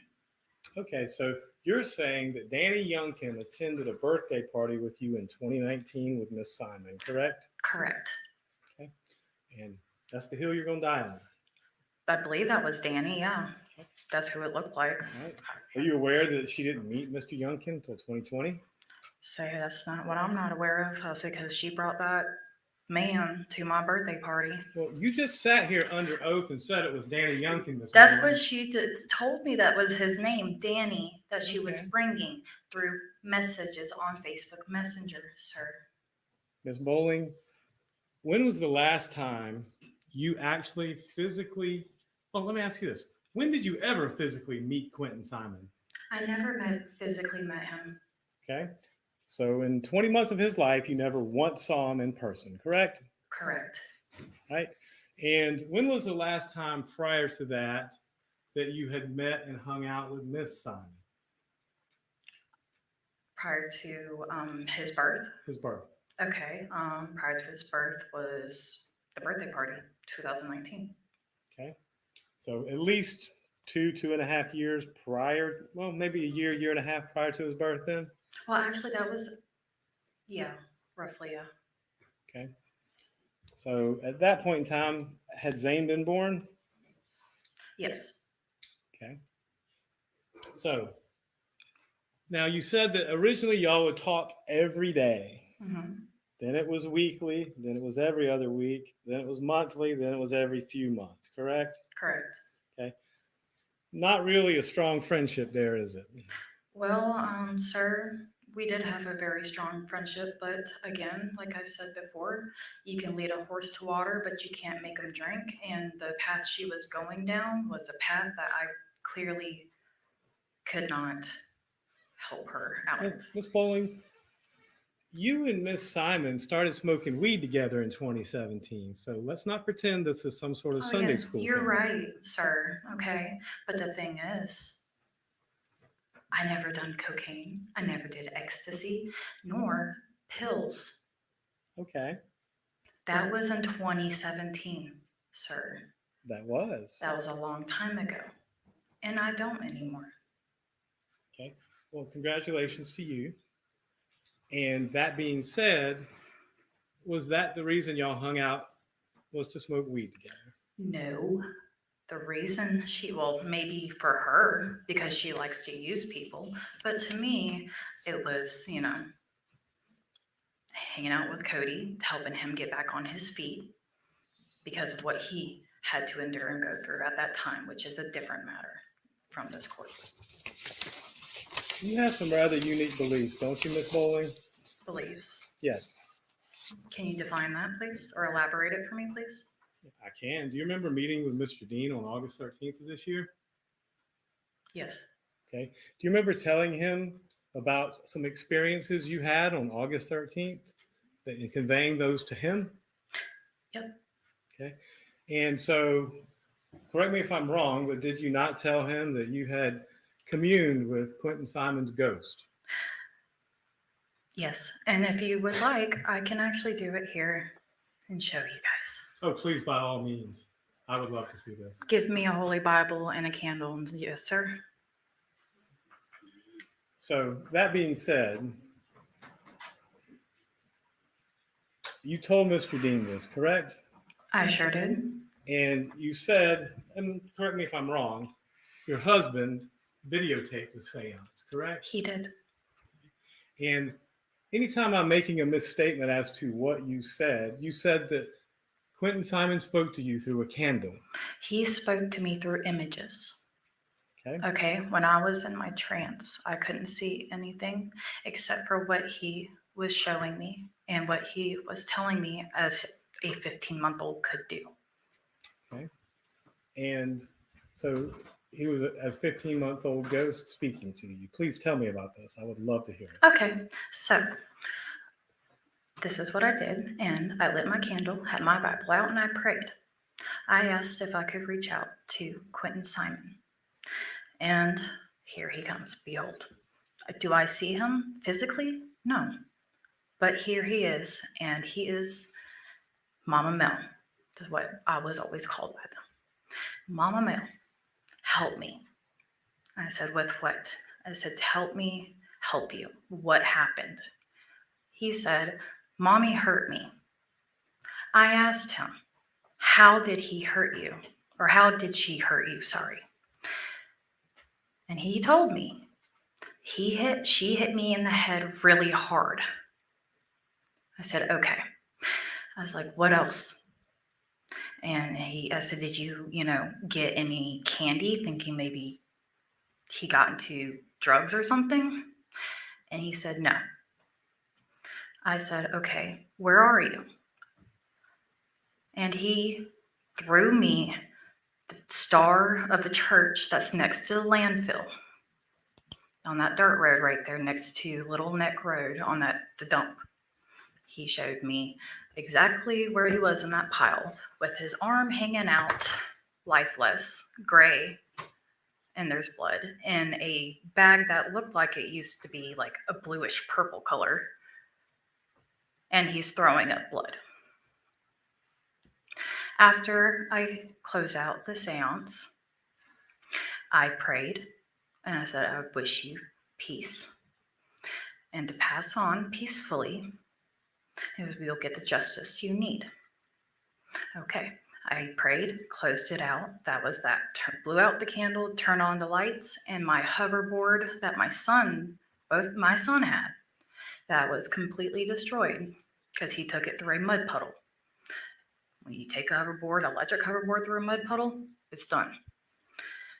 It started turning on and off by itself and moving, even though it's completely done for, and I've tried charging it and nothing. And what date was this? What day was that? That was, to be honest with you, is sometime in November of 2022. I don't know the exact date. I do not. So this was after they announced they found remains in the landfill. No, this is actually before the indictment report came out.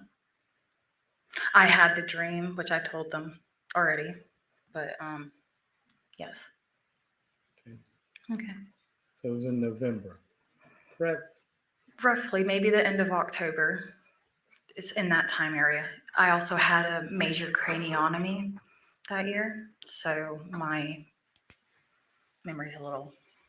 What's a craniotomy? Where you have to have a major brain surgery. They take your skull off, Mm-hmm. Yeah. So you had a craniotomy? I did. And you told all this to Mr. Dean? To Mr. Yes. Mr. Dean. That's all the questions I have.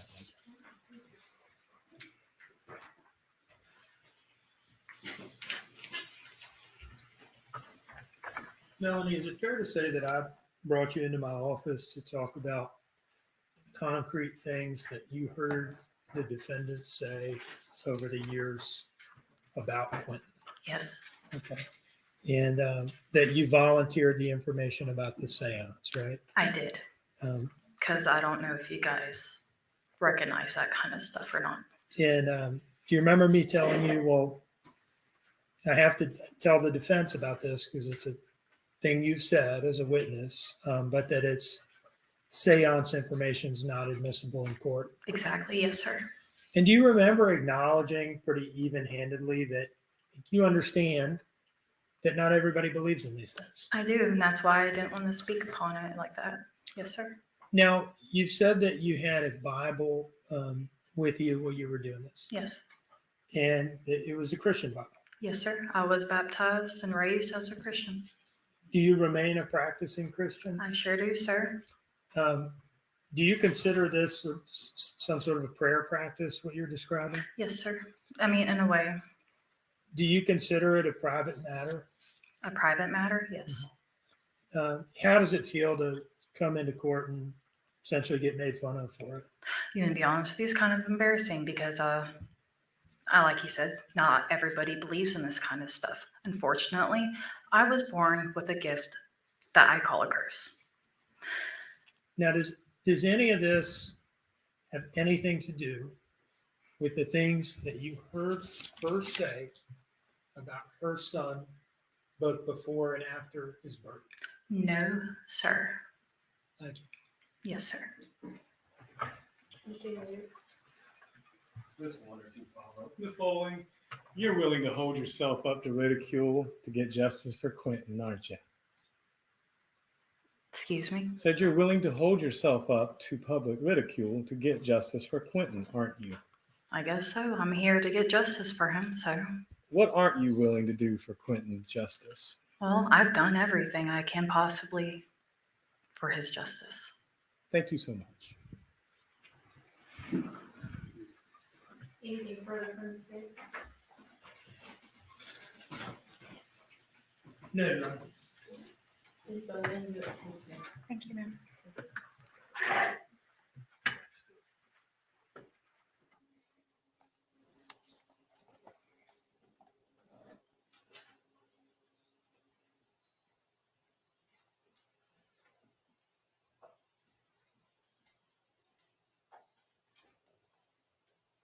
Hey, Mr. Dean. Has it been about an hour? Yeah, I was thinking that. I'm getting a motion for getting a sign for timeout, and I was thinking we've been going at it for a while now. You're probably due for a break. Ms. Parker. Your Honor, I was just going to let the court know that our next witness may be lengthy. She's here, we can call her, but I wanted the court to be aware that it may require us to go after 5 o'clock. So just letting the court know to decide timing. All right. I'm inclined to hear this witness today, but let's take a break. It's 4:16. Let's break until 4:30. You're exiting.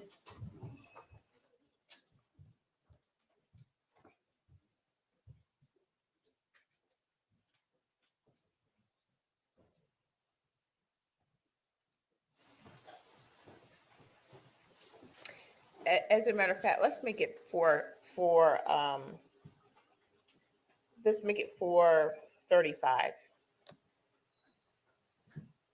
instead of 4:30.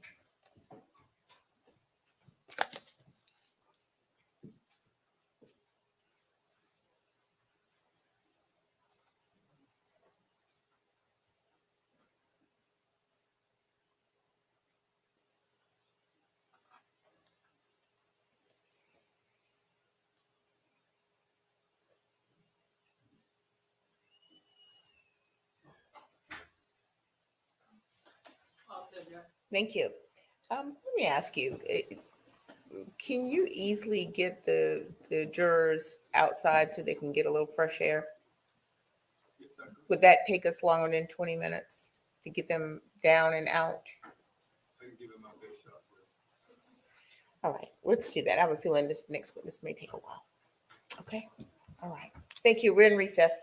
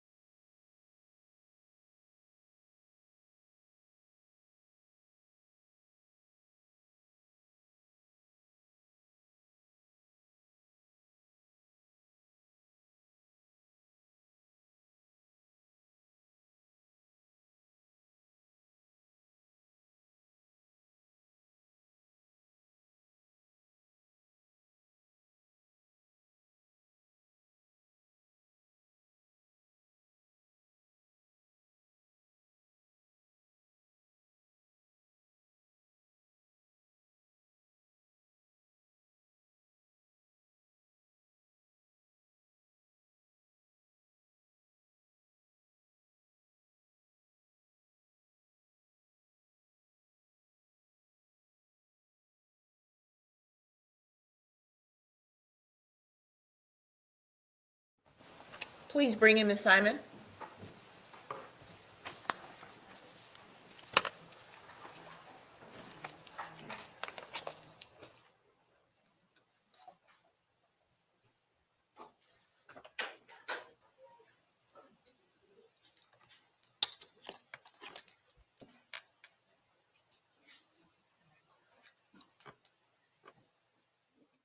It's a little warm.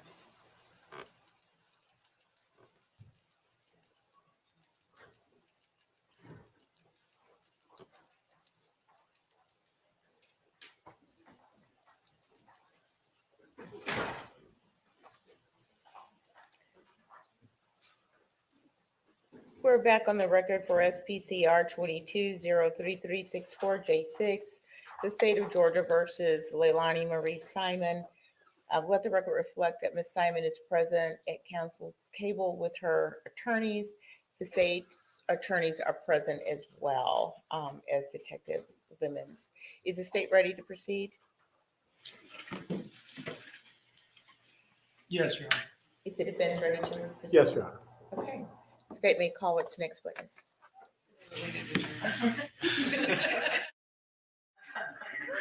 Let's bring in the jurors.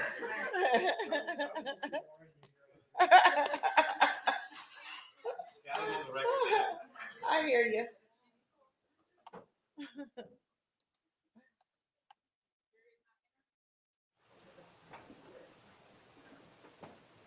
Wow, it really is warm in here.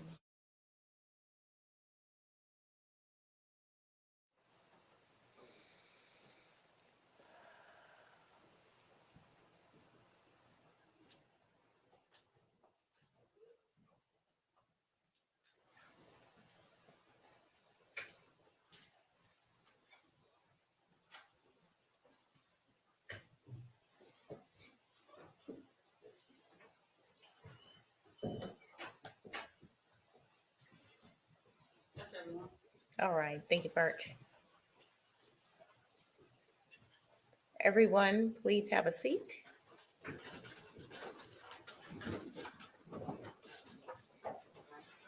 And welcome back after your break. Did you have any discussions with anyone about the case? Did anyone do any research?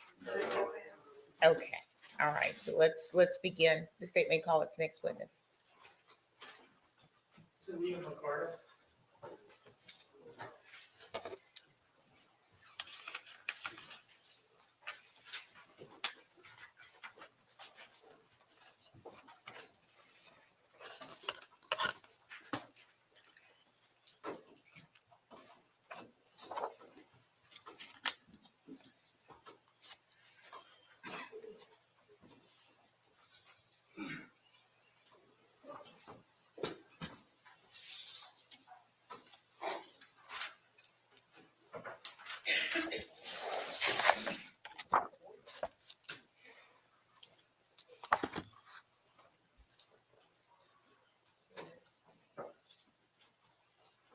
Step this way, ma'am.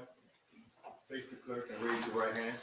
And as we begin, this is the point at which we want the cameras diverted from from the witness's face, from Ms. McCarter's face.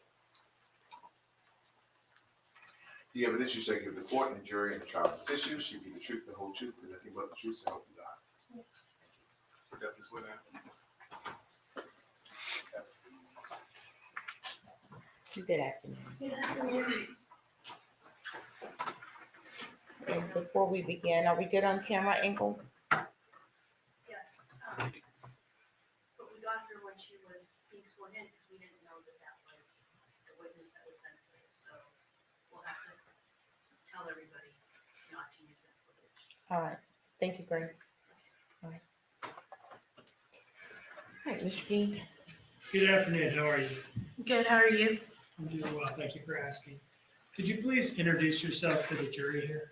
Hi, I'm Talia McCarta. And how do you spell your first name? Talea And your last name? MCCARTA, Where do you live? What city and state? Not the address. Savannah, Georgia. Do you live on Buckhalter Road? Yes, sir.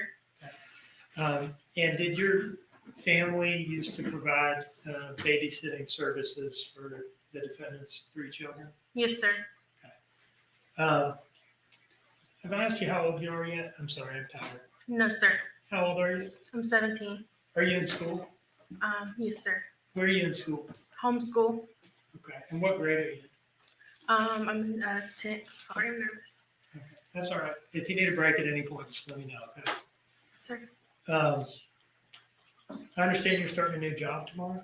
Yes, sir. Where are you going to be working? At Larry's Giant Subs. Is that your first big girl job, I guess? Yes, sir. Okay. Congratulations. Thank you.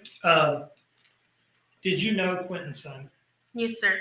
How did you come to know him? Through my mom and them and Miss Sandra. And tell us about, who's Miss Sandra, first of all? Miss Sandra is Tommy, Billy Joe's husband's sister. Okay. And how do you, when you say you know him through Miss Sandra, what do you mean by that? Miss Sandra went to church with us, and she just came up to my mom and sister and asked if my sister could babysit them. Okay. And is that how the babysitting stuff started? Yes, sir. Tell us about the beginning of that. How did it play out? Miss Sandra had came and knocked on the door and asked if my mom could babysit some kids, and my mom said, well, I'll be working, but I can ask my daughter.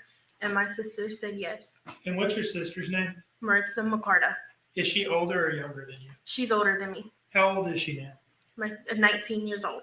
Okay. So going forward from that, did you all start babysitting the kids? Yes, sir.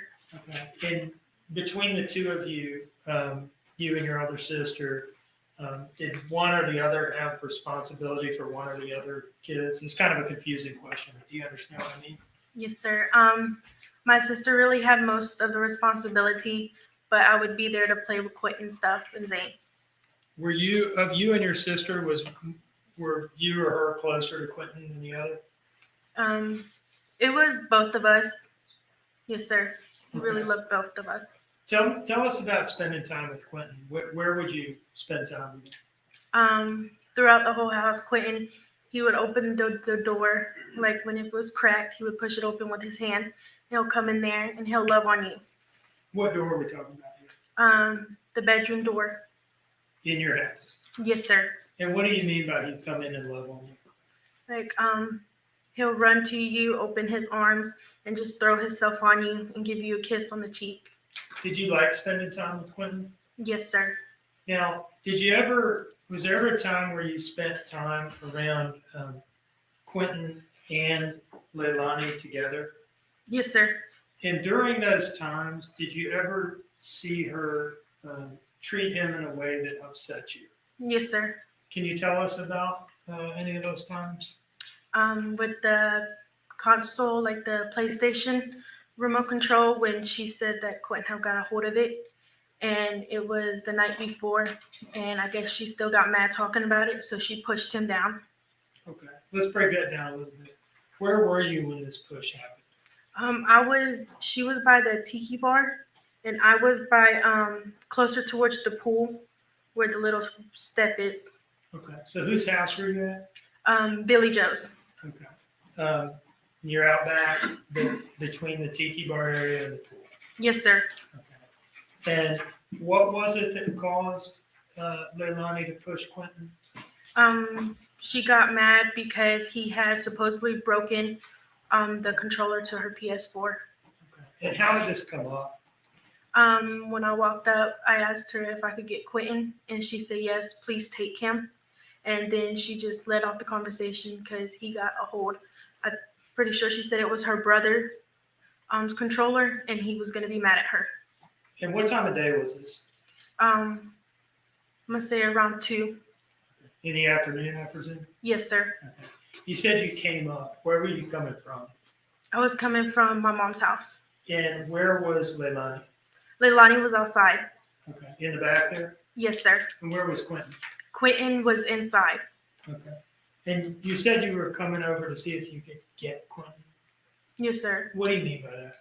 I know the night before her and Danny was arguing or something, and she had called my phone to see if I could come get him, and it was like around 4 a.m. And I told her I wasn't allowed at the house that late, and I didn't want to wake my mom up. She had work the next morning, but I would be over there the next day to grab him for my sister. Did you say she called you or she texted you? I didn't catch that. She called me. Okay, she called you at like 4 a.m. and asked you to come take one. Yes, sir. And why did she want you to do that? She was getting aggravated with him. Okay, so it's the next day that you went over to get him? Yes, sir. And what were you gonna do with him? I was gonna grab him and take him over to our house. All right, and is that something that you would do from time to time? Come get him and just take him? Every day. Okay. Yes, sir. Was he like your buddy? Sir. Was he like your buddy? Yes, sir. Okay. So you come up, you said Quinton's inside and Leilani is out back by the pool, right? Yes, sir. And you're there to get Quinton. Yes, sir. And at some point she pushed him. Yes, sir. At what point did he go from being inside to outside? He had walked up because the door, you could see through it. So he had walked up and he was happy. And she opened the door. She put the door handle and she pushed it open. And she was continuing telling me the story. And Quinton started saying bubbles. He wanted bubbles. And she pushed him, took her hand and pushed the middle of his chest and pushed him. And what was the bubbles thing about? He said he wanted bubbles. He loved bubbles. Okay.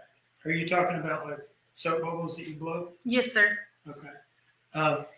When she pushed him, what did she use to push him with first? Her hand.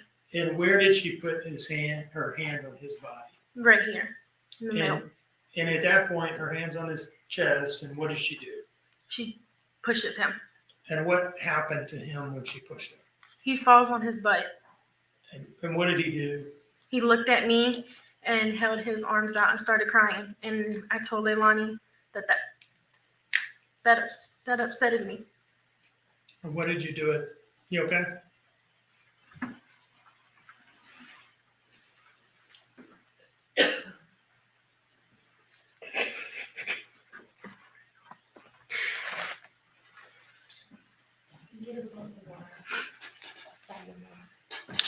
I'm good. I'm sorry. When he fell, what part of his body hit? Did he fall on the ground, I guess? Yes, sir. His tush hit the floor. Okay. And said he started crying and reached out his arms to you. Yes, sir. Did you pick him up? Yes, sir. And did you say anything to Leilani? I told her that wasn't necessary because it happened last night, but she should have talked to him first. And what happened from there? I took him. I walked him home with me. I don't know what she did after. So you talked about that one push. Was there anything else that you remember that was like that? The pool incident. What's the pool incident? It was me and my sister, and I believe 2 of my nephews with me over at her pool swimming. And Zane had got in the pool, and Quinton wanted in there. And I was fixing to go grab Quinton to put him in there. But instead of her listening to me tell her, hold on, let me get his floaty on, she just full on pushed him in the pool. Pushed him with what? Her hand. And where on his body did she make contact with him? The back. Like middle of the back, upper back, lower back? The middle. Yes, Okay. sir. And she just pushed him into the pool? Yes, sir. And he didn't have any floaties on, it sounds like? No, sir. Okay. Was he able to swim at this point? No, sir. What happened once he was pushed into the pool? He went underwater, and when he came back out, he caught his breath, trying to catch his breath, and then he started crying. Was he coughing or anything? Yes, sir. And how did Leilani react to that? She said she really didn't care because if Zane could learn how to swim, then Quinton needed to be as smart as Zane. Now, what did you do when Quinton came up and was coughing and crying? I looked at my sister and I told her I'm going home. And then that's when I asked Leilani, I said, can I take Quinton home? She said, yes, I don't care. And how were you feeling at that point? I was mad because wondering in my head how she could push him in the pool knowing without any floaties and knowing he can't swim at all. How was Quinton as you were walking home with him? Did you dry him off or anything first? Or I did dry him off. I wrapped him in a towel, and he laid his head on my shoulder. And what happened when you got home? When I got home, I had put a pull-up on him, and he went and laid on the couch with his teddy bear. And did you lay on the couch with him, or did you just leave him alone, or what? I went to go fix him some juice, and then I laid on the couch with him. How long did y'all lay there? About 2 hours because he had fell asleep. Yes, sir. Did you take a nap there with him? No, sir, because I was afraid I was going to squish him if I fell asleep with him. Anything else you remember that was like those two things? Other than her getting mad at him with the stairs and stuff. Tell me about that. It was one night when I went over there and she was smoking. She had went upstairs and she was talking to me about Quinton's father. And she said she don't know how Quinton could look so much like his dad when she's the one that gave birth to him. And I said, well, I don't know, because I didn't want to really get into that kind of stuff. It wasn't my problem. And she just kept going on about it. And Quinton was down the stairs. And I said, Leilani, he needs help down the stairs because I had Sky in my hands. And she said, he's a big boy, he can do it. I said, no, he can't, because her stairs in Billy Joe's house was kind of weird. And I said, he needs help. She said, no, he doesn't. And Quinton just continues to roll. Are you talking about the stairs to the second floor? Yes, sir. You said Quinton continues to roll. What do you mean? When he tripped on the first one and he starts rolling down. And I hand her Sky and I grab Quinton. How was Quinton when you picked him up? He was fine. He really didn't cry. Okay. Anything else you remember that was like that? No, sir. You mentioned that incident started with her asking or wondering how he could look so much like his father. What was her tone of voice like when she was saying that? I mean, she sounded happy, angry, sad? She sounded angry. Do you remember if you seem like a pretty mild-mannered person? Yes, sir. But if I asked you to tell me what it sounded like when she said it, would you be able to do that or not? Yes, sir. You want the whole, just how she said it? Yeah. When I walked in, she was like, hey, I got a question. I said, yes. And she said, how the F could Quinton look just like his daddy? I'm the one that gave birth to him. And I said, I don't know, Leilani. I really don't know. She said, Zane's been my number one since he was born, and Quinton's just sitting there and useless. Anything else? No, sir. Do you remember telling us last week about an incident where Leilani hit Quinton in the face? I think backhanded was the word you used. Yes, sir. Do you remember telling us about that? Yes, sir. Can you tell us about that now? From the beginning, correct? Yeah. Zane and Quinton was out in the street. I was walking to the shed because that's where our laundry room that is. Were you at your house at this point? Yes, sir. Okay. And you said you have a laundry room in the shed. Yes, sir. So what were you walking out to the shed to do? Do my chore, which was transfer the clothes from the washer into the dryer. And at what point did you see Zane and Quinton? When I was going towards the shed. And what were they doing? They were by the mailboxes on the other side of the road, going inside the ditch. Okay. Were they in the road or next to the road or what? They were in the road. Okay. And were there any adults with them? No, sir. What time of day was this? It was a little bit in the morning. I'm gonna say around 11 or 12. Okay. And when you saw them out there, what did you do? I ran. Ran where? To get Quinton and Zane. What happened next? As I was going to get them, there was a white car passing with a lady inside of it. I'm sorry to stop you. I don't mean to interrupt you because you asked from the beginning and I did say yes, right? Yes, sir. But I don't want you to tell us anything about what anybody said to you other than things that the defendant said to you. Okay? Yes, sir. So let's skip the white car part, all right? So after the white car drove by, what happened next? I took the kids back to my mom's house. My mom told me to take them to Leilani's. So, Don't testify about anything anybody else said. you said- Okay? All right, thank you.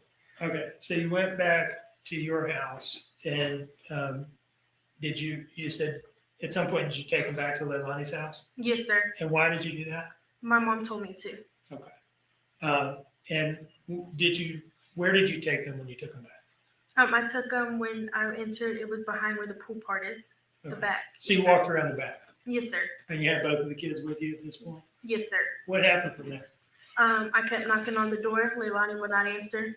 And I kept banging and banging. I just continued to bang until she answered. She came outside and I said, Leilani, Quinton and them was on the road and she was asleep. And instead of her taking the knowledge of what she had done and wasn't awake with them, she just backhanded Quinton in the face. Can you describe that in a little more detail? What did it look like? She raised her hand all the way back and she just backhanded him. When she did, his head hit the concrete. Where on his face did her hand hit him? Right here. And you're gesturing, I gotta say this for the court reporter and transcript and all that, you're gesturing towards like your cheekbone? Yes, sir. Okay. And you said that this knocked him down? Yes, sir. Did she hit him hard? Yes, sir. And when he fell down, what happened? I looked at her and then he started crying. He got up when I lifted him up. He got up and he ran to me and he started pointing to my mom's house. Did you say that his head hit the concrete out there? Yes, sir. Okay. And he ran to you and you said he started pointing? Yes, sir. Pointing directions to my mom's house. Were you holding him at that point or was he still on the ground or what? I think it was after a minute I did pick him up. Yes, sir. Okay. And his pointing towards your house, what did you take that to mean? I knew he wanted to go with me, but Leilani wanted them to stay. Did you take him home? I believe I took Quinton home because she didn't want me taking Zane home. Were there any other incidents you remember that involved the defendant, Leilani, pushing him, hitting him, or anything like that? No, sir. Okay. Was there anything that you heard, other than what you've already mentioned, and you've talked about some of this stuff, was there anything that you ever heard her say that caused you to believe that she didn't like Quinton or didn't feel the same way about him that she felt about Zane? Yes, sir. Can you tell us about those things, that if the ones that you haven't mentioned yet? Yes, sir. She would call me over there and ask if she could talk to me. And I would go over there and she would just complain about Quinton, how Quinton wasn't like Zane. He wasn't smart like Zane. And that the only reason that she loved Zane and she didn't love Quinton is because Zane's been through everything with her and Quinton hasn't been through nothing. Did she ever point blank tell you anything about whether she had any feelings of love or affection towards Quinton at all? Yes, sir. She told me she did not love him at all. She said that to you? Yes, sir. Where was that when she said that? We was on the back porch. He was in on the back porch. There's like a play area with a gate. Is that with the brown couch in it and the slide and stuff like that? Yes, sir. Okay. And who was, you were out there, and was Quinton out there? I was in the play thing with Quinton and she was by the tiki bar. Okay. How did that come up, that she's saying that about Quinton at that time? She was mad at Danny. Okay. Yes, sir. And how did it get on to Quinton and saying that about Quinton? Because Quinton was making noises with his mouth and saying he was calling out for Danny. He kept saying, Danny, Danny. And she kept getting mad about that. She was mad at Danny at the time? Yes, sir. Is that what you're saying? Yes, sir. And Quinton was calling out for Danny? Yes, sir. And that's what led up to her saying that thing about Quinton? Yes, sir. Okay.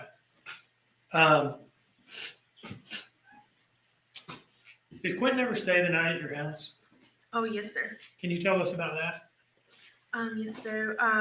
We would have Quinton for weeks at a time at our house. She never called to check on Quinton.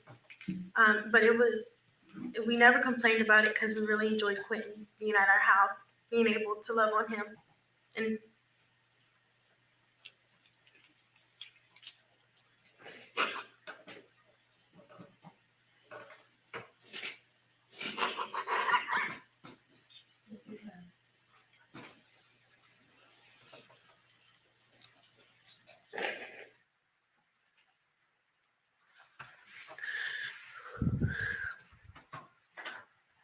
I'm sorry. You miss him? Yes, sir. Think you're ready to be done with this now? It doesn't matter. I'm fine. You sure? Yes, sir. Okay. Were there times where Quinton would sleep over at your house, but the other kids would? Yes, sir. How did that come about? How did that happen? When Leilani would say she's coming to pick up the kids, she would be like, "Oh, I'm coming," or "Danny's coming to pick up the kids." Quinton would never want to go when it was her, so she was like, "He could just stay here. It's fine." How was Danny with Quinton and the kids? Danny loved the kids a lot. He was good with them. He treated them how they were supposed to be treated. No further questions, Your Honor.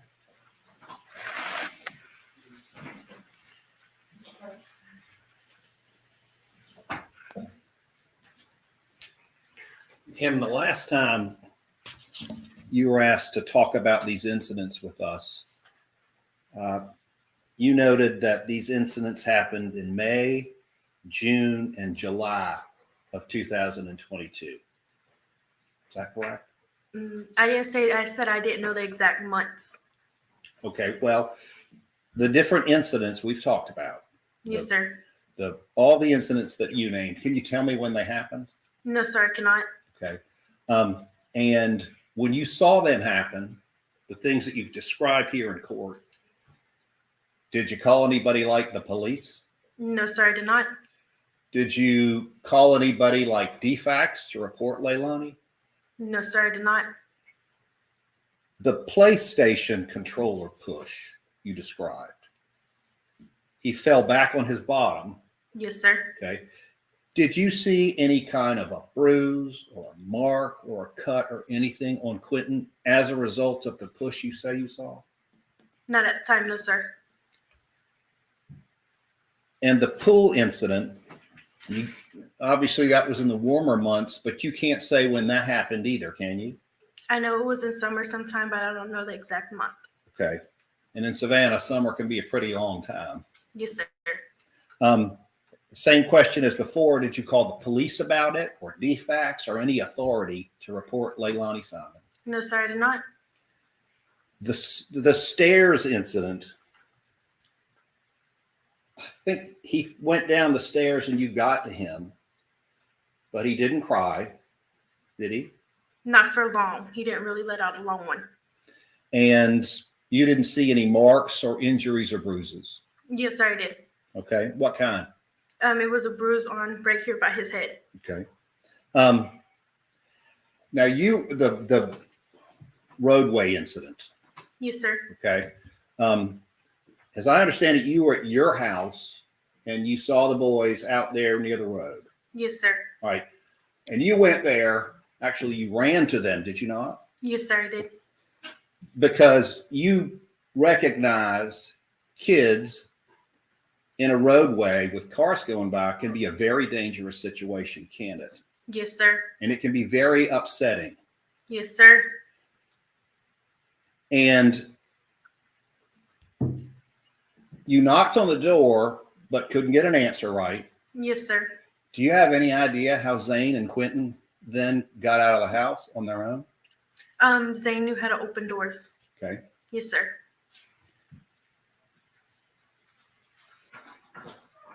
And right now, in recounting these different incidents, you can't give an exact date about when they happened, can you?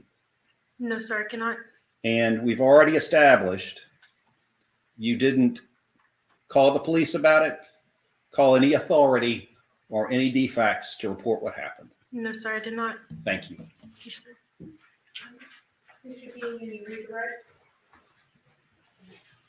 When When these things would happen, was there anybody you tell? I would tell my mom. No further questions. Ms. McCarter, you're excused. Thank you.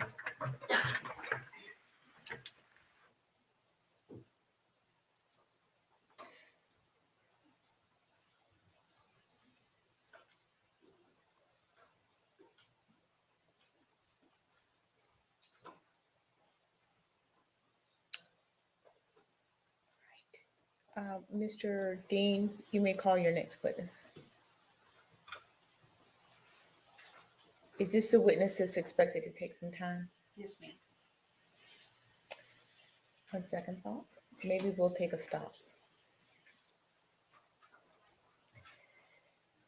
So, ladies and gentlemen, I am going to excuse you for the evening.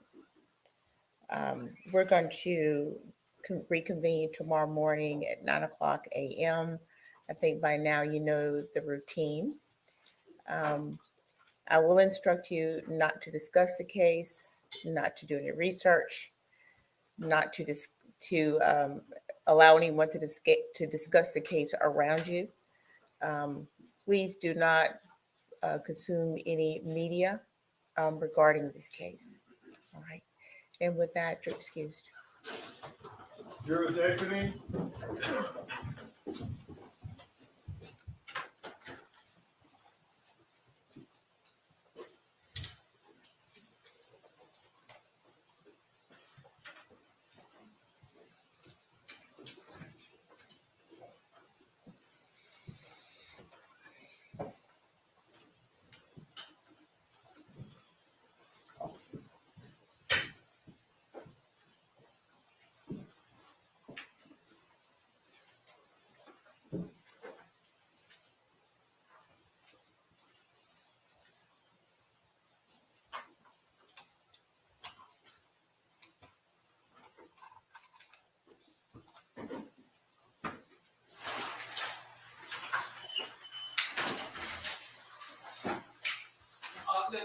Thank you.